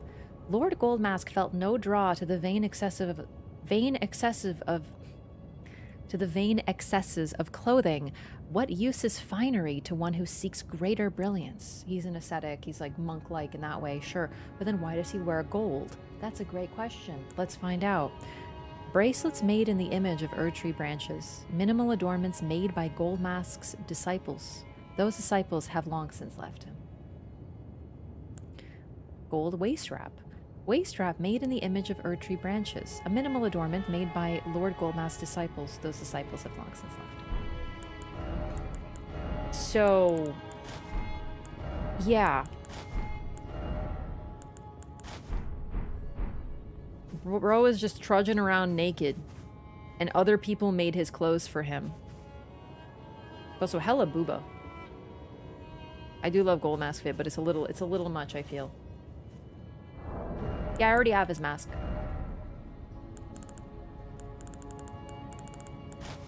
His own disciples left him. You know what I mean?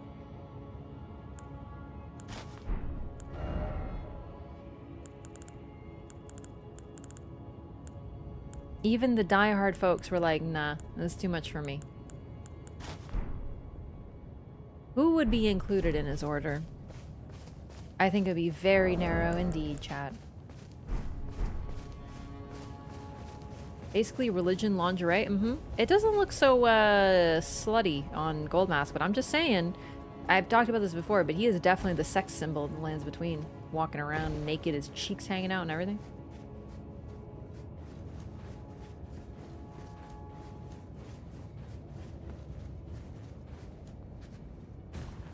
Gold Mask vision of perfect order exclude all gods? Yeah, but what does that actually look like? Like, does he understand? Golden Order fundamentalism is all about scholarship, right?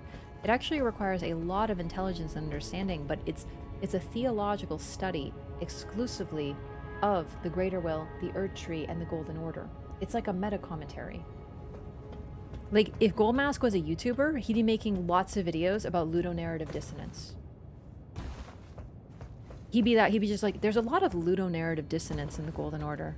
Additionally, signs of ludonarrative dissonance can be found at this aspect. And then you'd be like, what the fuck are you talking about, Gold Mask? That's Gold Mask! The first person I've heard say that about Gold Mask being a sex symbol? What can I say? I'm a icon of lore. Anyway, no, really. I get that people want to idealize that, but the problem is that his idea is too narrow.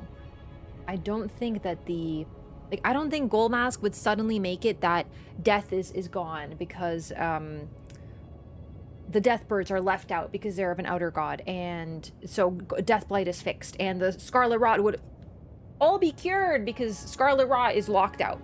I don't think that would be the case. I don't even think he's thought about those things. Because what does he do in the entire playthrough? Remove what from the block list? I'm not even seeing anything popping up.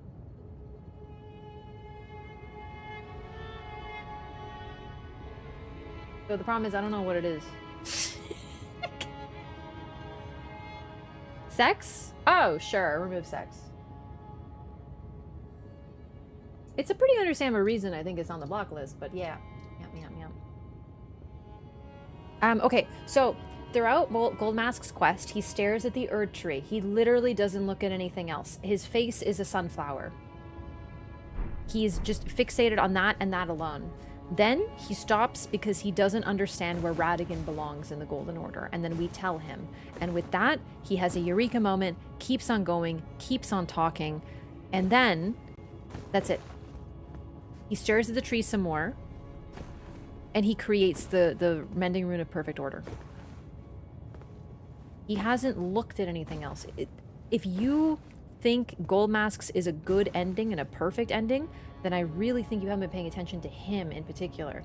He does nothing. He doesn't stare at the problems in the world. He doesn't speak to the individual. He doesn't look at what is wrong. He doesn't care about Deathblight. He doesn't care about Rot. He stares at the tree and talks and thinks about Radigan and Marika. That's it. He is not the one who's going to create a perfect ending. In fact, I would say he's the opposite, because his is the most narrow. Where is it?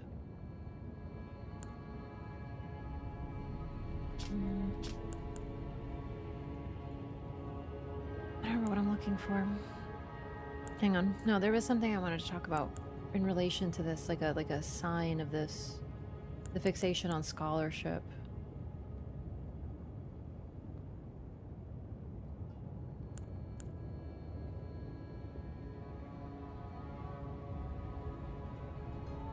I can't remember.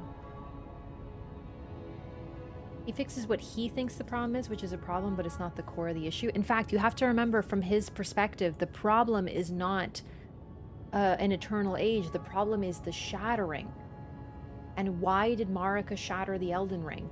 Because she wanted her age to end. That is normal. It is good. In fact, we have Dark Souls 1, Dark Souls 2, Dark Souls 3, Sekiro, Bloodborne, a little less Bloodborne, but still Bloodborne. But we have like fucking 3 Dark Souls games that are basically one guy fucked the entire world up because he didn't want his age to end. Do you know what I mean? Like, we got like 3 games about that. And like 7 DLC. Okay, 6. No, 7. No, it was 7. Oh my god, I was right. Dark Souls 1 DLC. Dark Souls 3 had... Wait, sorry. Dark Souls 2 had 3 DLC. Sorry, that's 4. And then Dark Souls 3 had 2 DLC. Fucking 6 whole DLC and 3 video games about one bitch who refused to end his age. Ending your age is a good thing. So that's sort of the thing that we talked about is if you, I mentioned this earlier, if you hate Marika for creating her age, then you must support her destroying it. If you hate Marika for destroying her age, then you must support her creating it. But generally, like, you can't have it both ways, because I've seen people be like, oh, she's evil because she made the Elden Ring. She's also evil because she shattered it. And I'm like, okay, come on, you gotta pick a lane. But on top of that, if you're like, she made her age, did her best, and then ended it, did the best ability to end it, that is a good thing. She's the only ruler to do that. Dark Souls is less about stubborn and more about fearful, actually, because Gwyn is frankly a despotic ruler. He hates half the people that are under his rule. He hates humans. He hates giants. He destroyed the dragons. He's barely tolerant of his family if they don't obey him. He really only loves himself. So he has this fear that he is going to be treated the way he will treat others. And that's why he links the flame, because he's scared. Because he's scared of not ruling, of being despised and inferior, because he knows how he treats others who are despised and inferior. And then we get 3 whole games and 6 DLCs about it, Chad.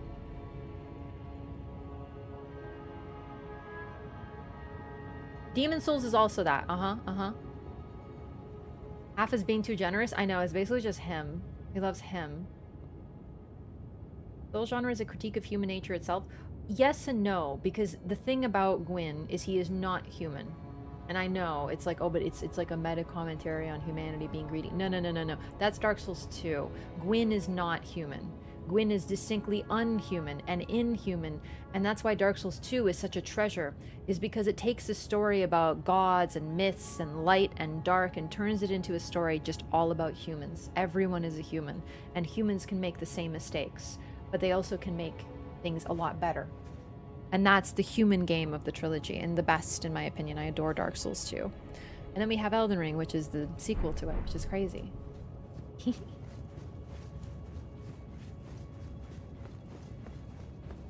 Because, like, I get it. Like, Gwyn, he's still, like, you know, but no, I really think that he is not meant to be the human part. If anything, the human part of the story is having to clean up a mess that you had nothing to do with. And how do you deal with that?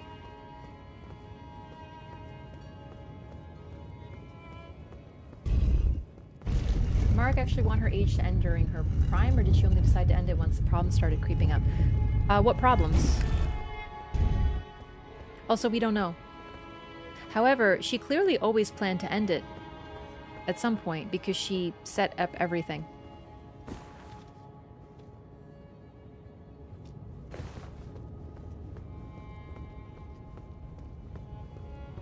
All from the dark they came, all the 4 future lords. At the same time, Dark Souls makes it pretty clear that Gwyn and I call them the god race as a shorthand, they don't have any dark in their soul. None. So they're not human. There is a distinct split. I always thought Marika was a very sympathetic and tragic character. I think so too, but you are very much in the minority, let me tell you. I feel like I'm making strides, hopefully, showing a more nuanced image. But frankly, like, for years, we've generally, the community especially, has just put forward this idea of her as this like huge evil individual. And I constantly get people who are like, oh, why don't you think she's pure satanic evil? I'm telling you.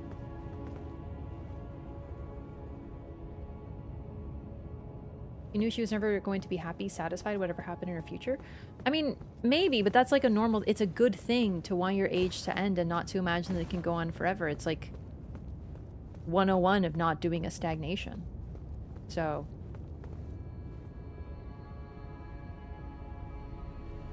there's a fatigue there. This idea that you've lived your life, it's time to go. That is a normal thing. And to want to live forever is too much and too greedy. Origin is the same before they take White in Dark Souls. I don't know. I sort of disagree. Like, I get why, and I think there's an argument about the whole Dark Soul thing, but the issue is that even if he did, he is no longer... my evidence for this is basically Artorias, his soul having nary a murmur of dark is why he can't face the dark. The abyss, he can't touch it because his soul doesn't have any, which means he doesn't have a dark soul, which means he isn't human. The humans, it's like the giants. The giants are not humans. They're a distinct race, so why not a race of complete light, right? That's sort of my logic there. And it's not just him, just like there's one pygmy, but there's many pygmies eventually.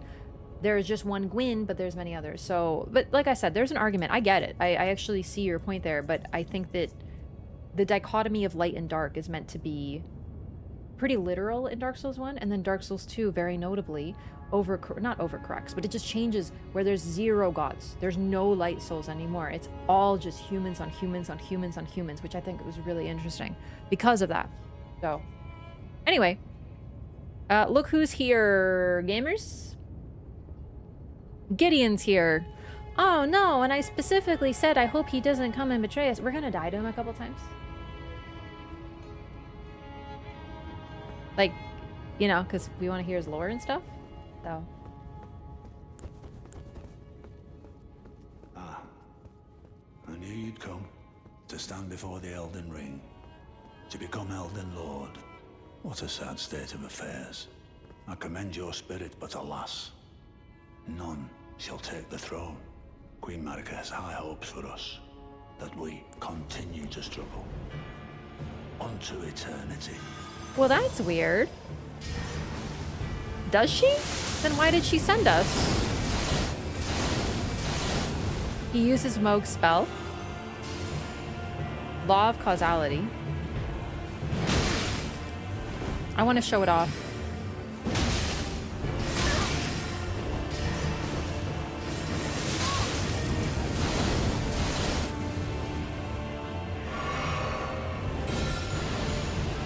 Melania's Rot.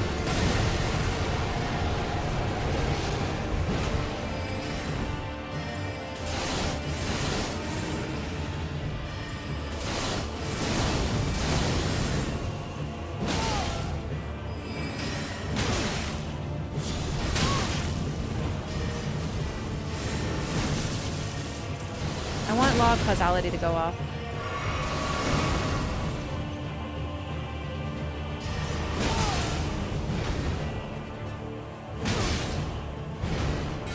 Bro, I'm gonna kill him.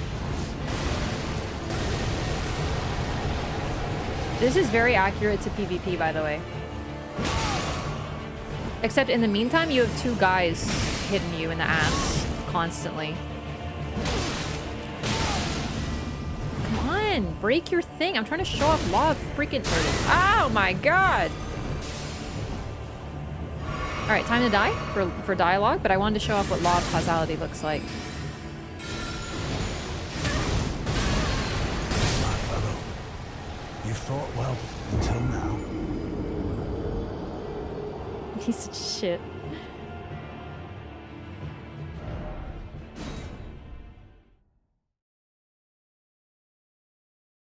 What was Marika's fear of the merchant she locked up in the basement? The Shabriri claimed that they were going to spread Frenzy Flame, most likely. And then it made it true. The only thing more feared than the curse would be Frenzy Flame.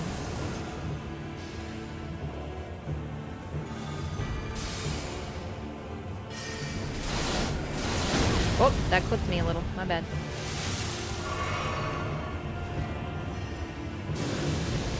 And there's Rikard's spell. How fun.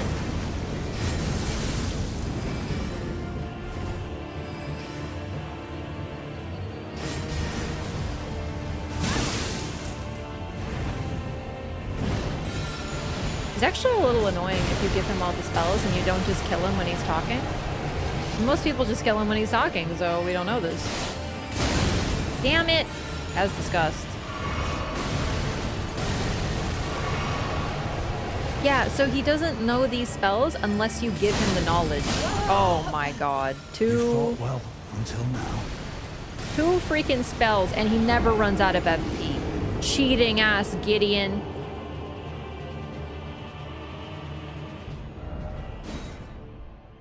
Yeah, he's really annoying if you actually fight him. And if you unlock all of his spells, that's the key. So if you just like bash him in the dome, he's easy peasy.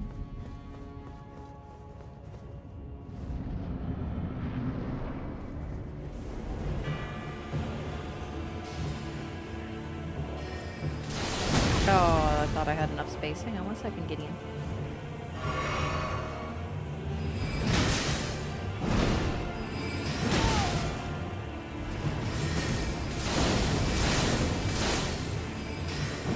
The unlock was not helpful there.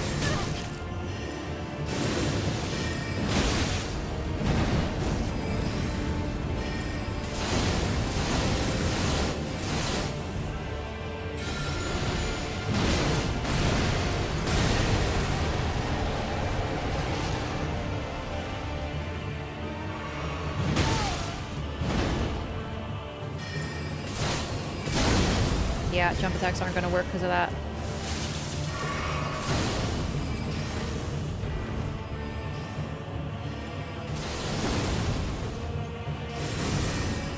Lock on, please. There we go.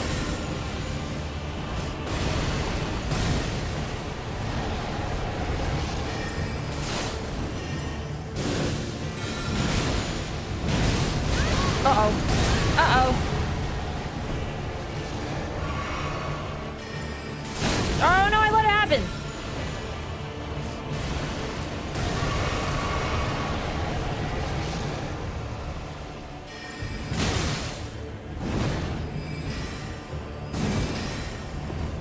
I still gotta be careful of the explosion, that's why I can't be too aggressive with him anyway.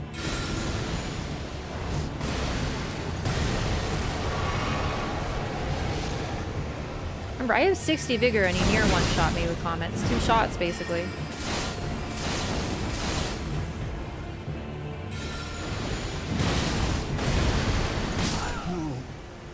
In my bones, a tarnished cannot become a lord.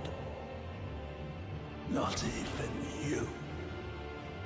A man cannot kill a god. I unk.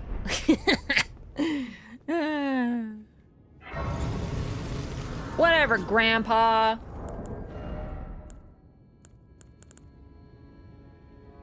Yeah, and then I always say, and me and everyone else, and I got so many comments, everyone else made that joke too, because I said on my first playthrough, I am no man, and you are never gonna make me feel ashamed for making a Lords of the Rings reference. But this time I went with a different one. I switched it up a little bit.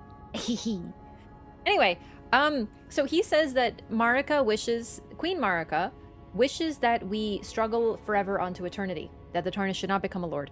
That's fucking weird, chat. That's not true, is it? Doesn't make any sense. Keep in mind, everything we've been talking about throughout this run, Marika sent us, she created the Tarnished, designed them, set up all this stuff so that she could die and eventually be killed. She set up Hugh, the Round Table Hold, the Tarnished in general, keep in mind, who is the #1 Tarnished? Godfrey. We still haven't seen him. Where is he? Who else would she trust? Godfrey. So we're still like, And then we have all these other signs, the whole Knight of the Black Knives idea, that she set that up. Like, she wants to die. So why would Gideon say that? Well, we also know that he says something that he's very, very confident about. He says that well, that Moog took Mikola from the Halig tree. And he's right, but he makes it seem as if Moog is the crazy one. He doesn't know the truth. Line is in the movie, but not the book. In the book, it's a much longer speech. It's a lot more like an epic. Anyway, one moment, I have to talk about Lord of the Rings because you activated my sleeper agent. The line is simplified for the movie because having her go a whole long-ass paragraph speech akin to like the Odyssey or something like that from a story doesn't make sense in the context of the movie. But in the book, yeah, she absolutely pulls off her helmet and does like the whole epic speech. And it's meant to be a reference to Shakespeare's Macbeth with Macduff. Because in Macbeth, it said that no one born of woman will be able to kill Macbeth. And then Macbeth's like, oh, sick, I'm free. And Macduff is able to kill him because Macduff was born of a cesarean section and therefore was not born of woman because he didn't pass through the birth canal. Therefore, he can kill Macbeth. And it's one of those things in Shakespeare. And that's what he was referencing when he did it. He was specifically doing that like Shakespeare thing. So yeah. It is in the book. It's just a much longer speech. The book versus movie does that sometimes. Keep in mind, a lot of the time, just like in a myth, characters will just go on long speeches. That doesn't belong in a movie. So they sort of simplify that stuff. But that concept, that idea of like she can kill him, the Witch King, because she is a woman and not a man, is indeed in the book. Anyway, I love Lord of the Rings. I love it very much. So, sorry, back to Elden Ring. Back to a different ring. So, Gideon is wrong. He tells us about Mikola, and he tells us about Moog, and, you know, basically says Moog's crazy. And, like, he is crazy. But this idea that Mikola was taken against his will is not true, and we learn that later in the DLC. We get all the details, right? But Gideon doesn't know. Gideon really doesn't know anything. He has a lot of knowledge, but also none at the same time. He actually leads us astray a few times, not on purpose, but by accident, specifically on the Mikola thing. So that's sort of the thing that we already know, that we get an idea of it here. And this is our first hint that we have to really question everything he tells us. Is that he says that Marika doesn't want us to become the Elden Lord. And that's not true. And you know what he doesn't know? That Marika is Radagon. And Radagon does want that. He doesn't want a tarnish to become Lord. He doesn't want the thorns to be burnt. He doesn't want the flame of ruin and the rune of death unleashed. He wants to hold everything together as best he can in this state of stagnation, which is why he sealed the door to the Erd Tree. This is our second piece of evidence that Gideon, or that Marika and Radagon are indeed one and always have been, is that Gideon also makes the same mistake. Now you could argue, oh, he's an idiot, he didn't know what he was talking about. But Melina makes a similar mistake in one of the churches where she says spoken echoes of Queen Marika, and then she spouts off stuff that doesn't make any sense unless it comes out of Radagon's mouth. Because they're one, because they're the same person. And therefore, their essence of life is the same, despite them being also opposed in different aspects of one another. So, let's read his actual dialogue, and his lore, I mean. Scepter of the All-Knowing. Scepter in the form of a hand grasping a pearl, signature weapon of Sir Gideon Ofnir the All-Knowing. The pearl stands for the world, the heavens, and an eye, representing the many forms of knowledge never fully attainable. Even knowing that, the All-Knowing's hand grasps for it. Unique skill, knowledge above all. Raise the scepter to manifest the realm of the All-Knowing. Enemy magic and holy damage negation will be reduced for all within the area, including the caster. Unsurprisingly, requires int. All-Knowing Helm. Helm set with countless eyes and ears, worn by Gideon Ofnir, the All-Knowing. Knowledge begins with the recognition of one's ignorance, the realization that the search for knowledge is unending. But when Gideon glimpsed into the will of Queen Marika, he shuddered in fear at the end that should not be. So, that's something else than what he said, isn't it? He glimpsed an end that should not be. The idea of ending this age of the Erd Tree to him was so Okay. Remember Lusat and Azur? They gazed into the lightless void and it broke their minds, effectively. And they were beguiled by it, but also terrified of it. Same thing's happening here. Gideon saw into the will of Marika, and like, he found a way somehow to directly somehow interface with her. We don't really know how, but he knows about her sorrow and he knows her will. Except, like I said, his dialogue is different than this. This suggests that he saw her will and it was terrifying and he rejected it. Because it is an ending of the Age of the Erdtree that is horrifying to him. Imagine what that would be like. So, then he sort of claims that Marika wishes us to struggle forever. Those are two different things. And the thing is, I think there's an argument to be made that A, he saw the will of Marika and it horrified him, this unknowable age. Like, it's like seeing into the void. He couldn't handle it and it scared him. So he started to become this person who supports the Tarnished, but actually just wants them to continue to struggle. And he's fine with it. But he claims, and he could be lying, but keep in mind, we talked about Gideon. He doesn't actually lie to us. He just withholds information. So he claims that he saw that Marika wants the Tarnished to struggle. It's possible that he did actually see the will of Marika, but it was actually the will of Radagon, because that is what Radagon wishes. We don't know the nature of it, but it says glimpsed into the will. We also know that he had some insight into Queen Marika's sorrow, according to him. He mentions it, about Miquella being kidnapped. Except we misunderstand, because he misunderstood. She is not sorrowful that he is being kidnapped by Moog. She is sorrowful because Miquella is taking the path to the Shadowlands, and this is context we get in the DLC. So we'll talk about that more. No, I don't think he's driven nuts by the burning of the tree. I think he was nuts a long time ago. I think he glimpsed into the will of Marika and it drove him mad. So that's the thing. Like I said, his dialogue is sort of the opposite of what his armor says. So. Corrin's gear. Oh yeah, I did forget about Corrin's gear. I was so excited to get gold masks. Yeah. We'll do that in just a moment. Okay. What was I trying to show off? Gideon's weapon. What is it, actually? I always forget. It's a hammer. Oh, explains why it's so bad. Hammers are not good.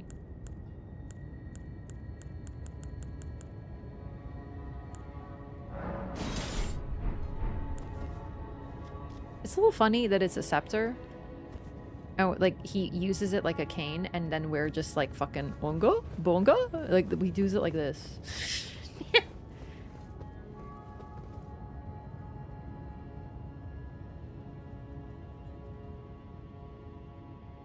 Doesn't that look like the eye of Estelle?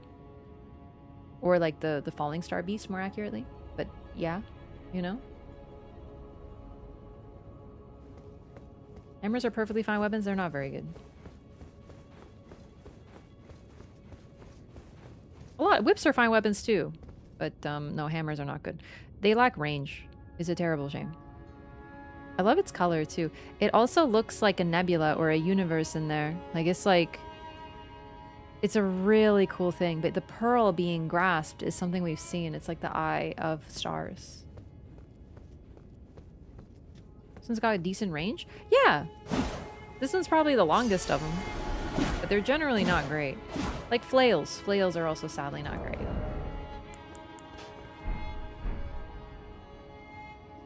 Could Gideon be a stand-in for gamers who gatekeep and think they know all because they've been in the game longer, but also can overlook things? I don't know if FromSoft was literally doing a, hey, gamers, you're like this guy if you gatekeep. But I really wouldn't put it past them, because generally, the games, especially in the West, have taken on a sort of life of their own. And this might have something to do with, keep in mind, FromSoftware self-publishes their games in Japan, but internationally, they let a publishing partner handle it. So for most of their games, it's Bandai Namco. Activision has also published one of their games. Sony published one of their games. Nintendo published one of their games now with Dustbloods. Generally, though, it's Bandai Namco or other. And yeah, like, they are responsible for the marketing internationally. FromSoft doesn't touch that. So for example, the whole idea of Dark Souls with prepare to die, it really pushed this idea that Dark Souls is like this evil, vicious game. You're gonna die so much and it's gonna fucking torture you, because, you know, they figured gamers would respond to that. That is not really the marketing in Japan. Also, this whole idea of like you have to play solo and you have to do it with like only non-OP weapons, and this whole like gatekeeping life that the game has taken on, all the games, is very averse to the way that, you know, the games are designed, where you have summons and all this stuff you're supposed to try and use. They want you to use it and try it and see, you know, if you like it and whatnot. The death counter in DS2, yeah, that stuff's great. So, yeah, generally what I'm saying is, I don't know if Gideon is, like, intentionally like that, but in operation he is, yeah, for sure. It's a good point. It's very,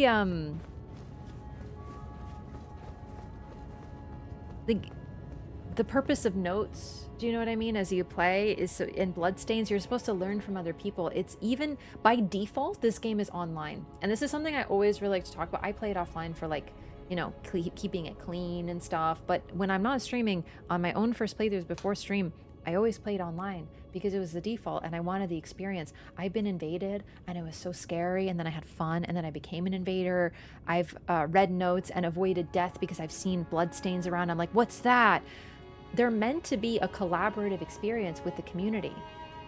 They were always designed like that. And keep in mind, nowadays, we look at this system and we're like, it's a little outdated, you know? Like, the online is clunky, there's all these fog walls everywhere. But they have been doing this model since 2009, and at the time, that was fucking crazy. You can see phantoms running alongside you, other people playing the game. You can leave notes for other people who are playing at the same time as you. You can invade people asymmetrically, like, across the fucking world, who are playing in the same place at the same time, at the same level. That is bonkers. And they've been doing that with this intent of it being an online social experience. So this whole elitism is also, frankly, fucking wrong, because the developers themselves designed the game with you getting fucked up by an invader every once in a while. You know what I mean? It's super cool. It's just, FromSoft's always a little scuffed. So it's a cool system, but there's obviously flaws with it. Basically, if you're an elitist, you're wrong. And Miyazaki laughs at you. And always know that.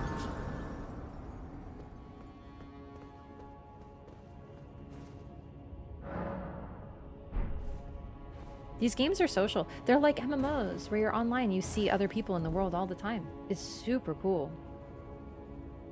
Miyazaki himself has said he's not even good at his own games. Yeah, because the whole point is that you die a lot. It's funny.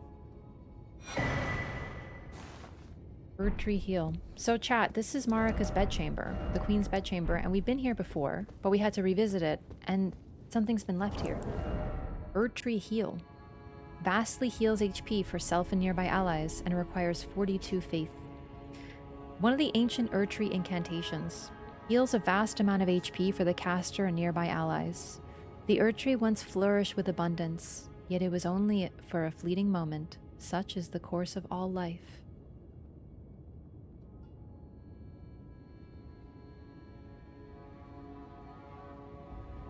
Someone left it here. Someone who's been through here before us. Someone who received the spell before they left. It's an ancient Erdtree incantation. Who could have been blessed enough to receive one of the ancient Erdtree incantations, presumably from Marika herself, because it's returned to her? I wonder who we're gonna find here. Surely it's the boss. Also, Nephili can help us with this fight, so we're gonna wait on that. Keep in mind, we're gonna be dying a few times for dialogue and lore and intent, and also probably because Godfrey is a, you know, I don't know how to fight him as much as I love him. Random architectural nitpick. It's weird how you need to go through the queen's bedroom to get to the throne. Yeah. probably more meant to be like a symbolic journey than a literal one, but I do love the idea of like Godfrey getting off his throne being like, hey babe, where'd you leave my crown? America's like still in bed. She's like napping. She's like, I put it with the rest of your stuff. What are you talking? I didn't touch your crown. And they're just having like a cute domestic moment. You know what I mean? Like that's so cute. Like he's just sitting on his throne being epic and being like, I am the Elden Lord. And he's like, shit, I lost my crown. It's so cute. Babe, where's my crown? Last time he summoned Nefeli, she killed the boss too fast. It's not my fault she's 10 out of 10 out of control. Alright. I'm gonna show the cutscene, but we're gonna talk a little bit during it because there's things I want to point out, so. Oh my goodness.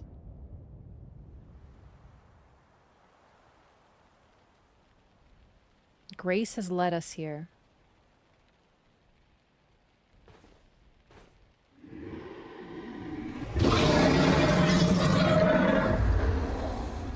It's been a long while, Morgoth.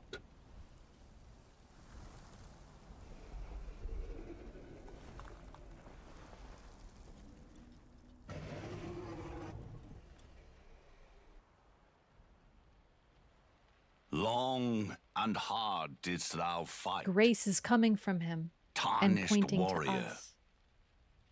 spurned by the grace of gold.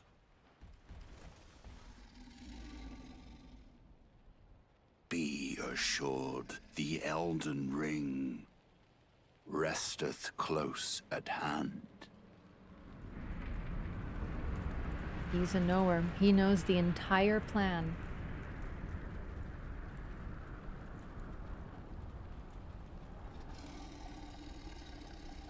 Alas, I am returned.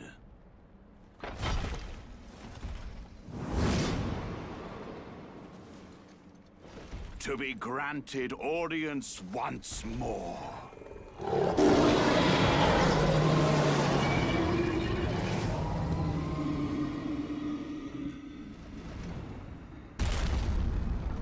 Upon my name as Godfrey, the first Elden Lord. Shivers. All the cutscenes in this game give me freaking shivers. It's crazy. Huh. A slam that turns into rock spikes? Crucible Knights do that, chat. Oh my goodness. This whole time I've wondered where that came from. Could it have been Godfrey all along?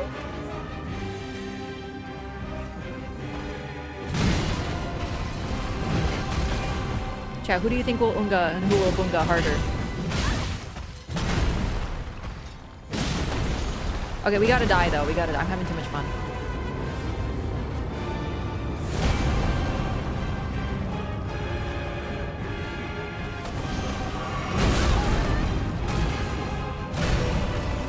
I'm gonna die. I'm really having fun with this. And it's a good warm-up because I don't remember him. He's not in Night Rain after all.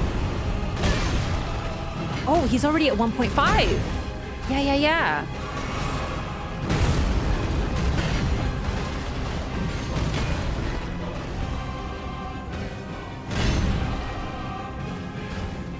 So cool. All right, time to die.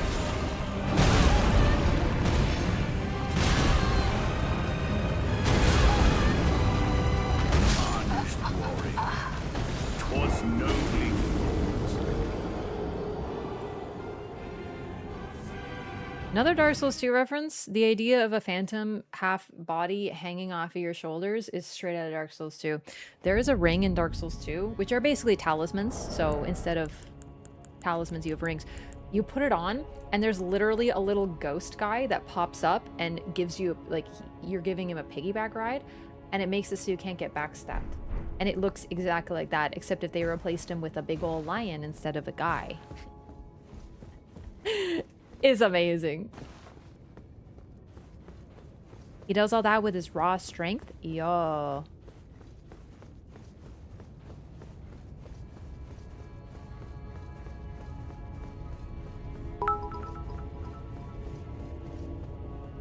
Godfrey, progenitor of the Ungabunga.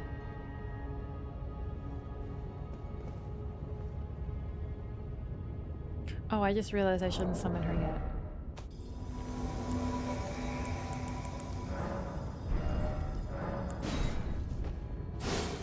Alright, that's phase 1. Tarnished warrior, 'twas nobly fought. He's very honorable. And also, he's Morgoth's father. In his arms, he returns to grace and presumably returns to the Erd Tree.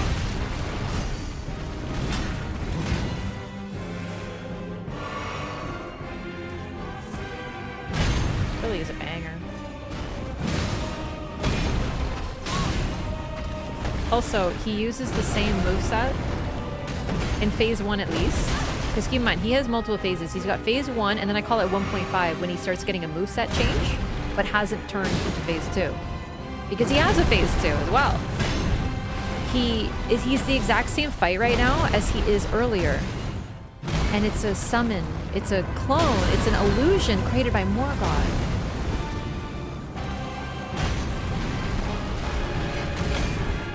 So Morgoth remembers his father. And he has like an idealized version of him, the same way that Ronnie has one of Renala.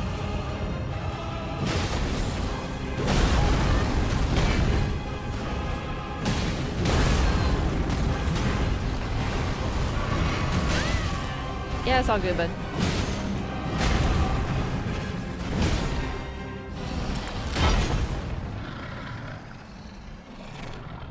The Beast Regent Siraj. His armor, he has armor. It's spectral, but he still has armor.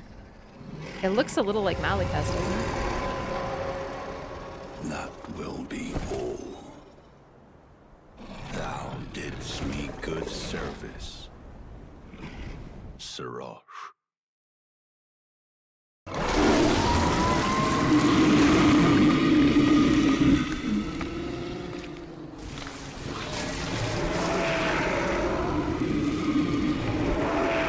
So Siraj was about to fight us, and Godfrey stops him. He's like, no, no, no. In other words, Siraj wasn't his true power. Evokes Godric's fight, the hand dripping.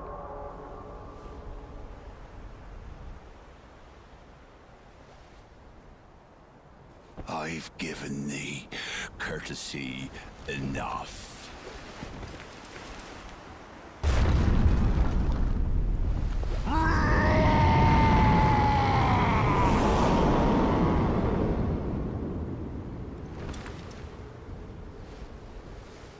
Damn.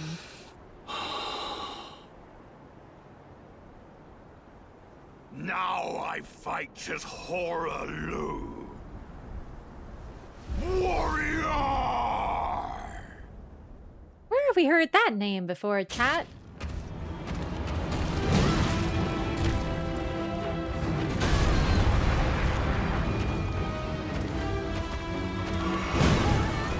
He's basically all grabs.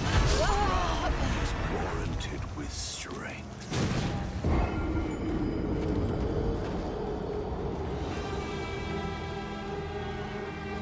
He's like a beast, and his music becomes like, it sounds like an alarm. So, remember we talked about how when characters are desperate, they fight with their true strength and they unleash like things even they resent. So like Melania, she hates her rod, but when you kill her, she literally unleashes it because she's desperate. She'll do everything she can to win. Godfrey at his strongest is just fighting with his bare fucking hands, and we reveal that he was Horalu all along, the Tarnished. We've heard his name before. He's this Tarnished lord, the chieftain of the Badlands. So, he was Horalu when he became the first Elden Lord. He needed to become a lord, and as a result, he became Godfrey. Taking on Siraj gave him the ability to become Godfrey, truly a different individual, because he even speaks differently. You know, he's like, you know, 'twas nobly fought, and now he's like, I have given thee courtesy enough. Now I'm gonna rip your fucking chest open with my bare goddamn hands.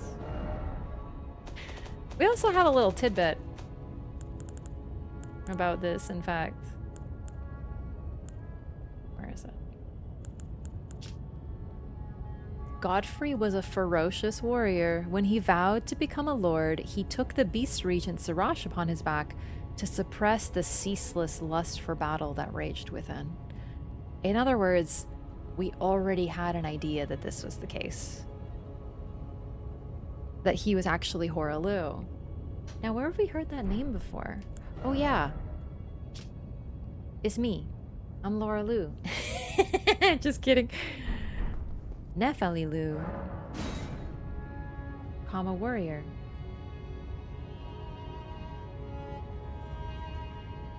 Also, yes, there is the ruler's mask, which gives us another hint on this. Such a mask illustrates the qualities of an ideal lord, chiefly wise and possessing a certain defanged geniality. Now, keep in mind, Godfrey didn't wear a mask. I really think it's just the case that he was kind of a wild animal of a man. Now, we know he's a chieftain of the Badlands, and as I like to say, they're not called the Good Lands. Normally, Badlands are places where not many people can live because there isn't that many resources. The weather tends to be harsh.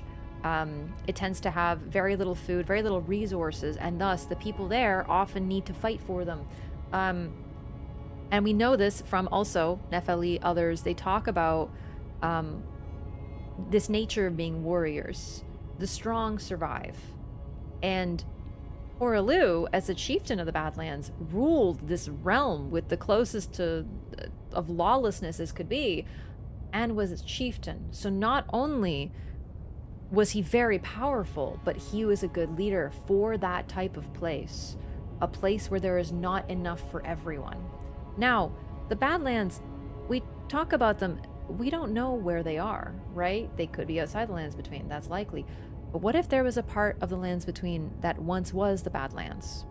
Because we know that Horalu somehow met Marika, and she became, they got married, and as far as we know, as far as we can tell by the narrative and the story, the only person that Marika ever chose in her life was Godfrey. She didn't choose her other half, Radigan, in this case. She didn't choose her children. You don't choose your children. You don't choose your family. You choose your partner. And she chose Godfrey. Horalu specifically. But she also needed a lord. And frankly, this pure lust for battle needed to be tempered, because the goal was to create an age glistening with life, the complete opposite of how the Badlands are depicted as a place where many people cannot survive. Now keep in mind, we also know, based on his own dialogue, a crown is warranted with strength. His ideology is expressed with that phrase. If you are strong, you earn a crown, and you earn your crown by being strong. That's it. If you defeat someone, you prove you are right over them. That is his whole philosophy. It's not moral. It's not anything else. It is, if I kill you, you were wrong and I was right. That's it. That's what it boils down to. And in a place like the Badlands, that makes sense. Because if you survive, you prove that you were right and doing the right thing. You don't have time for all this other stuff. However, not only was this like his ideology, but he absolutely thrived in this sort of atmosphere, and not everyone agreed. We have Nepheli, who was apparently in line and good enough to become the Lord of Limgrave, according to Kenneth Haight. She also shares his name. Now, we talked about this sort of briefly, but now we finally have all the puzzle pieces. The name is not necessarily a direct descendants, because you got to remember, these are tribes where a lot of the groups will all be related to one another, and they're often like, you know, they share the name Lu, but that doesn't mean that they're directly related. However, it could also be a hint of a direct relation. And the fact that she is good enough for Kenneth Haight to be the ruler of Limgrave does suggest a direct tie. What we know about Nepheli is she came to Lands Between and she sought guidance, but she lost the guidance of grace, and as a result, she used Gideon as her guidance and replaced that guidance with him. He guided her every step of the way until the village of the Albinarics. There, she witnessed violence against these people who could do nothing to fight back, and it was done by Gideon. Not just that, but she couldn't stand what she was seeing, so she fought back. And she talks about how when she was young, she witnessed people being killed like this, but she couldn't do anything about it. And she says, I am not a child anymore, I'm a woman grown. And thus she sort of wants to be someone who can fight against those who harm the weak. This loses her Gideon's guidance because she betrays him. However, she then can find her own path, and that's the whole centrum of her quest. Now, I talked about this when we had that dialogue. When I first heard that dialogue, I assumed that her people were the ones who had violence committed against them. But then, sort of, then I realized that that's not necessarily the case. Perhaps her own people, perhaps she saw Orlu and the Lu clan committing great violence against others who were weaker than them. Because keep in mind, a crown is warranted with strength. If you are weak, you deserve to die. A lot of cultures, there are cultures with this sort of mentality. And especially, once again, in a place where there isn't enough to go around, where there isn't enough to feed everybody, a lot of the time, violence erupts, right? So I truly disagree with this philosophy. I don't love it. I hate it, but I'm also very lucky to not be in an environment where I need to harm others to take what they have just to survive. And I also wouldn't thrive in such an environment. Godfrey does. Godfrey thrives very well. He has the perfect temperament and ability in order to succeed in this sort of environment. But keep in mind that he is of a place that is very different than lands between that we see. He has not known peace. He has not known plenty. He has not known an age glistening with life. And what does he do? Presumably, keep in mind, this is reading between the lines, but he wants to become Elden Lord. And the goal is to create an age glistening with life. And he agrees to take Sirash on.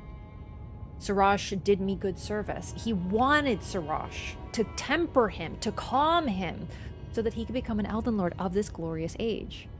So, yes, he is a violent figure. He kills many individuals in the story. However, it's often depicted as heroic, the founding of the age. But if you want to talk about genocide, he's the one who did it. Physically. He's like, yes, he was ordered, but he agreed to it. Also remember very much that while the god is the god, the Elden Lord has a lot of power and influence on the land and the age that is formed. Hence the Colosseums. Been waiting to talk about this. They are places where contests of life and battle, bloody, violent life and death fights occurred here. And then, at a certain point, they fell out of favor because Godfrey was gone. This was Godfrey's way of sort of showing loyalty to the Erdtree, is to be strong. So yes, he's tempered. Yes, he's under control. He's not such a wild beast anymore, but he still believes that strength is how you prove your rightness and your loyalty as well. And that was sort of the influence that he had on the lands between. So this is sort of why when I talk about Godfrey, I talk about him very differently from someone who walked in his footsteps, and that is Radahn. Because Radahn was born in a very different environment. And that's sort of the issue here, is I'm not going to be like, oh, you came from a place of war? Oh, and you succeeded there? Wow, you sure are morally evil. Wow. Like, I'm not going to fucking wag my finger at someone who was born in a place where he had to fight to survive just because he thrived in it. That's sort of the difference that we're talking about here. Because when he had this opportunity to create this age that would eventually lead to peace, that was the goal, he was all for it. And he agreed to it. He knew that eventually his own reason for being, his fighting, would not be necessary anymore, and he still wanted it. And he had Colosseums to sort of take the edge off, we assume. It's a very fascinating story. And this is why when we compare and contrast Radahn to Godfrey, we have to look at it differently. I know I've had some comments, people like, no, we don't know that Radahn grew up in peace. That's true, we don't know that Radahn grew up in peace, for all we know. But can we at least agree that surely the place, location, area he grew up in was nothing like the Badlands, where he literally had to fight to survive. I don't think he was getting into fist fights with his brother to get a scrap of bread type of idea, right? Like, he might...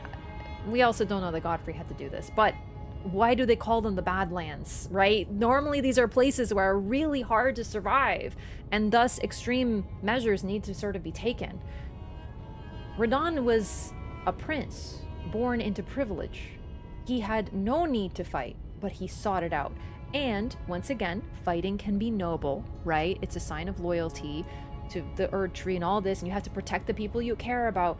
But his was not a fighting for protection or, you know, creating an age. His was just a need to prove himself, just the way Godfrey did. That was sort of his main focus, because what he sought was an enemy.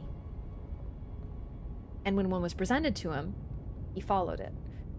He doesn't have the same interest. However, you could argue the whole Age of Compassion does suggest that he's similar in that way. But it's just, I don't ever feel like there's that same level of depth with Radahn, because he saw an age of peace and relative safety and was like, I can't wait to find someone to fight. Right? So that's, and glory was a big thing with him too. That's not to say that Godfrey didn't get glory. Of course he did. But he didn't follow someone and go, I want to be like him. I want to fight because he fought, like Radahn does, which is why we have to look at them with such a different perspective.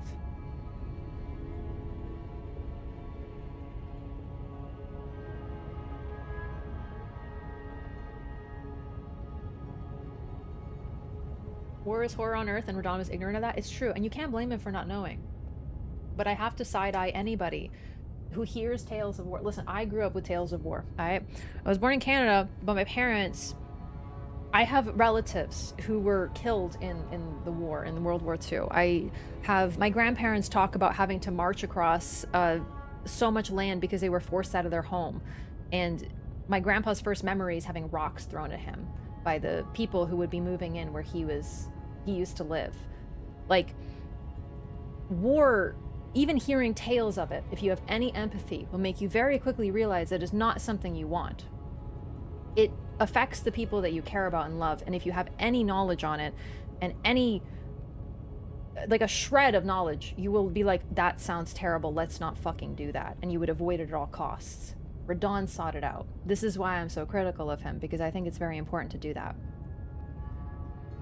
Is it more probably Hora came from the Winterlands and became chief of the Badlands during the time away from the lands between? The thing is, like, we only see him as chief of the Badlands, and we know that's also where Nephili Lu was from. So I guess it depends on if you consider her as being his child after leaving Marika and becoming the chieftain, or before. And the thing is, we know nothing about that time. We know nothing about what his family looked like. We know nothing about the Lu clan. We know nothing, like, at all. But I definitely get the idea that this was sort of his role beforehand.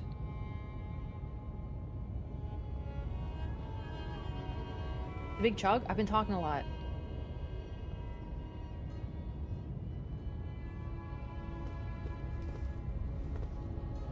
So, yeah.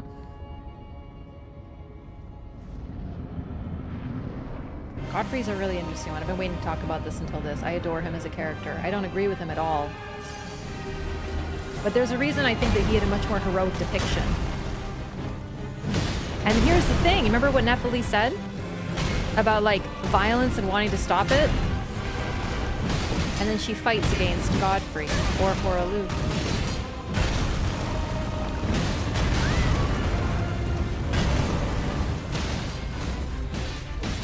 Damn, Nephili. He's already down. I might have to de-summon her. Holy shit, Nephili, relax.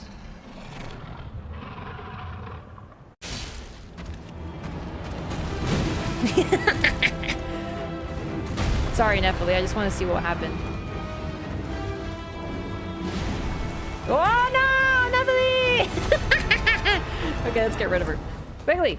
I forgot how good she is. Nephili, go home. Nephili, go home.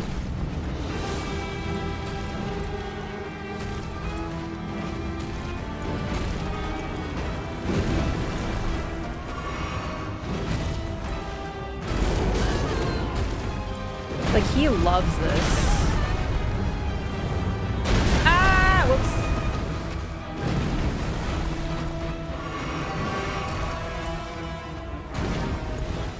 Oh, I actually tried to get grabbed by that.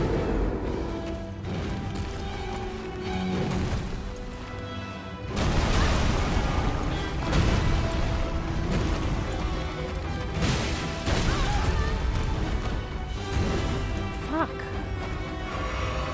Thank you.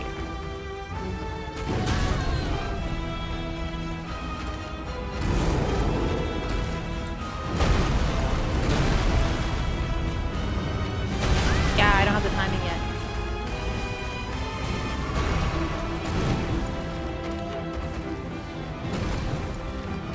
Yeah, Nephili is basically Godfrey, but really better. She witnessed violence, and she wanted to protect people. That's what's so telling about her, too, and why I look up to her so much.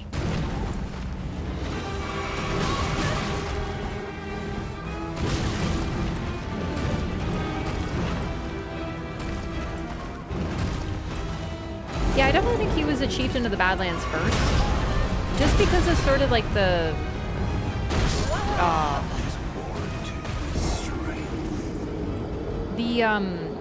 what's it called? He was Horalu, then he became Godfrey, and then he went back to Horalu again. And this is that moment where he becomes Horalu again. He literally takes on a new title.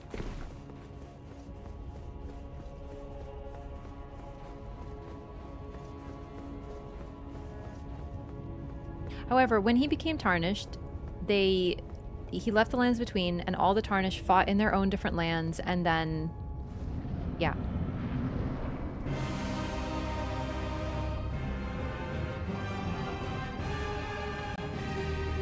Oh man, I don't know why I'm so tired today.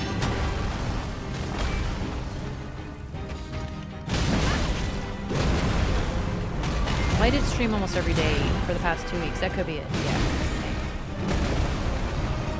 And lore is really pretty. That could be it. Like, man, I'm EP. But yeah, look at what he's able to do. He just tears up the ground.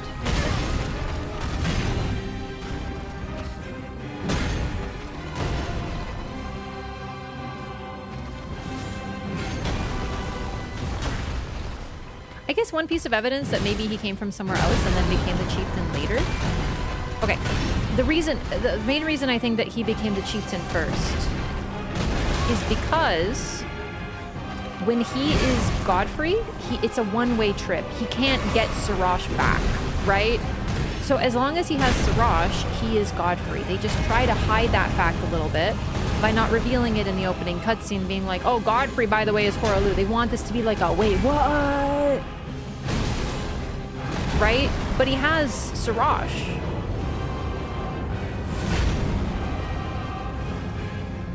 So he's still really Godfrey. Finally a good, you know, pen name or whatever. Marika did not leave him for Radigan. Remember, she's the only person that she chose. By the way, you're interrupting by fighting him like this. You're interrupting like an absolutely touching reunion. And it's a really tragic situation.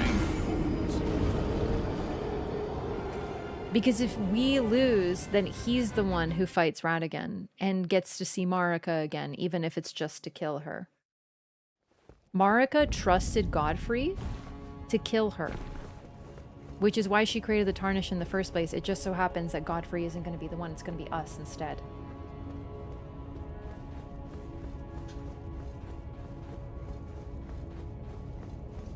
Cool.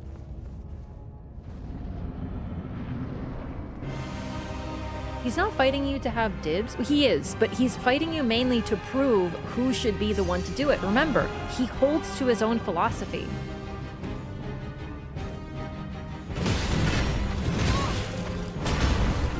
If we beat him, then we deserve to be Lord. Because he lost. My favorite thing about this game, though, is that, like, we get, like, 500 billion attempts, as many as it takes. And if he loses once, he's like, okay, GG. Because Grace points him to us? Yeah. There are rules in Grace, right? Like, people lose their grace and stuff like that. But we don't know the nature of it. My personal theory is that if you're sort of path isn't going to be the one of taking you to be the Lord, then you'll lose grace. So like Roger saw grace and then he lost it, and I think it was likely around the time that he started focusing on being on curing those who live in death, basically.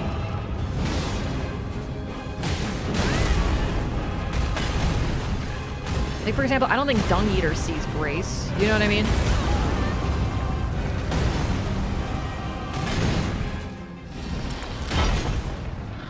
So Nephili, why did Nephili not see grace? She lost the ability to see it? Probably because her path took her elsewhere, right?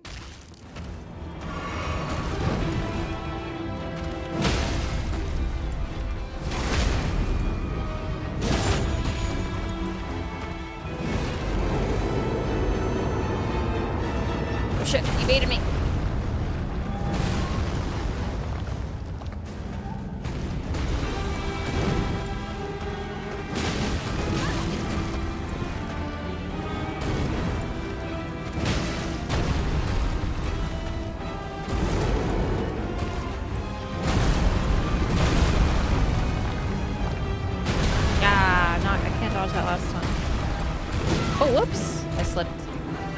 Dodge. And yeah, that grab, if he kills you, he'll tear your chest open. It's very cool.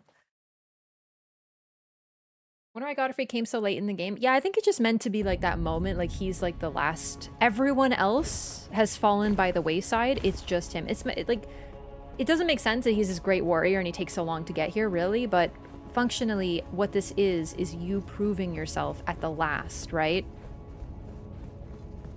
You were the only two left who would be Lord. Vike failed. Bernal gave up. I actually forgot to talk about that with Bernal. Sorry. Quick side note to Bernal. Sorry, this is a while ago, I know, but I forgot to mention this part. The main key aspect of his story is he became a recusant because his maiden, he lost his maiden. So this is sort of the other story. His maiden burned, and one of two things happened. A, he failed to enter the next place to find the Rune of Death. He wasn't able to go there because it wasn't the right type of kindling. Possible, but I don't think likely. I think that losing his maiden allowed him to progress, but he lost the will to become a lord anymore because he was just like lost. So similar to Vike, who did all this for his maiden, even though he was very misguided, Bernal, losing his maiden, lost his will to be lord. So basically, everyone who could have made it is gone. It's just me and him now. It's just us.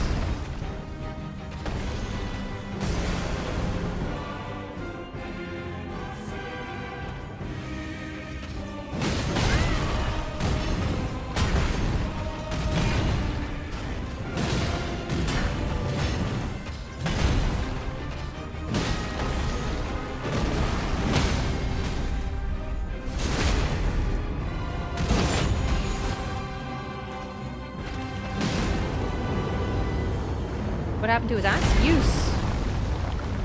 Broke it.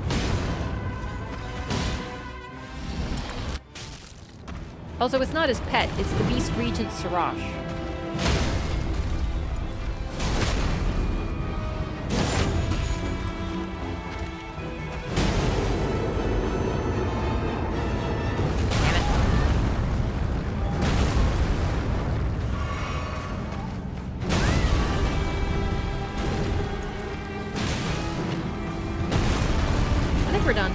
That's everything.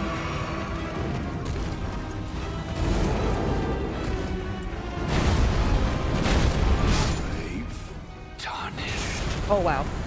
Thy strength befits a crown. So we take his. That's it. He's not salty. He's not upset. He's not like, fuck you, guy. Thy strength befits a crown.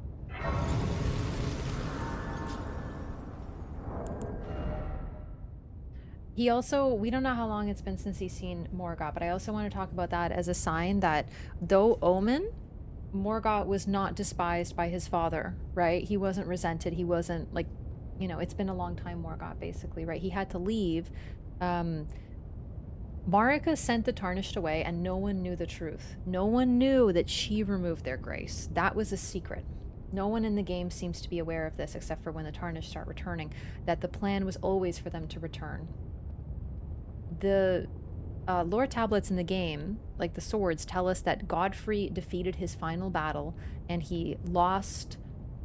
grace started to get tarnished in his eyes. That's not what happened. That is what people believed. That he lost his grace and thus had to leave the lands between. You can't live here without grace. But Marika, through these moments with Melina, we learned that she sent the Tarnished away so that they could one day return to clean up this mess. She already knew that she would have to end her age, and she knew that it would be bloody, and she likely knew what she said to all of her children in that one line. To my beloved demigods, you know, make of thyself what thy will, be it a lord, be it a god, but if ye fail to become aught at all, ye will be forsaken, amounting to naught but sacrifices. People take that as like her wanting it, which I find so funny. She's warning them. She's saying, if you fail to achieve anything, then the Tarnished will come, my Lord Godfrey will come, and he will kill all of you. If you fail. If one of them succeeded, the Tarnished plan would have been nil, and they would have rested in peace, and that's it.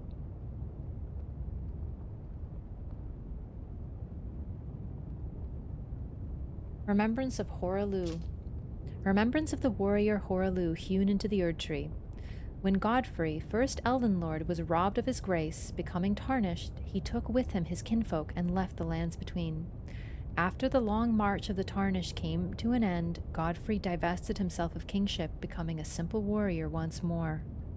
So he's Horalu, but the problem that I have with that is, like, you can't just remove Siraj. So, like, he says that. You can actually see in the opening cutscene, by the way, you can see Siraj there when they show Horalu. So Siraj was there, and a part of him still, but he just didn't go by that name anymore, hence why he was just Horalu, Tarnished Warrior.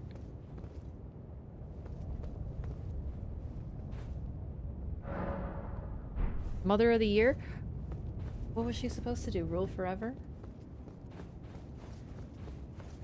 Seriously, it's like the equivalent of like a mother who doesn't want her children to grow up and wants them to stay at home all the time, and like that's effectively what it would be if she would rule forever. They would never be able to do anything. They would just be stagnated in this way. It's a horrible curse. Like, horrible. She wanted to end her age. What queen doesn't want to bequeath her realm to her children?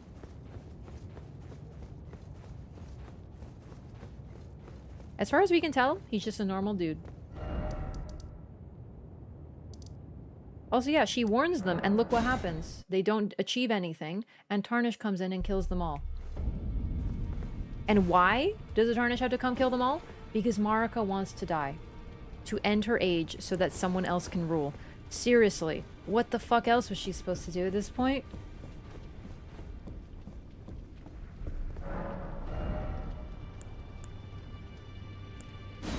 Axe of Godfrey. Weapon of Godfrey, Elden Lord. It was broken in a battle fought as leader of the Tarnished during the Long March. This weapon is symbolic of Godfrey's vow to conduct himself as a lord, later becoming an emblem of the golden lineage. In the days of the past, a crown was warranted with strength. And here's sort of the other thing.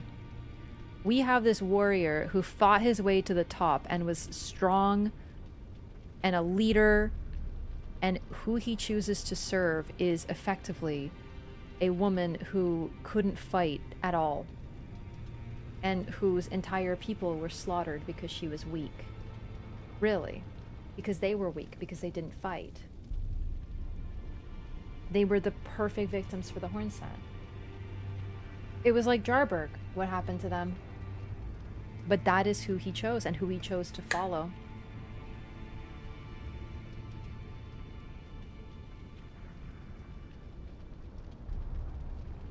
The Long March is basically what made them the Tarnished. They spread all over the place, effectively.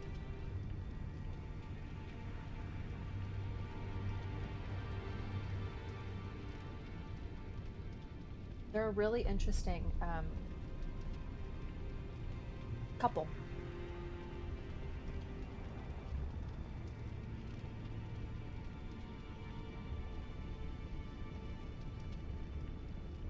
Ronnie was the only demigod who allied with the Tarnished?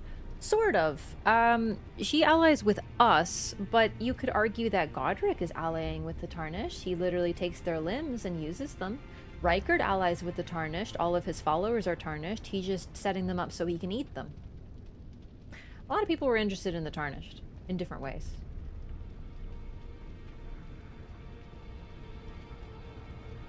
So yeah, the axe wasn't broken, which also fits because we see the axe is unbroken in the illusory Godfrey boss fight.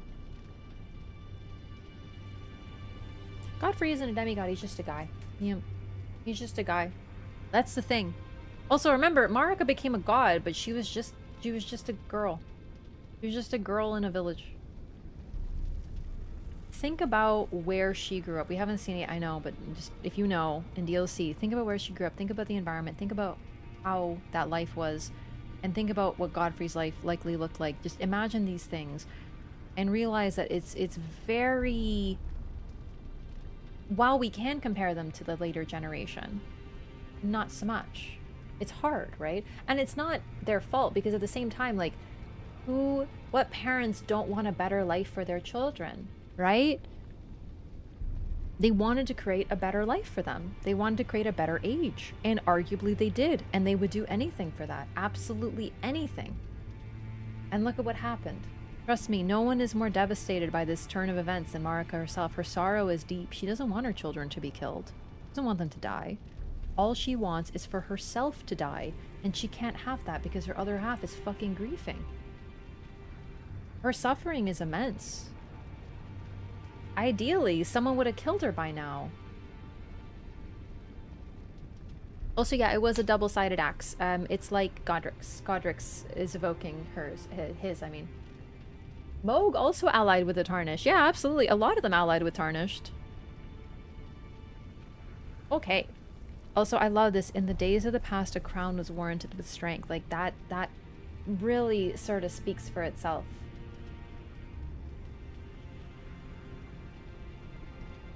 You proved you deserved to rule with strength, with violence, with fighting. There's a nobility in it, but also a brutality in it.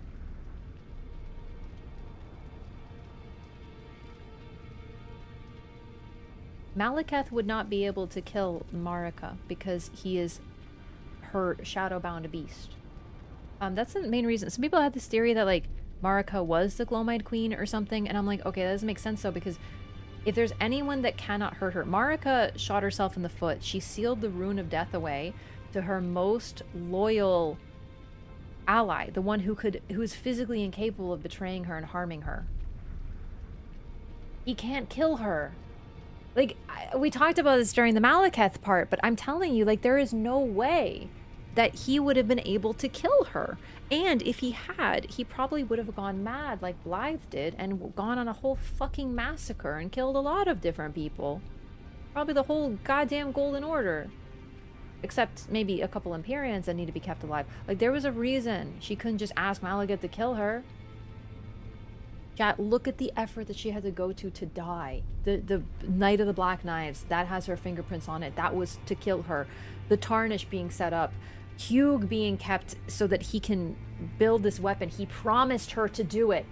You think it would be as easy as just being like, oh, just ask Malekith to do it. Why didn't she just do that? Surely she thought of this, gamers. If you thought of this, you're not as smart as her. Look at the fucking multi-thousand-year plan she had to set up. Like, y'all are like, she could have just done that, dummy. I would have simply freaking done that. No, not that easy. Ash of War, Horalu's Earthshaker. Horalu's Earthshaker. Slam both hands onto the ground to violently shake the earth and unleash a shockwave. Follow up with an additional input to slam the ground again. No spell, just fists.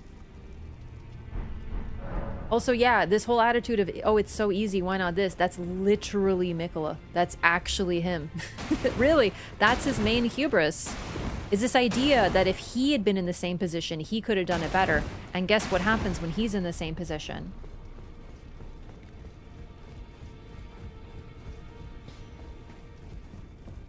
Alright, listen. Watch the whole lore run. And you'll know the answers to these things. We in fact, watch this episode, watch this VOD over, and you'll have your answers, because I talked about it. I just don't want to get into it again, because I really do try to keep it, like, structured. Oh, my queen was defeated, not killed? Yeah, but it doesn't matter, because, like, defeat is harming someone. And as far as we know, she's not around anymore, so you know what I mean?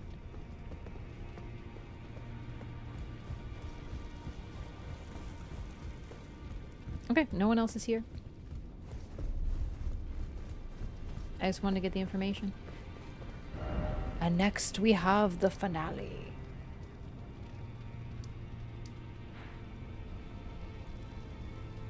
I really wish I could remember where I put these. Hang on.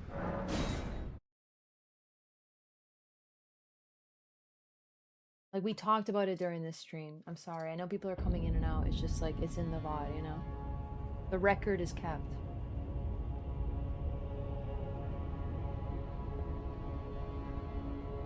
What am I doing? I want to see if I can try getting, like, my file. If I can, like, back it up and stuff. If I can find. I lost track of time today, so...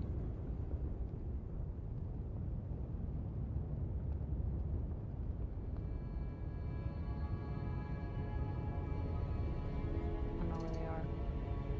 I don't know where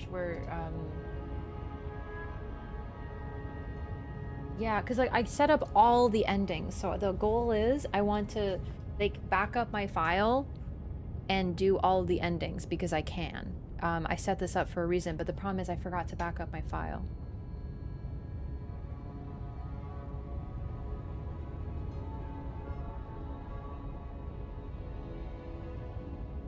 It's all on YouTube, yep.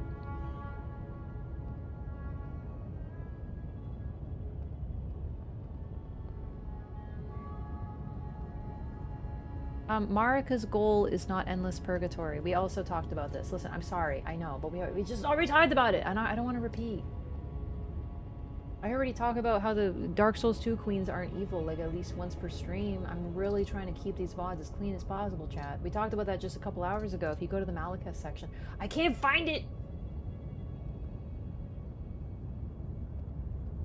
Where are our save files? Are they in the Seamless Co-op folder? They should be, right? I'm exploring. Oh, it's under roaming? Oh, I was in common. Okay. That helps. Okay. What's the ending for Elden Ring? Also, I shouldn't do this when I'm in the game, probably. 1 second. I'm doing science. I don't remember what it is. Oh god. I found my folder. And then for Seamless Co-op, is it SL2 or is it CO2, chat? Does anyone know?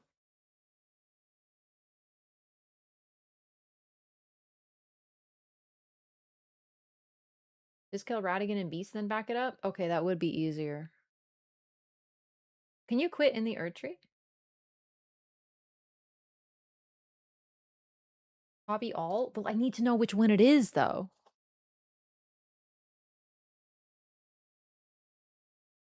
Because I need to know which one I need to reload. Yeah, I'm just going to Google it.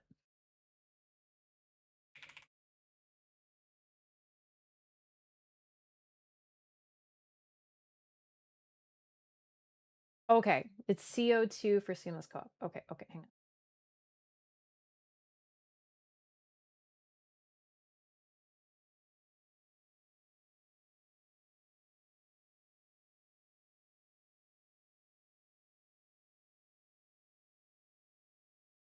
Okay, I think that is the backup. Listen, this is confusing for me. I'm just going to do it. I'm not going to read chat. I'm just going to do it. And if it goes bad, then that's okay. I'm making a backup. But I thought I already had a backup, so I'm really confused. Oh well. You can't blame us? No, chat is confusing. Listen, I'm sorry, you guys, but you guys are very, like, not good at, like, tech support. You know how hard it is to be tech supported by, like, A collection of demons. Just use YouTube. Gamers, why do people say this? I'm literally doing this playthrough right here in front of you all. If I could just use YouTube, then wouldn't I just be a React streamer? Why don't I just go watch my first playthrough? You'd be like, yeah, so here's where you find this part. Yeah, we learned this lore there. Like, what is the point? At that point? Do you know what I mean? Like, people are like, just watch it on YouTube. Like, why did I do all the fucking mending runes then? Why? You know what I mean? Every time I get people are like, just watch it on YouTube. Like, I fucking know. No. I could just react to my own first playthrough, dog. Chat, should I put the backup folder in the Elden Ring folder, or will that destroy my game somehow? I don't know if this will destroy my game somehow. You know what I mean?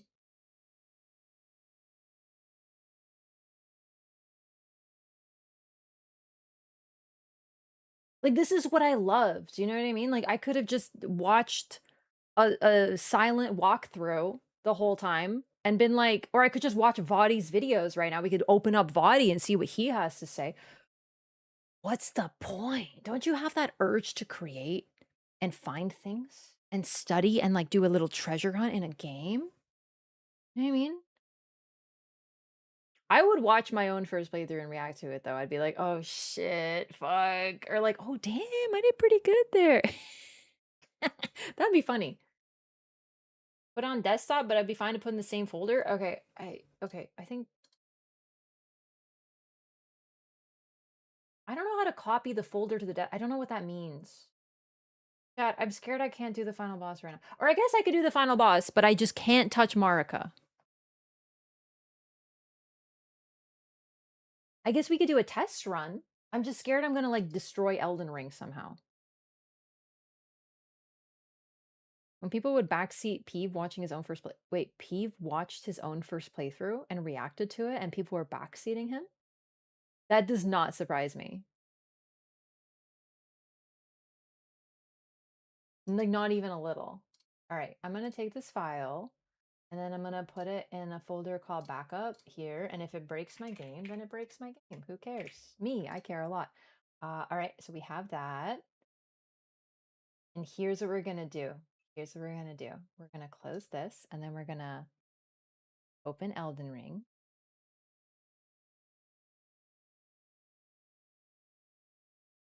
I meant to do this in advance, but I forgot, chat. I'm not gonna lie.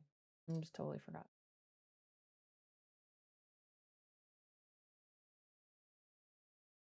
Pause the VOD to address the backseaters? Aw, man, if I was there, I'd be like, bro, you're ruining my my first playthrough.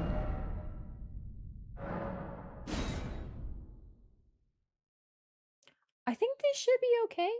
So let's do a science.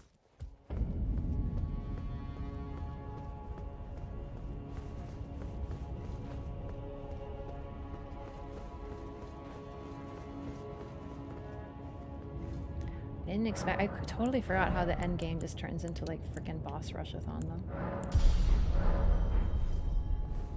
All right, I'll be right back though. Just gonna use the restroom and then we can maybe beat the game. But my God, Radigan. Well, I do have great stars. We'll be okay probably. I'll be back.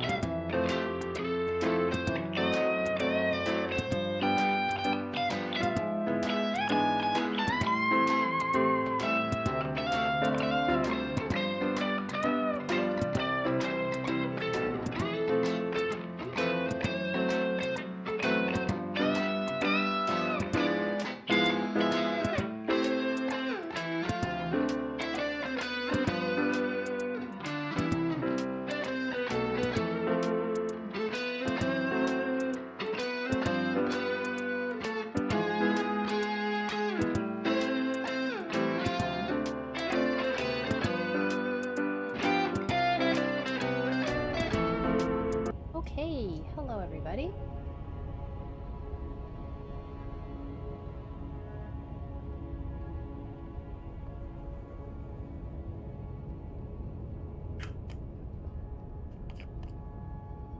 Oh, okay.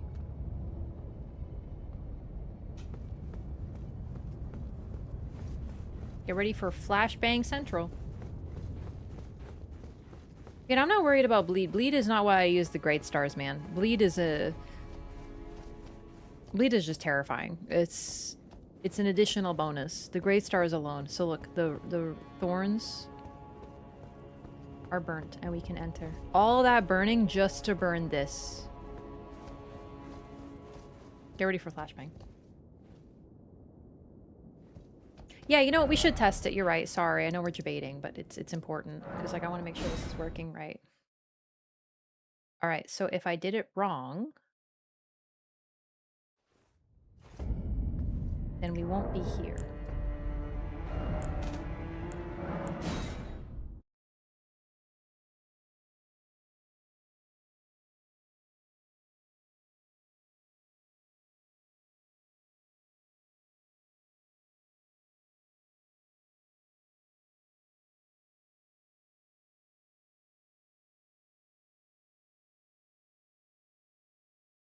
Okay.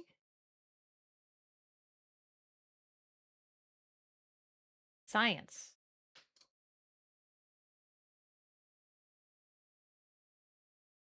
I always did this on PlayStation chat. That's why I'm confused. That's why I've just literally never done this. I always did console backups. I know how to fuck with those easily. I've done it many, many times, but I've just literally never done PC backups. Ever. It's just, at least not live. Perfect, it worked. Oh, but you can't see the game. Give it a second. This happens. There we go. It's easy on PC too. I just, you know, if you've never done something, it's always going to be weird. In the end, it's the same thing. Perfect. Oh, but I didn't level up. Right. So let's level up. That's perfect. Okay. So I think what we're going to do is I made a backup now, and then we're going to make a backup when we beat... Oh, but chat, can I leave after beating Marika? Sorry, after beating Radigan, can I leave? Because I need to get the Frenzy Flame for one of the endings. That's the part of the reason I have to do a backup now. It's going to be really annoying. We can? Okay, great, great, great, great, great. So we're going to do Frenzy Flame. Go grab it. Get the cutscene there.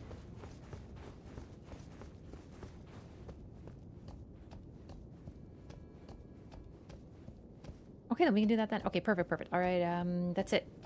We're ready.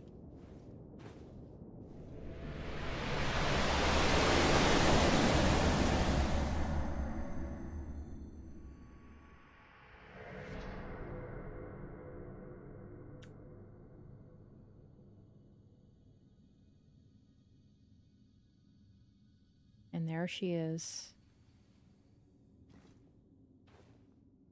Marika.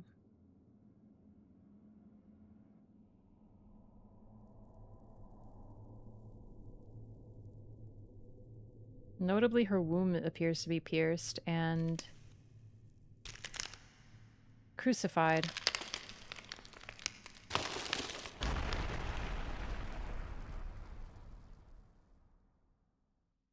It's meant to evoke the crucifixion of Jesus, even down to the spear.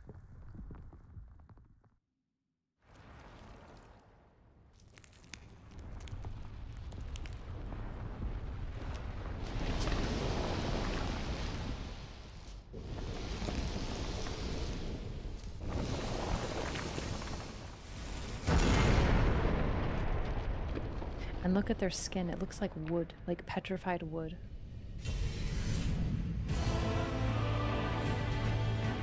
Oh my god, it's the opening theme.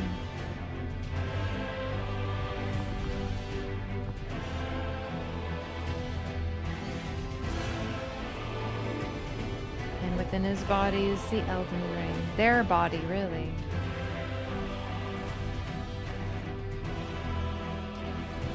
Wow. Too bad he sucks.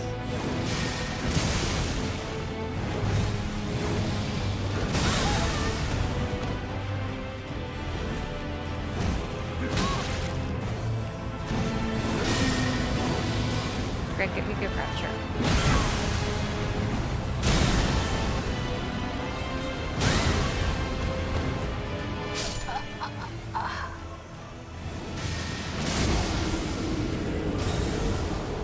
Look at his destructive capability. Is it any wonder that he wasn't able to repair the Elden Ring? My poor boy. Your poor boy. Radigan? Him?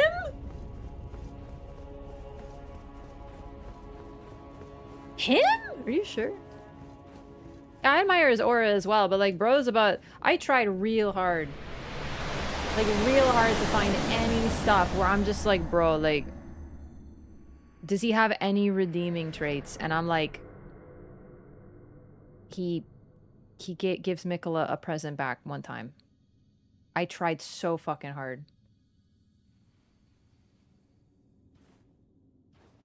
It was half the purpose of this run. It was like, is Radigan just like the villain? I could find nothing else. This is the best I got, dog. You wanna know why it was only Mikola? Is because Mikola's blonde.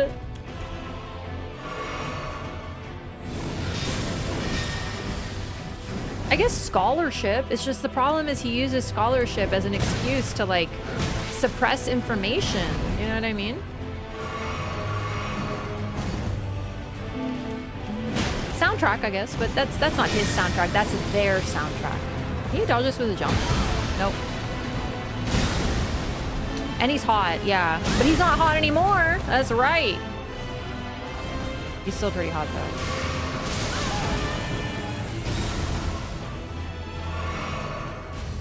I'm really bad at this fight, but I also like have fought him very little because I really don't love this whole thing. So, in fact, I'm sort of poor at anything Malekith and after. I very rarely fight. So these are my worst fights by far. And also, they're not in night range, so. Yeah, he doesn't shatter the Elden Ring. He tries to fix it. He just can't.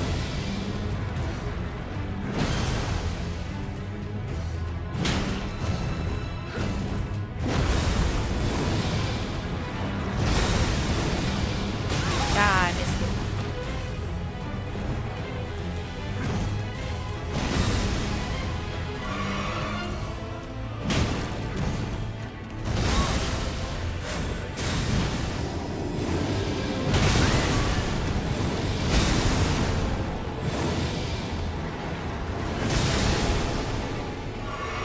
I kind of want to see that move, but we'll have time. Don't worry.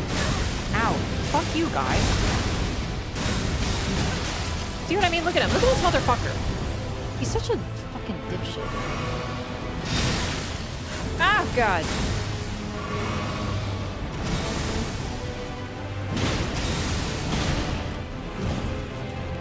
We'll have plenty of time, you know what I mean?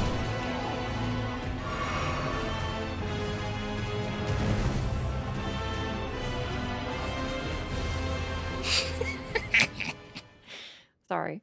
I couldn't resist. The opportunity was before me all along. I get these temptations, chat. These temptations, they overcome me. And to be fair, if any of you are like, ooh, Radigan, then I know that's what you want to do. Be for real, okay? All right. Oh my God. Are you telling me the twins is that there was something else involved all along?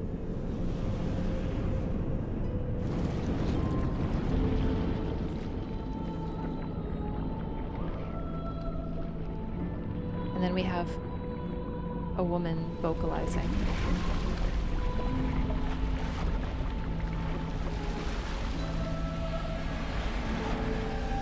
A spiral.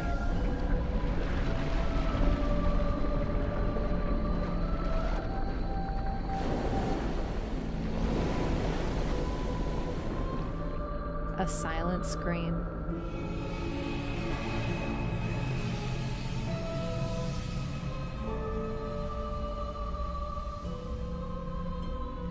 Radigan, in his last moments, well, he was just a weapon, and that's what he becomes. They both do.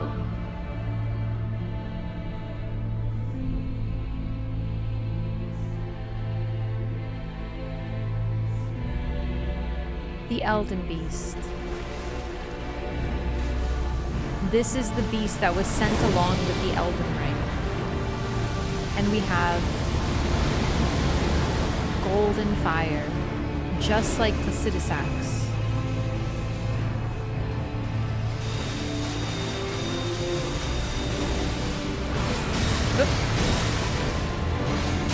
Okay, that was good. This is why I just dodge shit. That's why I just dodge. If anyone ever asks me why don't you jump dodge shit, just play in that clip. Just play in that. I should have just dodged. Jumping is for freaking nerds. What did I tell you? We had time. We had time. So I wasn't worried about killing Radigan too soon.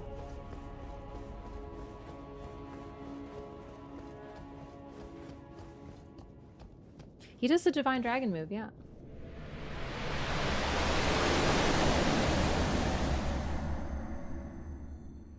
I can see why Renala went crazy after Radigan left her. He's a baddie.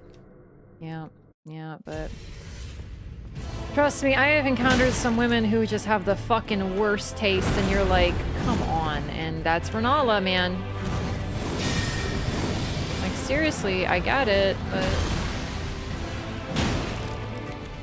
I just don't get how the personality isn't like the biggest turnoff of all time, you know what I mean?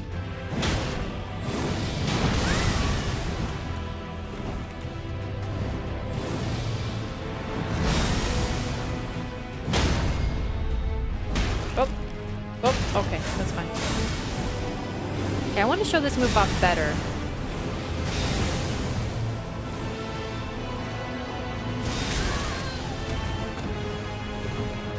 Is so sick looking. Ow!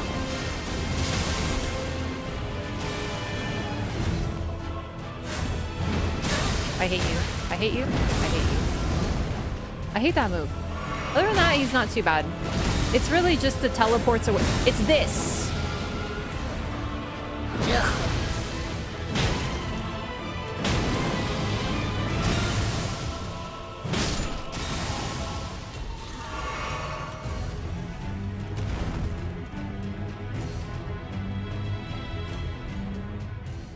So remember we talked about how Malekith calls himself the Black Blade of Marika, her weapon.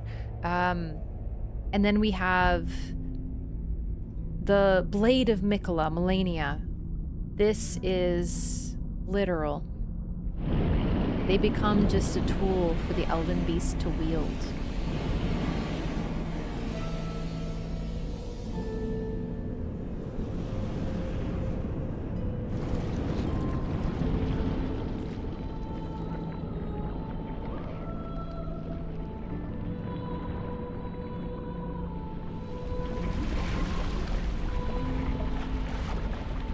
Wait, who's romance? Sorry, who?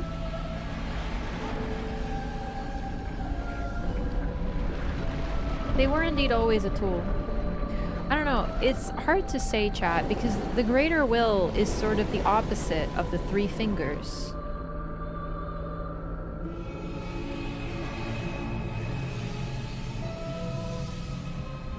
And I don't even know that it's sinister, really. I don't even think that anymore. Perhaps overly meddling, though. Disallowing someone to end their age.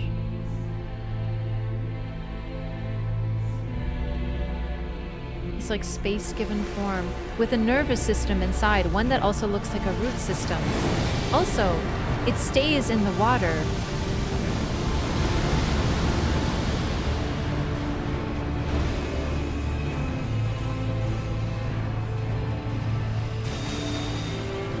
Like a wound in its side? Yep, thank you for pointing that out. You remember how we talked about... Oh, it's just like Nebula, chat. Remember how we talked about how we don't fight anything at their full strength? What's that? Right there. Right in its chest or stomach. A wound. As if someone hit it with a hammer.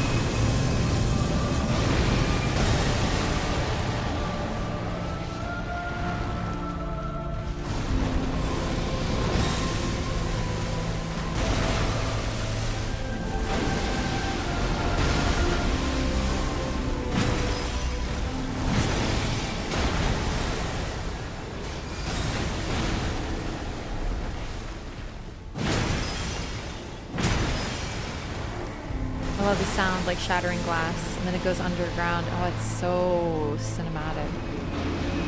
Oh,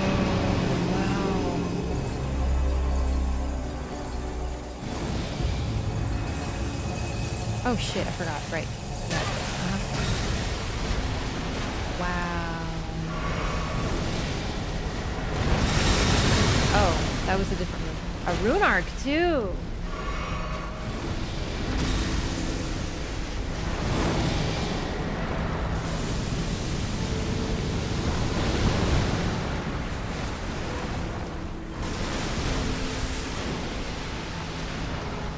Also, yeah, a lot of people are mentioning it looks a lot like Augur. Mm-hmm.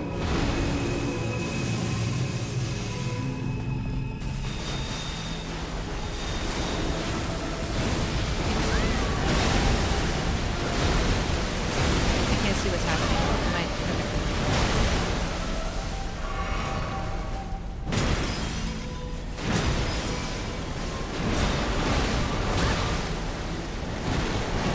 Oh, damn it.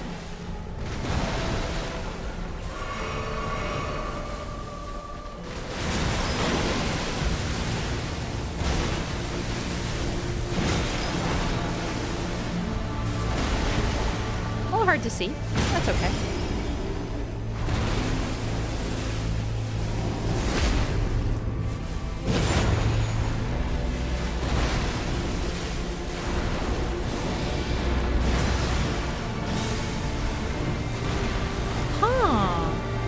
We've never seen that spell before, chat. But that's Elden stars. Look at that. Okay, enough. Are we done yet? Can we... Oh, shit. The jumps! Ah! Close enough. Uh-oh.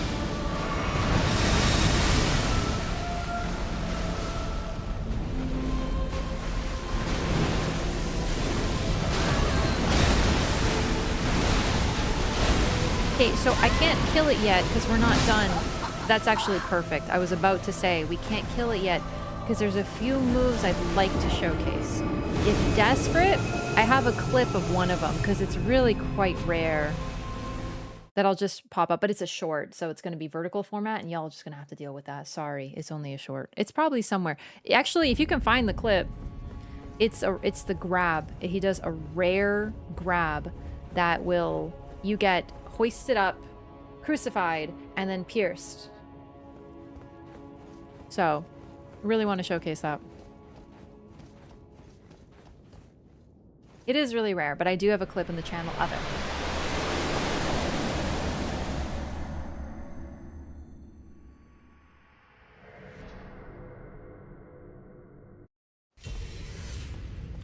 Also, wait, can you use torrent? On Elden Beast?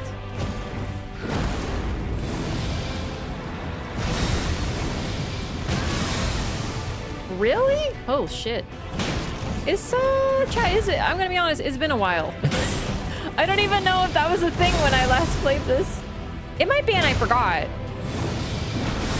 But like, I also probably didn't do it because I forgot. That's also, you know, possible. Can I not repost? Because like I really like to is the thing.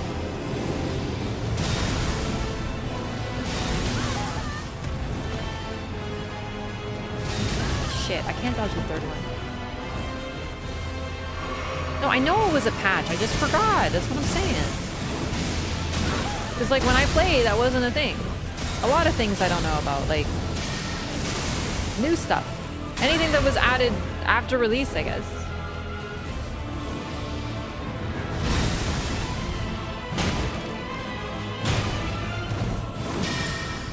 But yeah,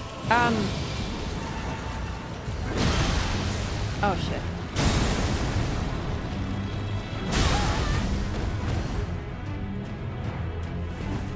Probably end up finding the clip because it's a really rare move.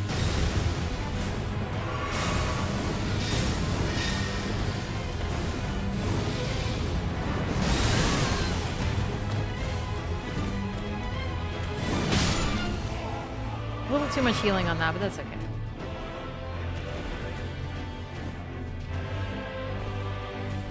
After the DLC was announced? Holy shit. Oh, that's why. I haven't fought this since before DLC came out, like, for sure. Is there any other move I'm missing? I feel like there's one more that I haven't seen, chat.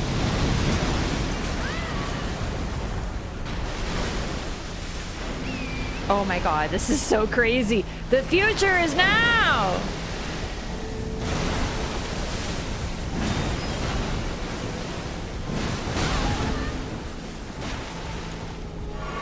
You'd be shocked how much lore you can do without fighting Elden beasts, I tell you.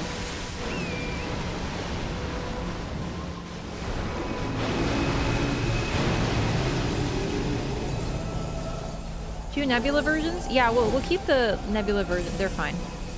Holy shit, you can just... Okay, wow. This is really different.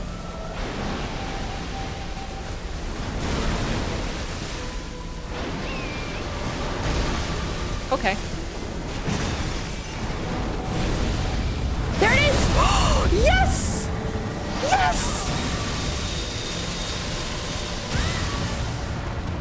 Yeah. Remember that crucifixion, especially in the Christ-like form, is meant to depict sacrifice. Because when Christ was crucified on the cross, he was dying for the sins of humanity. So it depicts sacrifice. Oh, hell yeah. What the fuck was it? Oh, I wish I could have seen it. Anyway, that is what is depicted here. Also, keep in mind, Marika's depictions have always shown her as being crucified. Even at the peak of the Erd Tree, his age, that's what we saw. Her being crucified. In all of her churches, she has always been depicted as a sacrificial figure. Oh shit, I didn't see! Darn it! That's okay. The Elden Stars sword combo is a little particularly mean. And I'm not used to having torrent, so I think we're good. That's like everything I wanted to show. So literally, and also the crosses of Marika that we've been activating, although I haven't done too many of them because I don't intend to do online. Microcosm spell? Okay, I don't... if that's DLC, I don't know it, so I'll just have to get to the DLC. Yeah, we're set. Yeah, these things. Although these more depict the tarnish, to be fair, yeah. Its tail is a tree? Yep. It's like roots of a tree that it stays down, yeah.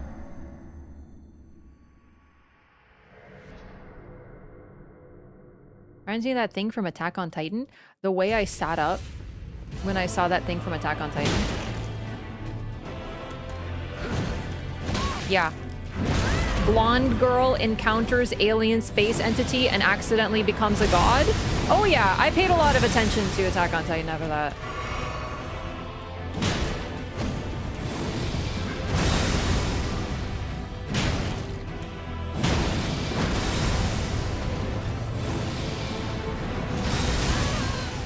Delayed?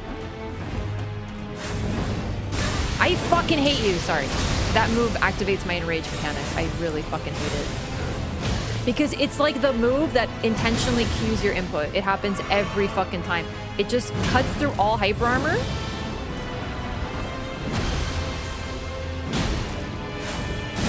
Fuck you.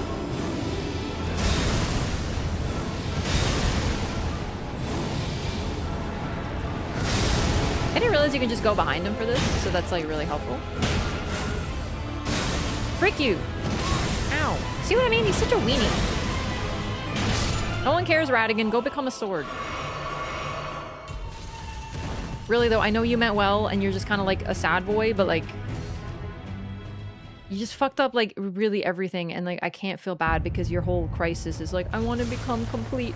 Like fucking cry about it. Oh my god, Radigan. I wanted to become complete, and then I wasn't complete. And then I was, and I was a real bitch about it. Like, fuck you, Bradigan. Fuck you, guy. You know what I mean? That's your lord. That boils down. My daughter was born with scarlet rot, but I don't care, because she has red hair. And all my children have red hair, so I don't like any of them. But I like Mikola because he's blonde, and I hate my red hair. Well, that is totally not what I meant to do. That's okay. Like, really, Ratty? This is the best you got? Yeah, when I'm talking shit, that's when you know I'm in it. Because now I'm playing for real. Now I'm trying to kill this bitch. Oh, sorry. You're okay, Elden Beast. Like, you're not, but... I mean, you didn't make Radigan, as far as I know. He's just an unfortunate other half. That's hard to feel bad for.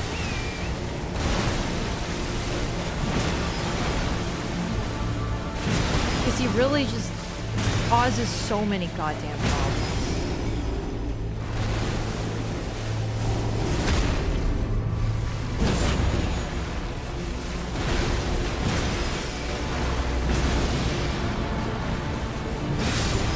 Goodbye. Great Stars OP. Who, like, this is what I'm talking about. You don't need bleed, dog. Bleed is a bonus. You don't need it. You just need jump on1 with the heavies. It's crazy. Elden, remember it. We've done it. It's time. I really am very powerful when I talk shit, huh? Okay. Time to back up the save files. Alright, here's what we're gonna do. Watch this. Return to desktop. Okay. And then we're gonna go into the folder, and what we're gonna do, go to Elden Ring, and then what I'm gonna do is back up, and then I have post Radigan. I have a second, I have a backup and then a backup. I'm not rage ranting. I just sound like I'm mad. I swear I'm actually not mad. Well, you know, the truth is the truth, you know what I mean? Like, genuinely, this playthrough, like, was me confronting all of my assumptions. I tried to find a lick of redemption for Radigan. I couldn't, dog. I couldn't fucking do it. I tried so very hard. The best I got was Mikola, that he's like, you know, he gives him a present as like a thank you. But the problem is that, like, he receives a gift from Mikola, and then he gives it back, and he puts his name on it and makes it worse. And the gift is basically like, I can't do anything about your sister, but it's more that I don't really want to, because I have no interest in anything except for the Golden Order and all within it. And everything outside of it is evil, so I don't care about it. And that's kind of the issue, is I tried really hard to find redemption. I think most characters in this game are redeemable. And even Radigan, I don't think he's evil or anything, because it's sort of like his nature, but everything he does is just awful, so I guess I kind of do. I can't find a thing. Also confirming my strats on Bonk. Yeah, it's true. All right, here we go.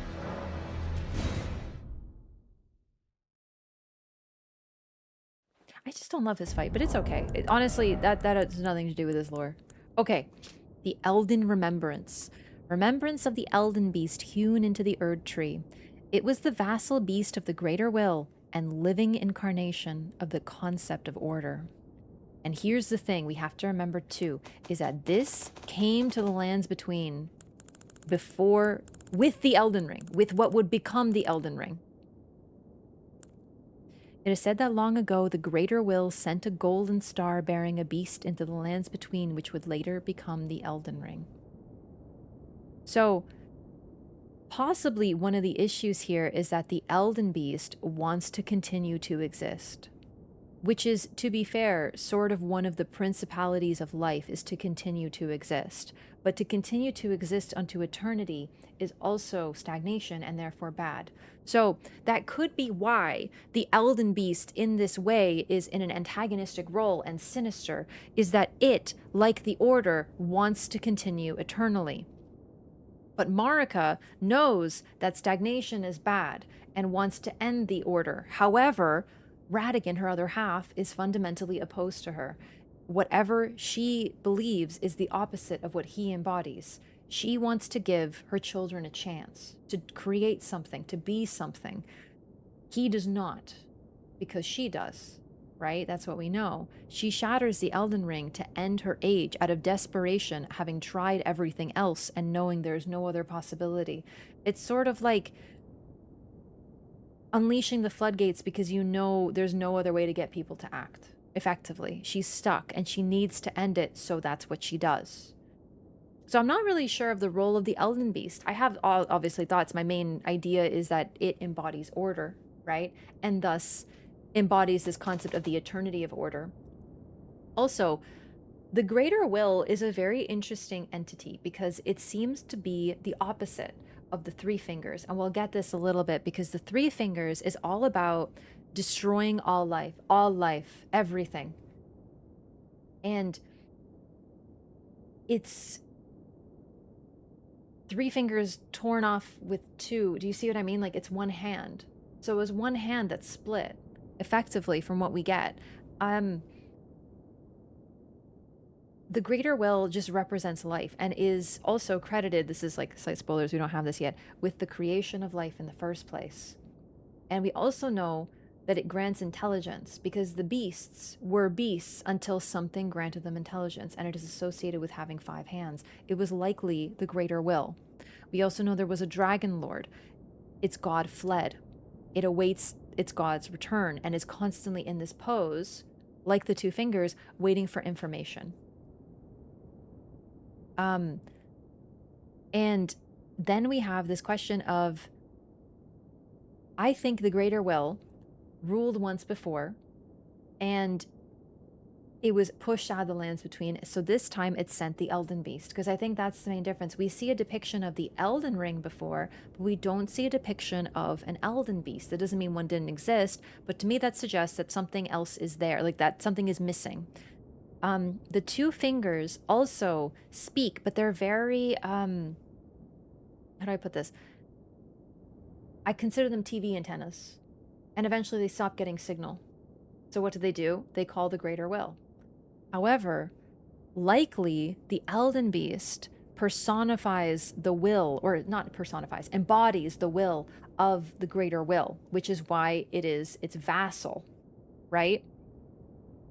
And as a result, it takes on the form that it is bound to create. Like Marika, as the creator of the Elden, or the molder of the Elden Ring, gave this thing its form, but nonetheless, it was not of her control.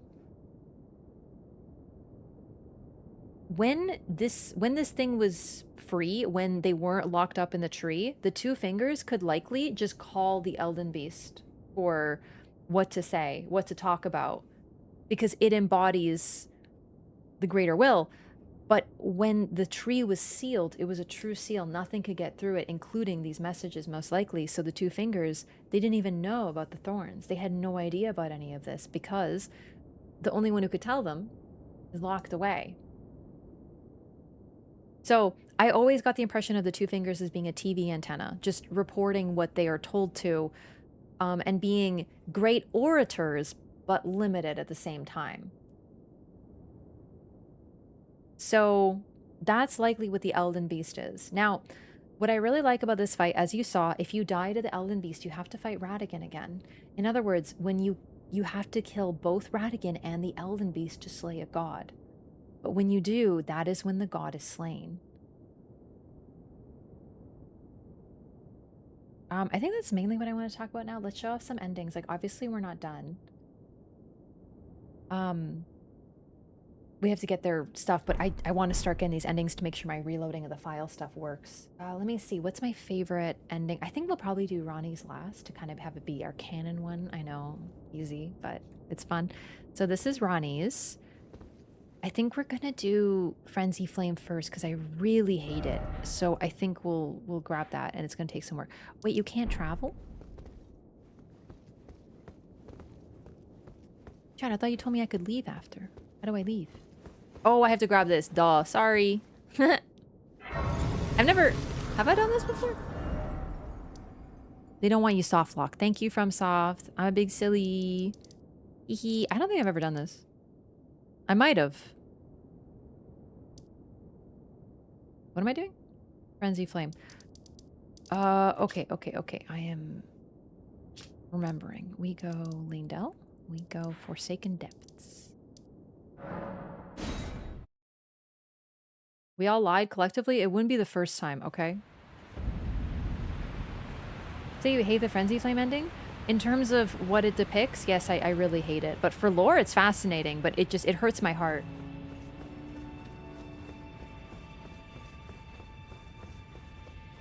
There's a lot to discuss with it, though. We actually kill Marika when we only fight against Radigan? Remember, Marika wants to die, and they share a body. Wait, this isn't it. Sorry. I could just go here. So Marika has no reason to fight you. Basically.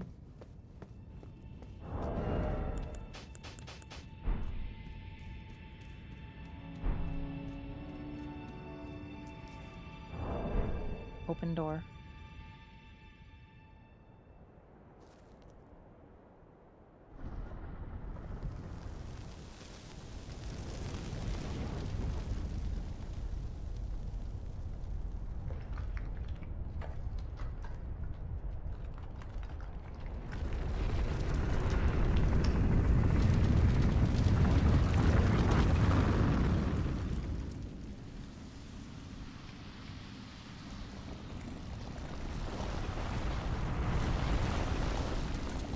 Fingers is behind here.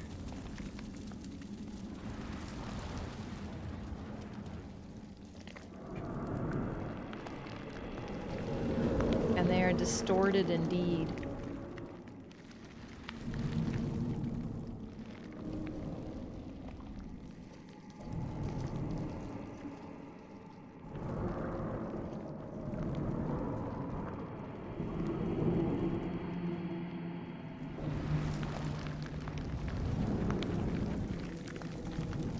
Their quivering is so uncanny.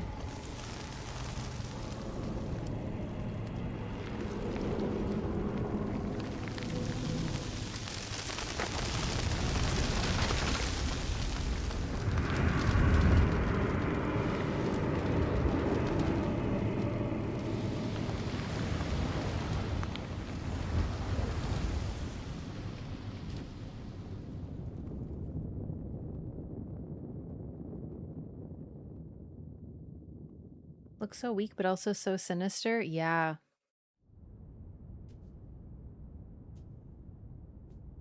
And our body is burnt. And our eyes have the frenzied flame within them. So, like I said, I did this route so we could get Melina dialogue. However, this does prevent you from getting Melina dialogue. The next time you'll rest at a grace, she will say, basically, you are no longer fit to be Lord, and she leaves you. You will never see her again. She leaves Torrent. I think that's just a gameplay thing. They don't want you to have to run everywhere because of this. But really, this is that moment where you're like, yikes. Action hikes pants up to his nostrils and says hello in the nerdiest voice possible while pushing his glasses back onto his face, but like not we till did the after ultimate adjusting bad his thing. pocket protector. Frankly, you should lose Torrent. You really should.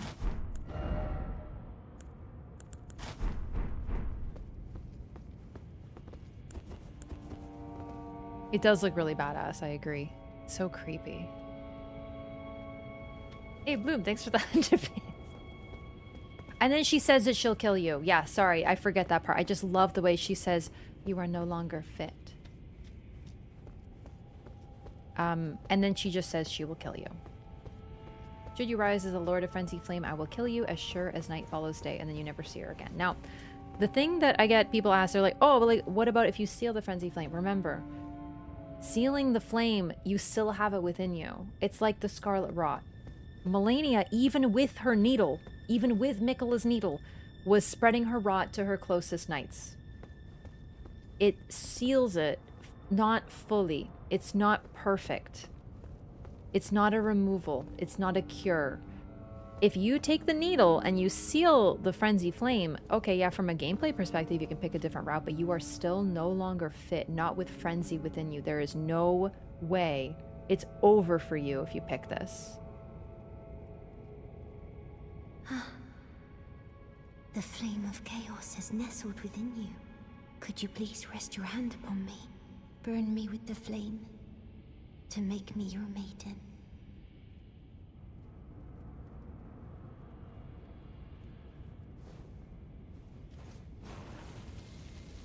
Oh, it burns. My eyes, they're melting.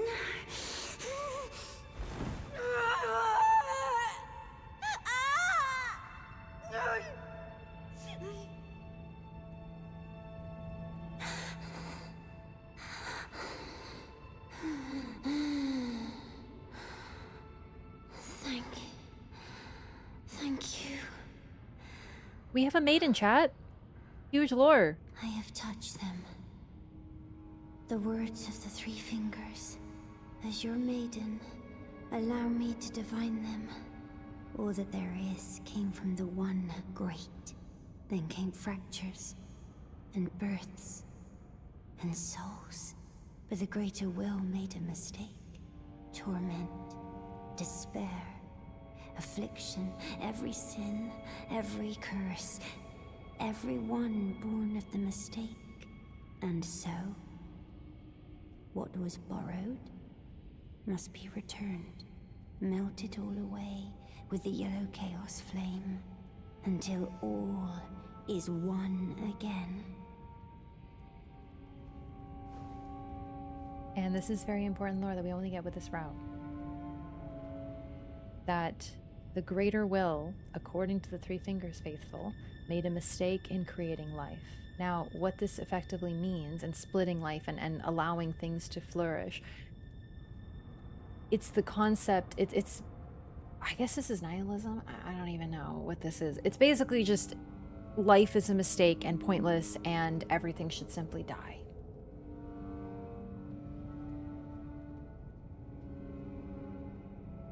Basically, what it boils down to. Also, yes, the mention of sin and curses is very interesting. This flame is meant to be a cleansing flame, but only to these people. Only to people like this. Like, the idea that life isn't even worth living. I fundamentally disagree. And I cannot say any more than that. Nothing really wrong with the frenzy philosophy. It's fine to have a philosophy of no suffering. No, there is plenty wrong with it. There is a lot wrong with it. Do not be mistaken. This is not no suffering. This is fucking horrendous. This is making the choice for every single living creature. Everything. And everyone. Not even a bacteria will survive. That's it. Done. There is absolutely wrong with this. This is the worst. And if you don't believe it, then you have missed the point. You don't even know what you agreed to. You signed the contract and you don't even know what it is. It's bad. It's very bad. The only hope in this ending, and the only hope, is that one day the one great becomes life again. That's it. That's it. Everything as we know it is gone, though. It's over. Those who gave me grapes howled without words, saying they wished they were never born. Become their lord. Take their torment, despair, their affliction, every sin, every curse, and melt it all away. As the Lord of Chaos, no more fractures. No more birth.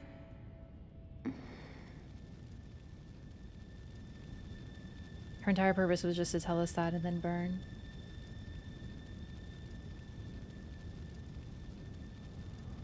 Also, who gets to make that choice for everyone else?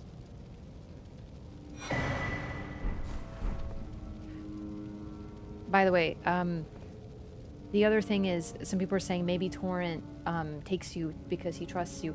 I think Torrent stays with you even if you do the Frenzy Flame ending because he trusts Melina. But yeah, he's there to help you kill Marika, really. Yeah.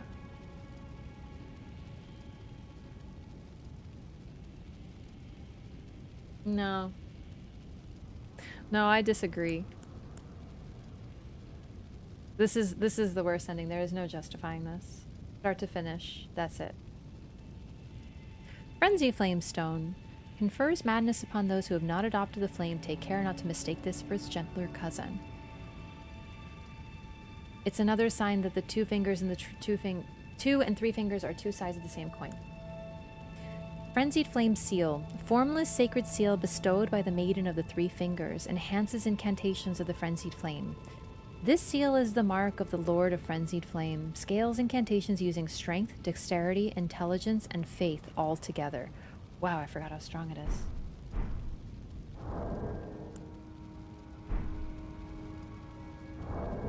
Okay, let's go visit Shabriri, because I think you might have something to say about this.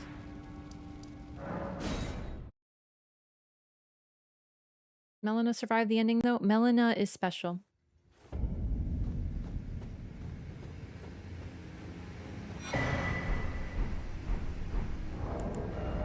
He doesn't have anything to say.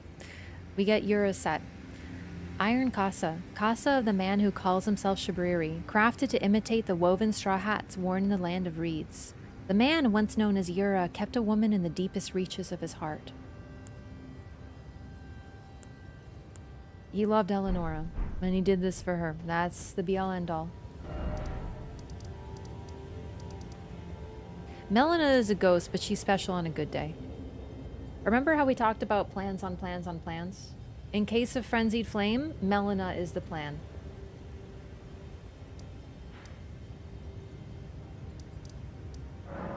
Fractured Marika.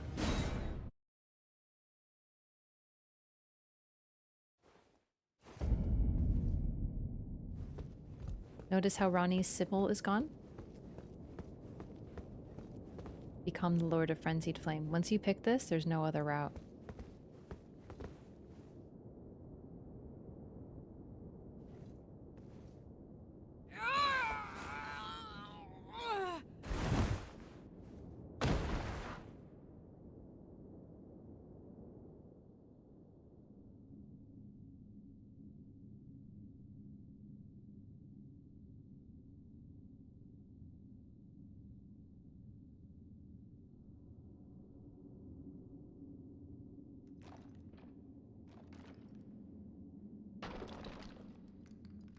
Looks like wood chips. Some people say stone. I think the difference between petrified wood and rock is really hard to tell. So you could say either. She crumbles first thing.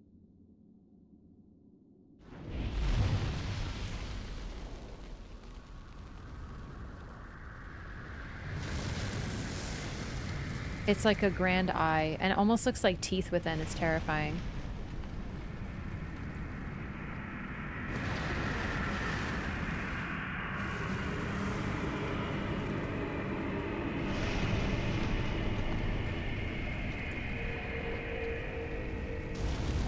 I love how we're almost like puppet-like when we move like that. It's very much like Midra.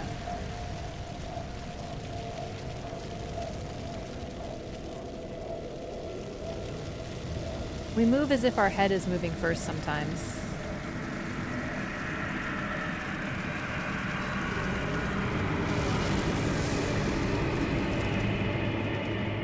We lose our face, our very identity, to become this. Alright, listen. If you're gonna post that Doomer shit, just get out of here.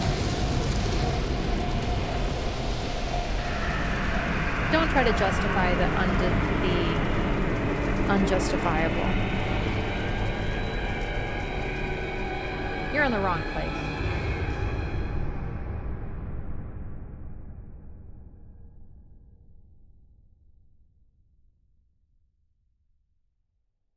The only reason this is at all okay is really because of one other detail. Yeah, we're hope-pilled here. Get out of here.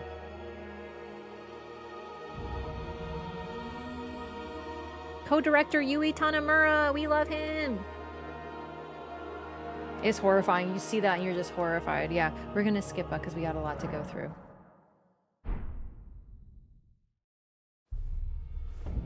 Wait, where's the bit with the frenzy flame? Where's the Melina bit? I'm confused. I thought we were supposed to have that.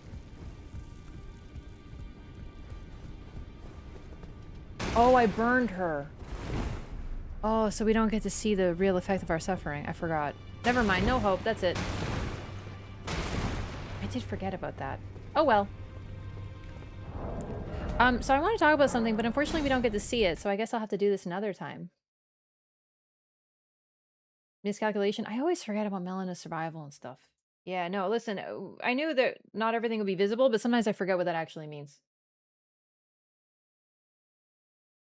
Oh, I killed her. Oh, okay. That was awful.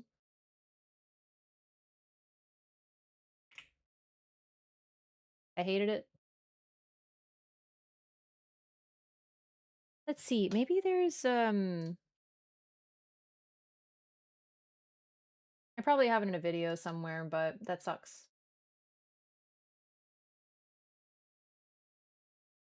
Over the lands between now. It's okay, we reloaded. So, we get a scene where Melina shows up and she basically goes like, I'm gonna kill you, bitch. And we also get to see her hold up Torrent's whistle. And then it burns to ashes. And that, I think, is a really significant thing. Is that the Elden Ring is associated with gold. Life is associated with gold, very much so. And what the Frenzy Flame is capable of doing is burning even gold to ash.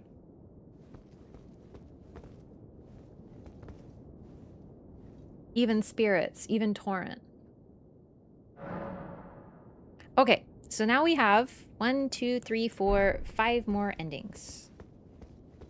Mend the Elden Ring. Holding up a video from you of the ending? Wait, you found my ending? Really? Yeah, I just forgot about the Melina thing. I was expecting that, and then I'm like, wait, right, I burned her.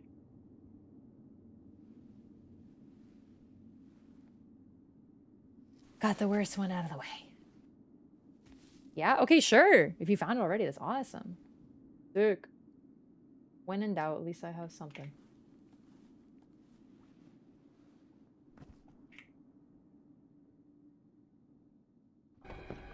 Sorry. I forgot I made this a video. I'm so smart.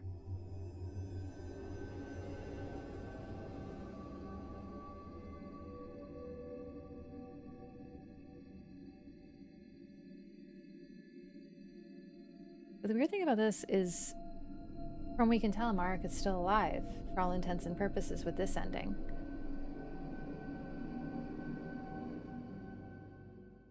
But at least perhaps not suffering, like she was, being crucified. The fallen leaves tell a story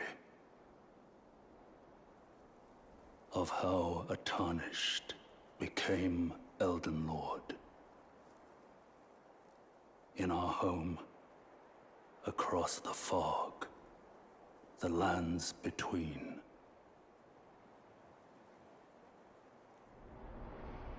The tree looks different. Our seed will look back upon us and recall an age of fracture. This is no mending rune, a fractured age.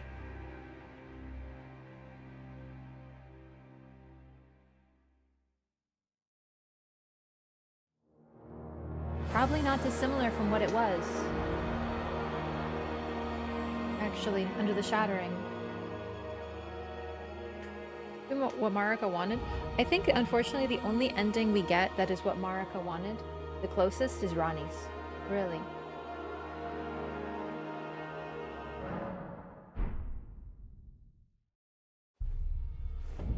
There's hope, though, absolutely. There is still hope. It's not as bad. It's not even close.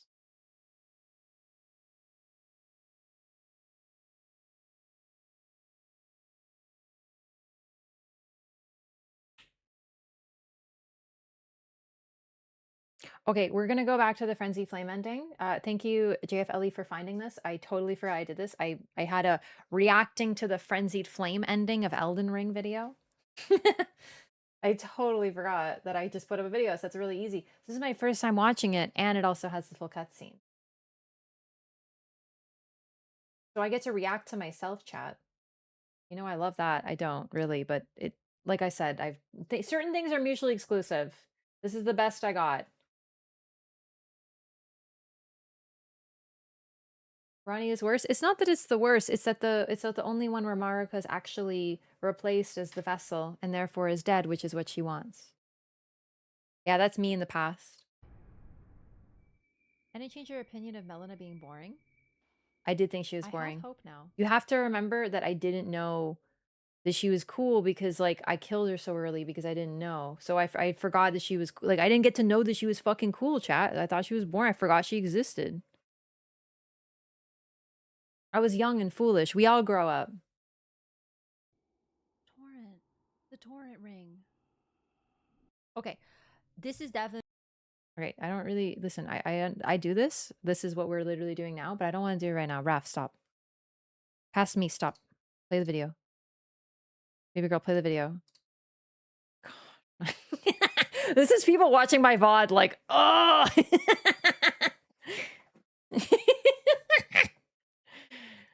Too bad, y'all gotta deal with it. I do too. The whistle. It doesn't she look great. Look like it's disintegrating to me. I think it's just on fire. It will disintegrate, Wraff. I'm from the future. Now? Maybe now? There, it's gone. Look at it. Oh, it does look like it's disintegrating now. Yeah, I see it. Yep, you're right. Torrent's dead. We killed Torrent. Sag. Okay. Okay, but we're actually gonna pause because so this is why, first of all, her hair color is different. It's black and white, which is the color of the god skin flame, although it was likely a different color, just whatever. And then we have, what would you call this eye if not gloam-eyed? So this is her sealed eye, and now it's open. She's unleashed whatever is within her. We can even see the scar of what is left behind here, right? To deliver you what is yours is what she says. I can see the gloam-eyed queen. I can see what you mean.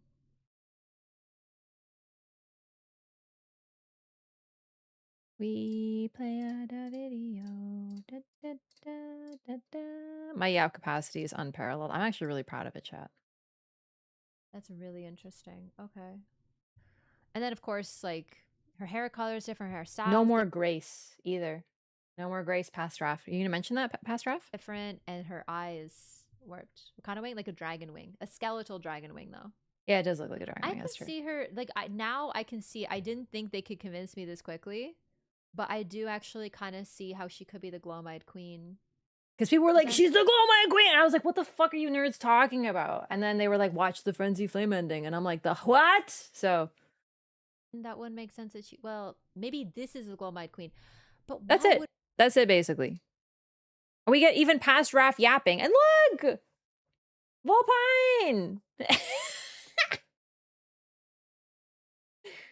Yeah, I still have most of these plushies. It's just my shelf has been changed now. Truly OG. Okay, so that's basically it. The ring burns and Melina goes, I'm gonna fucking kill your ass. Ta-da! I think so when this dropped, we definitely had more theories that Melina was like, I actually had this theory, and I don't think this anymore, but I still think it's cool, that Melina was the gloam-eyed queen, and that Marika, sort of what she does is rather than defeating her enemies, I definitely saw her a lot more like Ronnie, a lot more like cunning at the time. She has cunning, but I definitely envisioned her as a lot more Machiavellian previously, like Ronnie. I don't think that anymore. I think that she's not quite as vicious as Ronnie is capable of being. Complimentary, I mean that as a compliment. She is vicious. Oh shit, wrong scene. There we go. Willing to do whatever it takes, and directly. Because the thing about Marika is she doesn't do anything herself because she is the healer and the bestower of blessings, and she has agents who do it herself, right? And yeah, pre-DLC was much easier to be that, exactly. So I had a theory that Melina was the Glomite Queen in the sense of her being sort of like the last giant, kept alive and sealed in her daughter. And the Machiavellian version of Marika would have done that, would have taken her enemy and put her into a child because it was something she needed to do. I don't think that anymore, as cool of a theory as it was. Also, this had to do with her being a spirit tuner, literally able to take the spirit and put it into a different form, which was associated with her having created the Torrent Ring. Like I said, cool theory, no. Mesmer gives us more context. Some of her children, and frankly, so did Melina and Melania, Mikola and Melania. Her children are born cursed when they're born of a single god. Melina, Mikola, and Melania are more, what's up with that? But Mesmer and Melina are her defeated foes directly. So we kind of know that she defeated these folks and they came back and reasserted themselves in her bloodline. And there wasn't really much that could be done except for to ease them. For example, giving the grace of gold for Mesmer's eye to help him effectively. No, the Glomite Queen was an Empyrean. Okay. Another ending.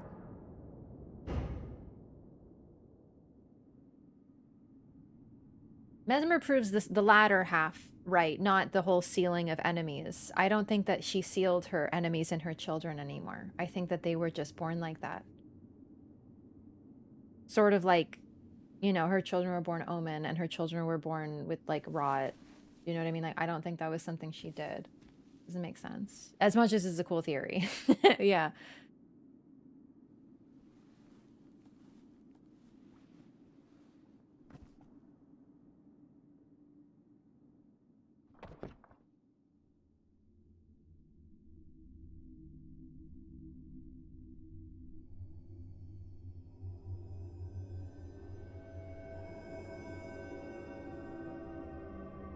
This is perfect order.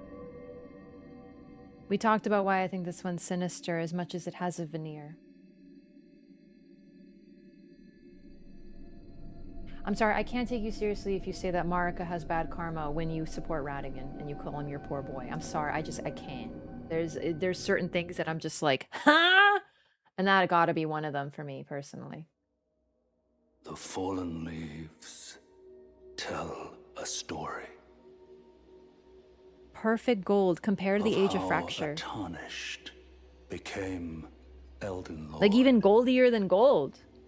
In our home, across the fog, the lands between. The sky is even gold. Everything is gold. Our seed will look back upon us and recall. The age of order. For a lot of folks, this would be pretty great. Honestly, I think a lot of folks, this would be a sick ending. The nobles, the rich, those who fit into the polite boxes of what things should be. Perfect, no problemo. Everyone else, get fucked.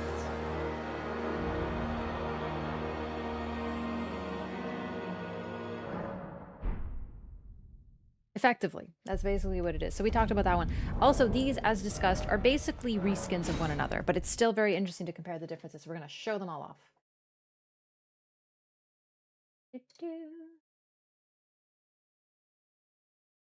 It's so great I don't have to fight Radigan. Oh my god.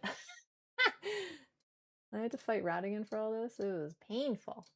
Each time, for each ending. Okay, we're good.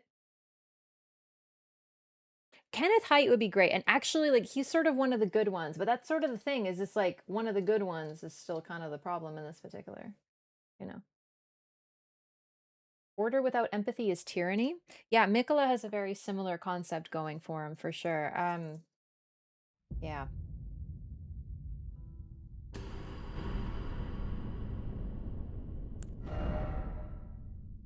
The Giants wasn't even Mesmer and Melina. That was the Glomite Queen. So that's the thing you need to remember, too. The Glomite Queen was defeated... Okay. The Glomide Queen was defeated first, and what did the Glomide Queen do? She skinned people so she could wear their skin, and all of her children were bloodthirsty fucking people skinners.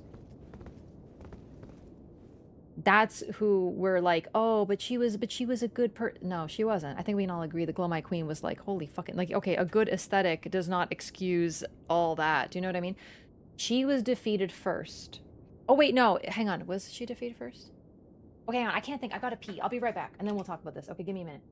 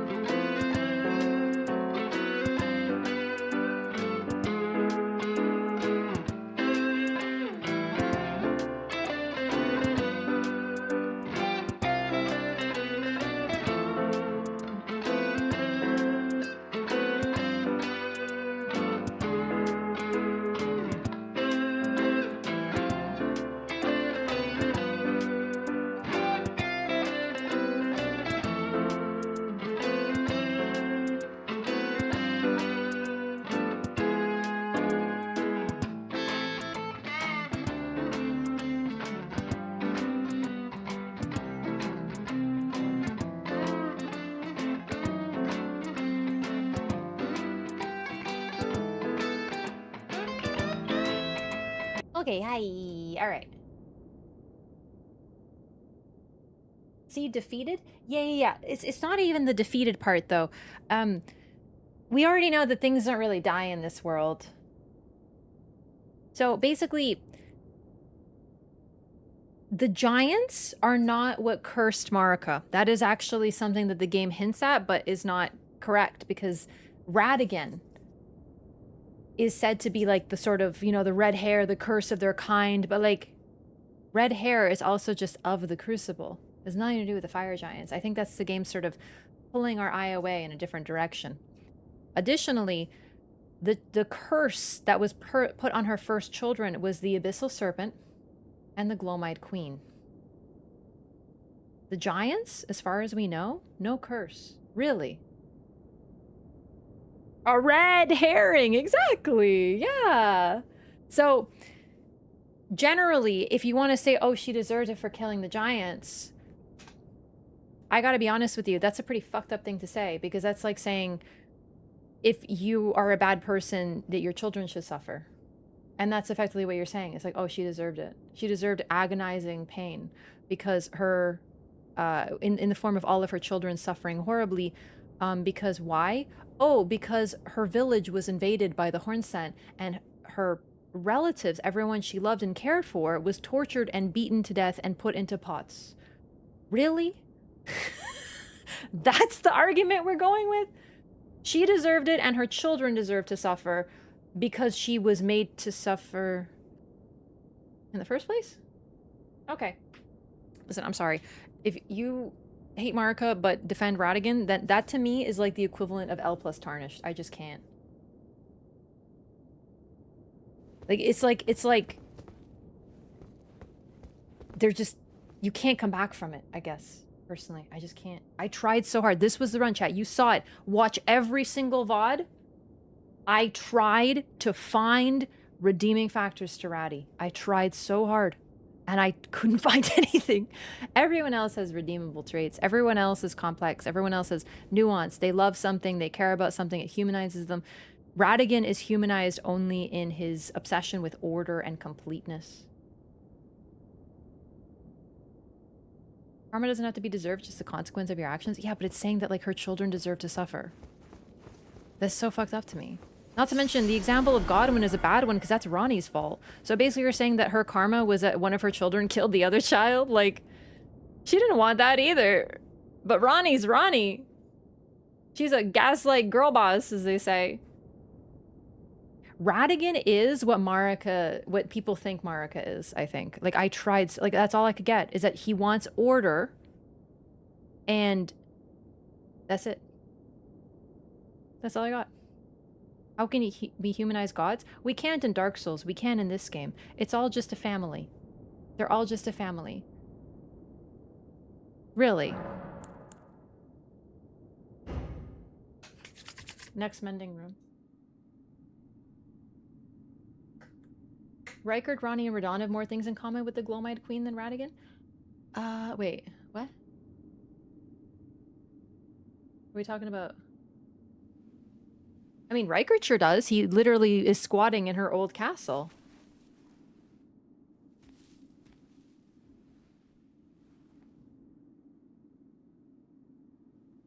Radigan's a fake trying to be real? I don't even want to say that because really, I think that the fragment, like Millicent. Millicent is a fragment of Melania, and yet I still think that she is complex and human. I don't think Radigan's fault is that he's a fragment. That's not it at all. Even Trina, I don't think that about them. It's just the choices he makes. Oh, there we go. Look at that. The Rune of Death there at the bottom. Interesting that the Perfect Order rune, like, surrounds it. This is like a mending rune, but it's... Okay. It's like sewing. If you have a hole, you could sew it closed. But if it's a really big hole, what you'll need to do is take a new patch of fabric, put it on, and then attach that fabric on. The Perfect Order rune is like a patch of fabric. The fallen leaves tell a story. Or, oof, woof. Of how a tarnished became Elden Lord. In our home, across the fog, the lands between. This is just sewing a hole shut.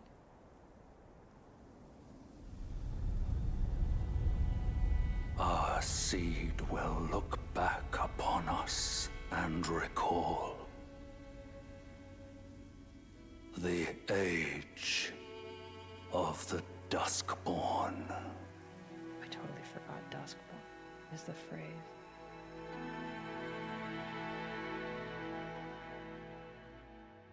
Nightborn, effectively. The darkest part of the day. Ooh, spooky. Also, yeah, Duskborn? Gamers? Are we zombies? Can you believe I'm so not brain rotted yet that I didn't even like react like a sleeper agent to the phrase dusk? I was like, yo, sick. And then I looked at chat and I'm like, oh right, yeah, Duskbloods, what? Really though, vampires are undead. Oh, I didn't reload the file. Hang on.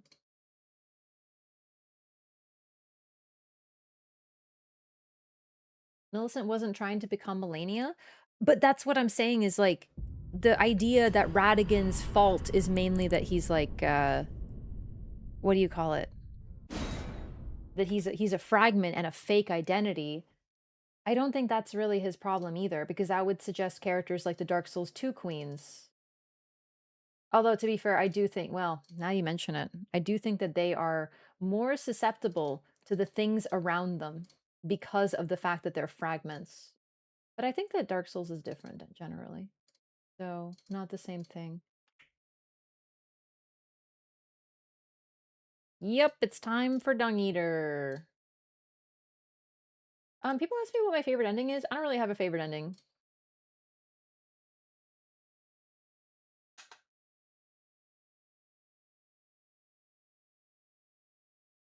I prefer to just not finish the game.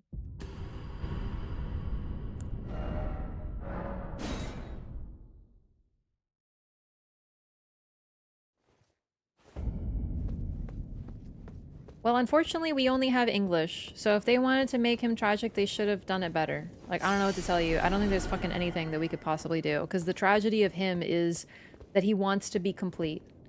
That he's sad that he isn't complete. And that's about all I can really come up with. So I'm not gonna, I'm frankly not gonna buy any other language stuff because then I have to trust someone else's translation, and translation is an art. I don't trust Dung Eater 424 on Reddit to tell me what the Japanese version of the game says. I just don't. What is this one actually called? Age of the Pooh? I think it's Age of the Curse or something like that. Yo, Rhinosaur, thanks so much for 4 months. So as you can see, this part's I'm yapping over this because it's the same every time. It's the same every time. No ending you really like? Yeah, but it's like I don't really like endings. I like the potential, I guess. I like talking about the endings, but I also find, ooh, look at that. It like it like coats it. Very interesting to compare them all. Perfect order wraps around. This one stamps on top, covering it, like coating it. And death is like at the bottom.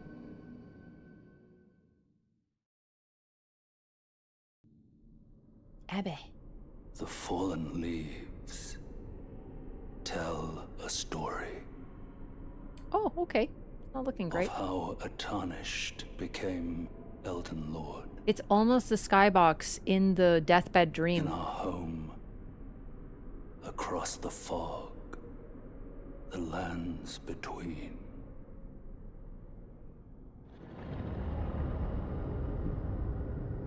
Our seed will look back upon us and recall. Yikes.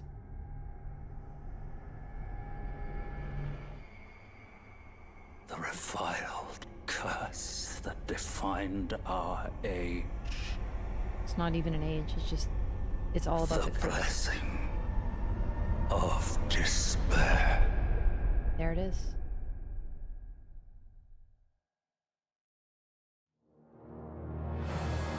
By the way, that skybox is, I don't know if it's the exact same one, but it's this, it looks like the one in the deathbed dream. So though we don't use that skybox in our game, I just want to point out that that's what it looked like in Fia's dream, right? Which I think is really telling of how similar those two endings are in the end. I do think of the mending runes, the least bad one is Fia's, because we know, okay, the curse appears to be eternal. The perfect order, troubling. But at one point in time, there was those who live in death, and the problem was changed or fixed before. So that's sort of why I think of the three, that is actually the least bad, which is crazy, I know.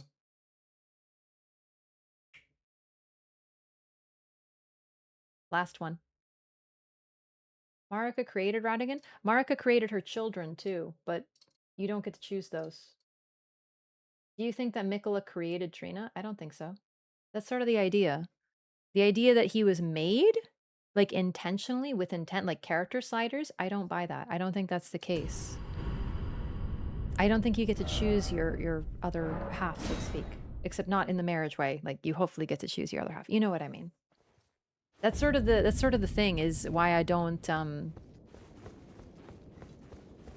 think that she like tailor-made him to be what he was. And if she did, then yeah, we could definitely be like, yo, he was made to be the baddie, that sucks, and feel bad for him.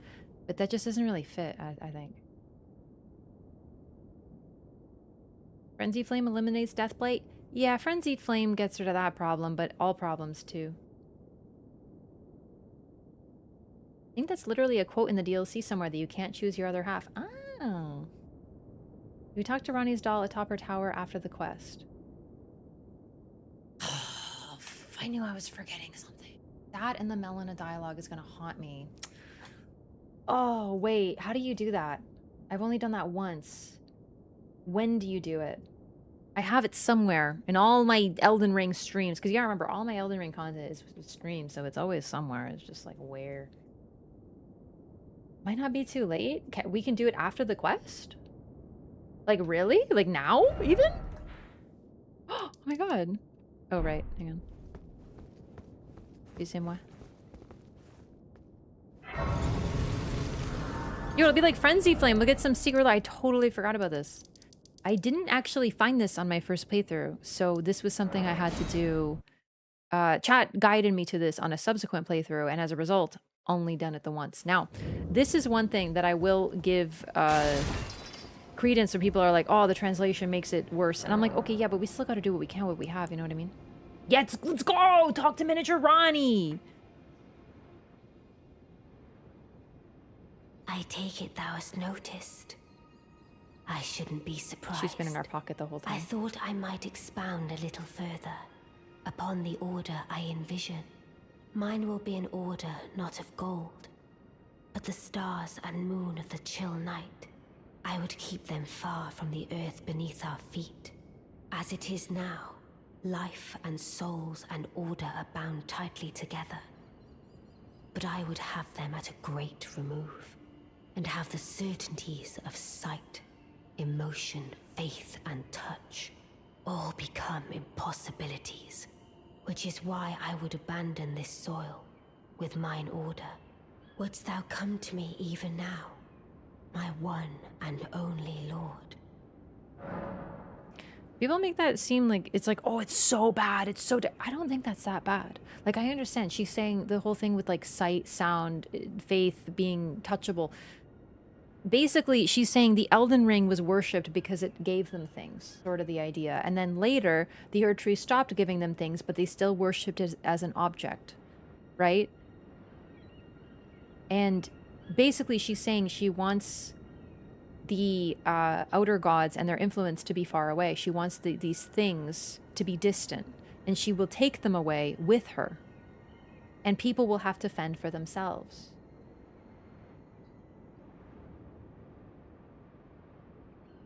Really, like, just taking your toys and going home. Like, I really disagree. Trust me, when I first heard this, I was like, people were going, they were like, Wraff, I swear, it's not like this in Japanese. It's not so evil. And I'm like, how does this sound evil? This doesn't sound evil at all. The whole, like, touch, faith, impossibility sounds a little, huh? But, like, I get the gist. No one can seek this order. It's not right in front of them. It's not an obsession. She really rejects the Erd Tree, which is fair. It's from her perspective. Cold rather than warm, remember. Because the Erd Tree is described as warm rays, warming stones, gentle healing. Hers is like, nah. It's a complete overcorrection, but it is one that gives Marika what she wants. Death.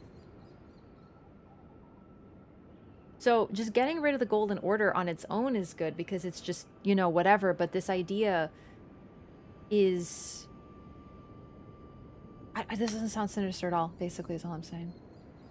1,000 years of cold and darkness sounds indeed not bad, but that's for her.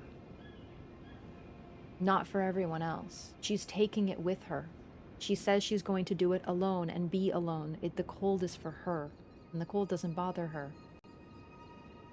Mine will be an order not of gold, but the stars and moon of the chill night.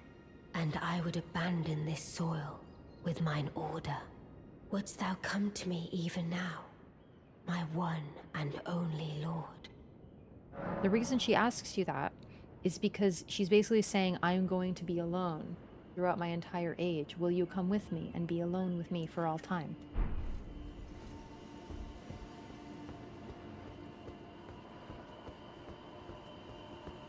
That's why she asks that. I don't think there's anything sinister in there, even in English. That's sort of what I mean. Thank you for this. I totally forgot about this.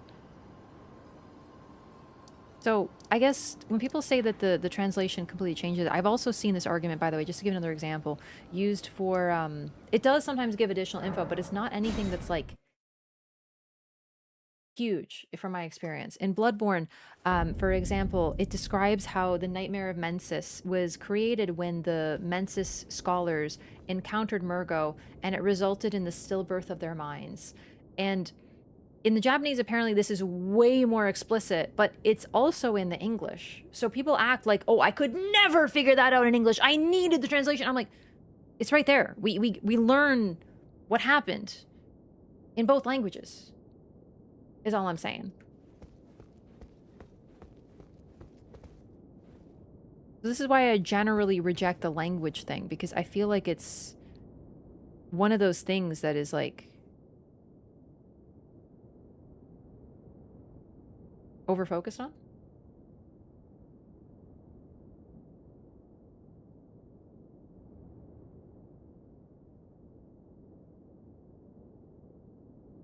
Ronnie. Also, I love that we use a summon sign to summon her, and it's blue just like her.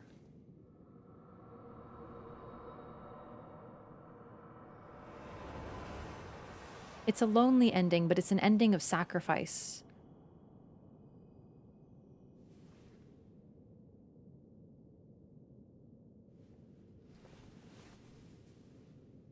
The battle is over, I see.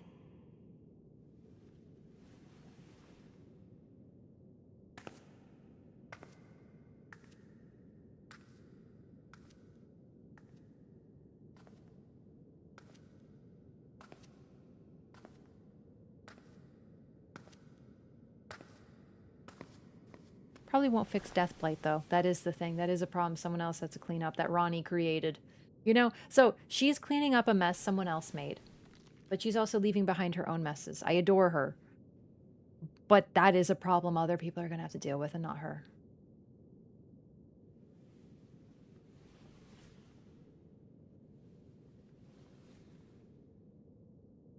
It's the only time we really look at her I face. do solemnly swear to every living being and every living soul.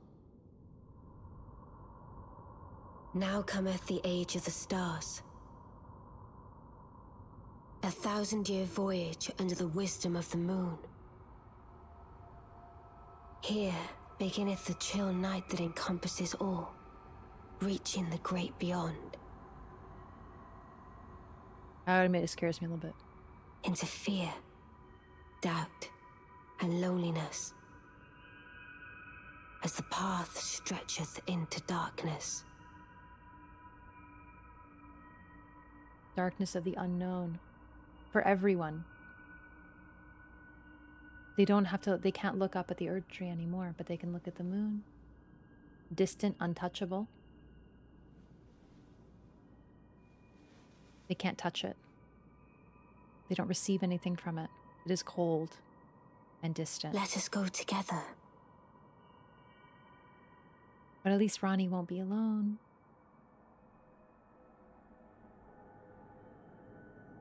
My dear consort eternal.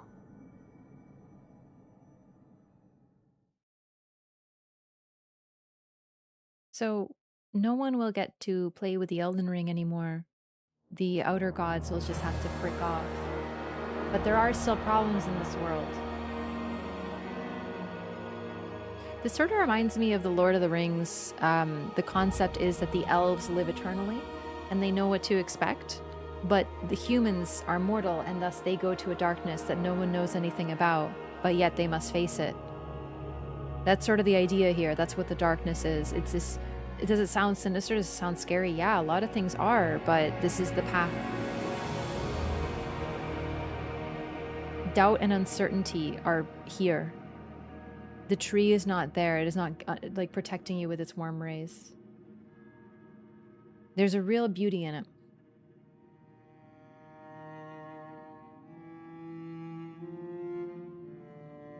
And that's it. That's all the endings.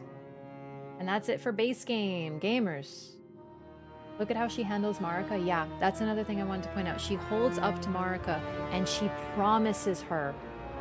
She does not hate Marika. There's no like bitterness here, which is why I think the spirit tuning bell was from her. These are going hard. I'm not ready for this. But yeah, there's a gentleness to it. She cares for her very much. And keep in mind, if Ronnie changed the plan with the Knight of the Black Knives, it was because she believed it was the best path. And Marika suffered for it greatly. Godwyn suffered for it, but she still believed it to be the best path. And this is the idea. Ronnie's hands are not clean. No one's hands are clean. She's starting her age with a great deal of blood on them. But she still thinks it was the right thing to do. And a better alternative to what was before. Just like Marika did. There are problems she's leaving behind. There's messes that can't be cleaned up. But that is what is happening here. That is the beginning of her age. Blood stains and all. So those are our endings. Let's get the remembrance lore from the Elden Remembrance. Marika's Hammer. Stone hammer made in the lands of the Numen, outside the lands between. The tool with which Marika shattered the Elden Ring and Radagon attempted to repair it. The hammer partially broke upon shattering the ring, becoming splintered with rune fragments. This is her hammer. It is for crafting. She had this hammer. Although, to be fair, we don't know when she got it, but I think this was something she had for a long time. I think that's a pretty fair argument considering the whole lands of the Numen outside the lands between thing. Or maybe it was bequeathed to her. Perhaps she didn't have it during the events of the shaman village, but she received it from someone. Maybe it was her grandmother, something like that, right? So it's a smithing hammer. With this, she likely created the Elden Ring. Now, of course, you wouldn't think it's like a goldsmithing hammer, but we're dealing with magic and stuff. And yeah, so a couple things here. Number one, the hammer is damaged. Radagon is attempting to repair the Elden Ring at the same time as Marika shattering it. He can't fix it. He is incapable of doing so. He cannot make it complete again. Also, he is a mighty warrior, even without a functioning weapon. This is not a weapon, chat. This is a creator's tool. It's a blacksmithing hammer. It's not made for combat. And look at what he's capable of doing with it. He is a fantastic warrior. Make no mistake of that. Unique skill, Goldbreaker. Leap up high and while suspended in midair, imbue the rune shard with light before smashing it down hard onto the ground. The heroic Radagon's signature attack. Uses adapted weaponry basically. And then we have the Sacred Relic Sword, another spiral, adding it to the list.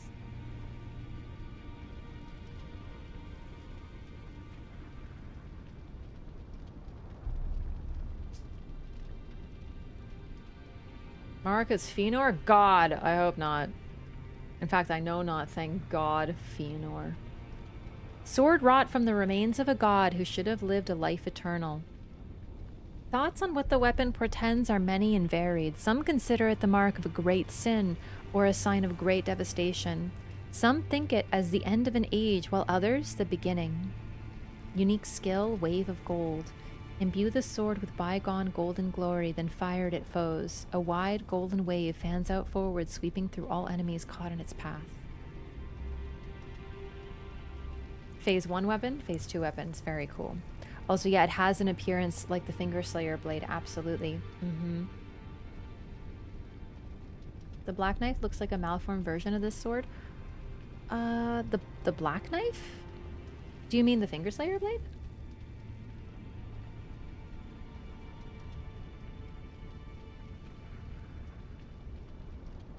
Doesn't really look like the Black Knife, no? Also looks like Letta's sword, yeah. This is made of Radagon and Marika's body.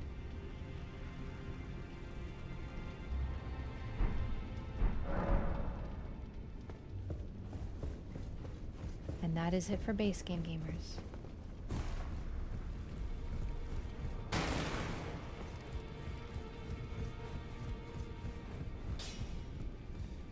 Which is perfect because I'm so hungry.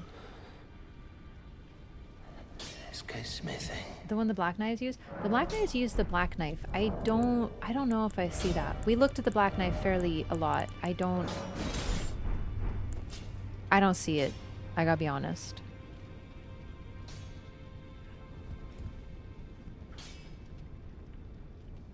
It does look a bit like the Blade of Calling. We did compare that though, for sure. But other than that, I don't know. The sword doesn't belong to the Elden Beast. It's used by him, but once again, adapted weaponry. It shows up to be like the final defense. The Order itself fighting you. The embodiment of the Golden Order that needs to be repaired. And it uses Radagon's body as its weapon. Radagon and Marika's, for sure. But it's once again an adapted weaponry. This thing doesn't fight. It's not a combatant. Now. Oh, sorry, I meant to talk to Radarika. Radarika? I see. You're here for some spirit tuning. If Radagon spoke, he would likely say, I am Radagon, Blade of the Greater Will. And I have never known wearing a shirt. or something like that. Do you know what I mean? Like, like, I don't know. I feel like that's what you would say.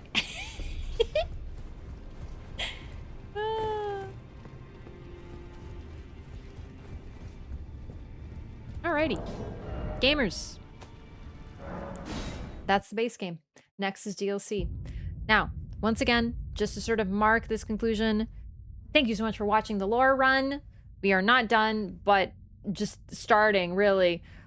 However, and I mentioned this before, I know a few things were missing, but I think this was pretty great. And I love this, and it's updated from the pre-DLC run. That's awesome. Thank you for watching. I hope you loved it.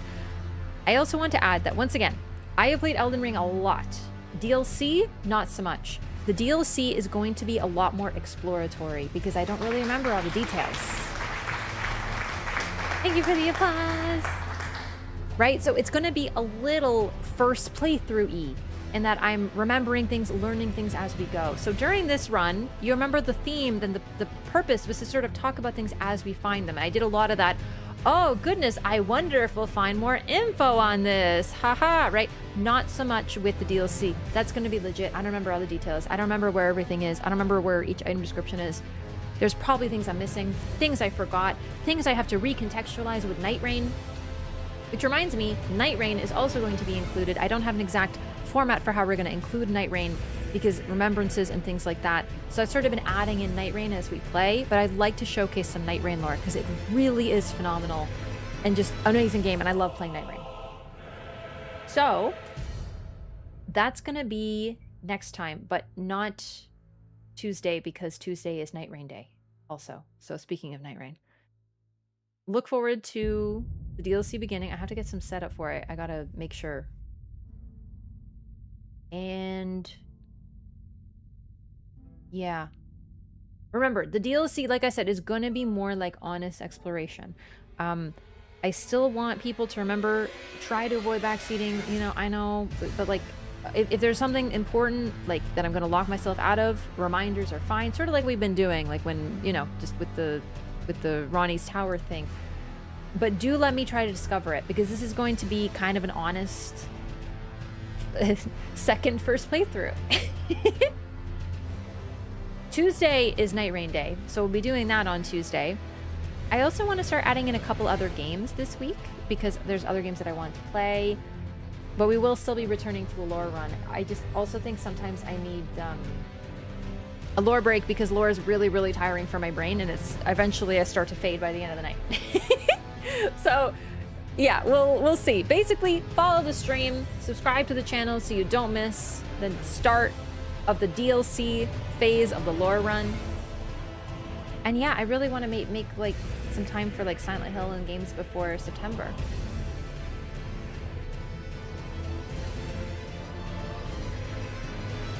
No, lore is just really tiring. Like really, it's hard to keep the cohesive thought. It feels, it's just exhausting because I can't ever shut my brain off. I'm always like thinking, so it just really is tiring. I love it so much, but lore runs are so fatiguing for me. So no, it is definitely the lore. I just get straight up sleepy. So thank you again, everybody, for watching. I appreciate it so much. I can't believe, frankly, I didn't think that took that long. Like, let's see, how many hours? Only 118? That's not bad at all. Actually killing it. But yeah, thank you again, everybody. I hope you have a wonderful night.